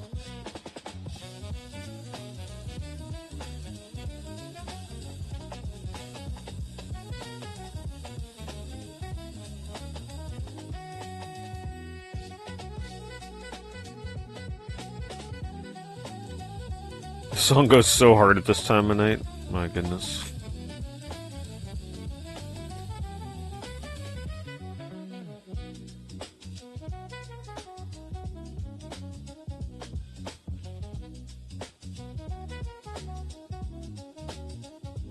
Yeah, the Game Boy Advance players are like a dime a dozen. It was so easy to get for the longest time.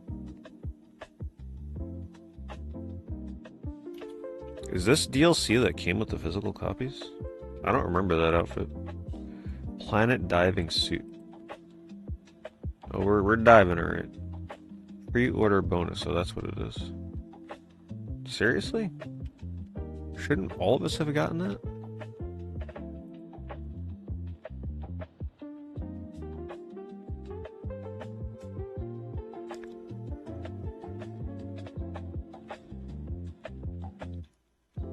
People are excited for that next Stellar Blade.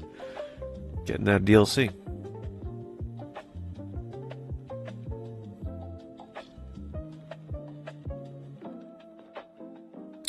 Did I ever play the trombone game on the Switch? No.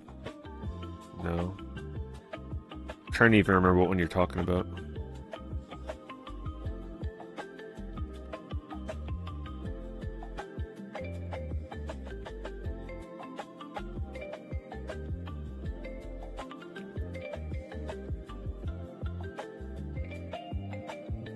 No. Now that I think about it, I haven't really played many rhythm games on the Switch.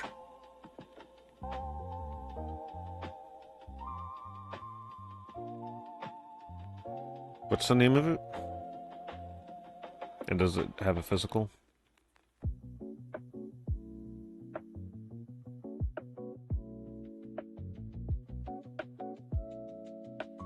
Alright, these are what auctions that end at 2:30 in the morning look like. 26 360 games. Oh, those are fake cases, okay. Trombone champ. The next time I'm on my Switch, remind me, I'll check it out.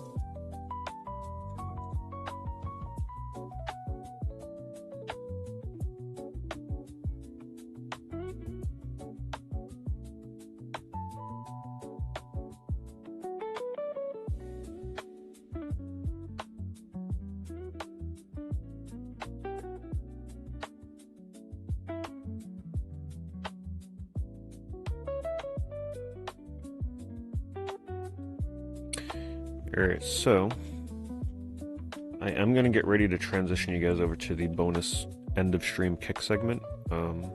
For this segment, I figured what we'd do is let people pick things for me to search. So if there's like a certain game you want me to look up, we can check it out real quick.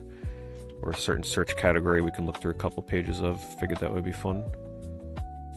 If you are not joining us on Kick, if you're just going to stick on the YouTube or Twitch side, I am trying to grow my Kick presence, so I've been doing these little bonus segments at the end of streams lately, and it is helping. Thank you to those that show up. I'm seeing the difference already. Once again, thank you to Old Maniacal for the insane... He did 76 sub-gifts tonight. That's certainly a new record. So thank you again to Maniacal for gifting out literally a sub to every person in the chat that did not have a sub. A feature that I never thought would be used, but here we are. And thank you to everybody else on YouTube that was watching. I appreciate it. But the stream, I'll be going for like another 45 minutes or so, maybe an hour. And then it is time for bed. But I'll put the link here if you want to follow us over to Kick. And you can request, it's pretty much, I'll just ask people to put a search request in chat, and I'll just get to the ones that I can, or that stand out to me. I don't know how many people are gonna request something, but if there's a certain game you want us to look up or whatever, now is your chance. But yeah, the Twitch and YouTube stream will end. We'll be going a little bit longer on Kick. Consider making a Kick account and chatting over there as well. We don't bite. But if you don't join us, just a reminder, Guitar Man stream on the 16th. And then hopefully this Monday, Skies of Arcadia. For GameCube again, because my GameCube will be here. Alright, thank you again, Maniacal. And I'll see you guys over on Kick.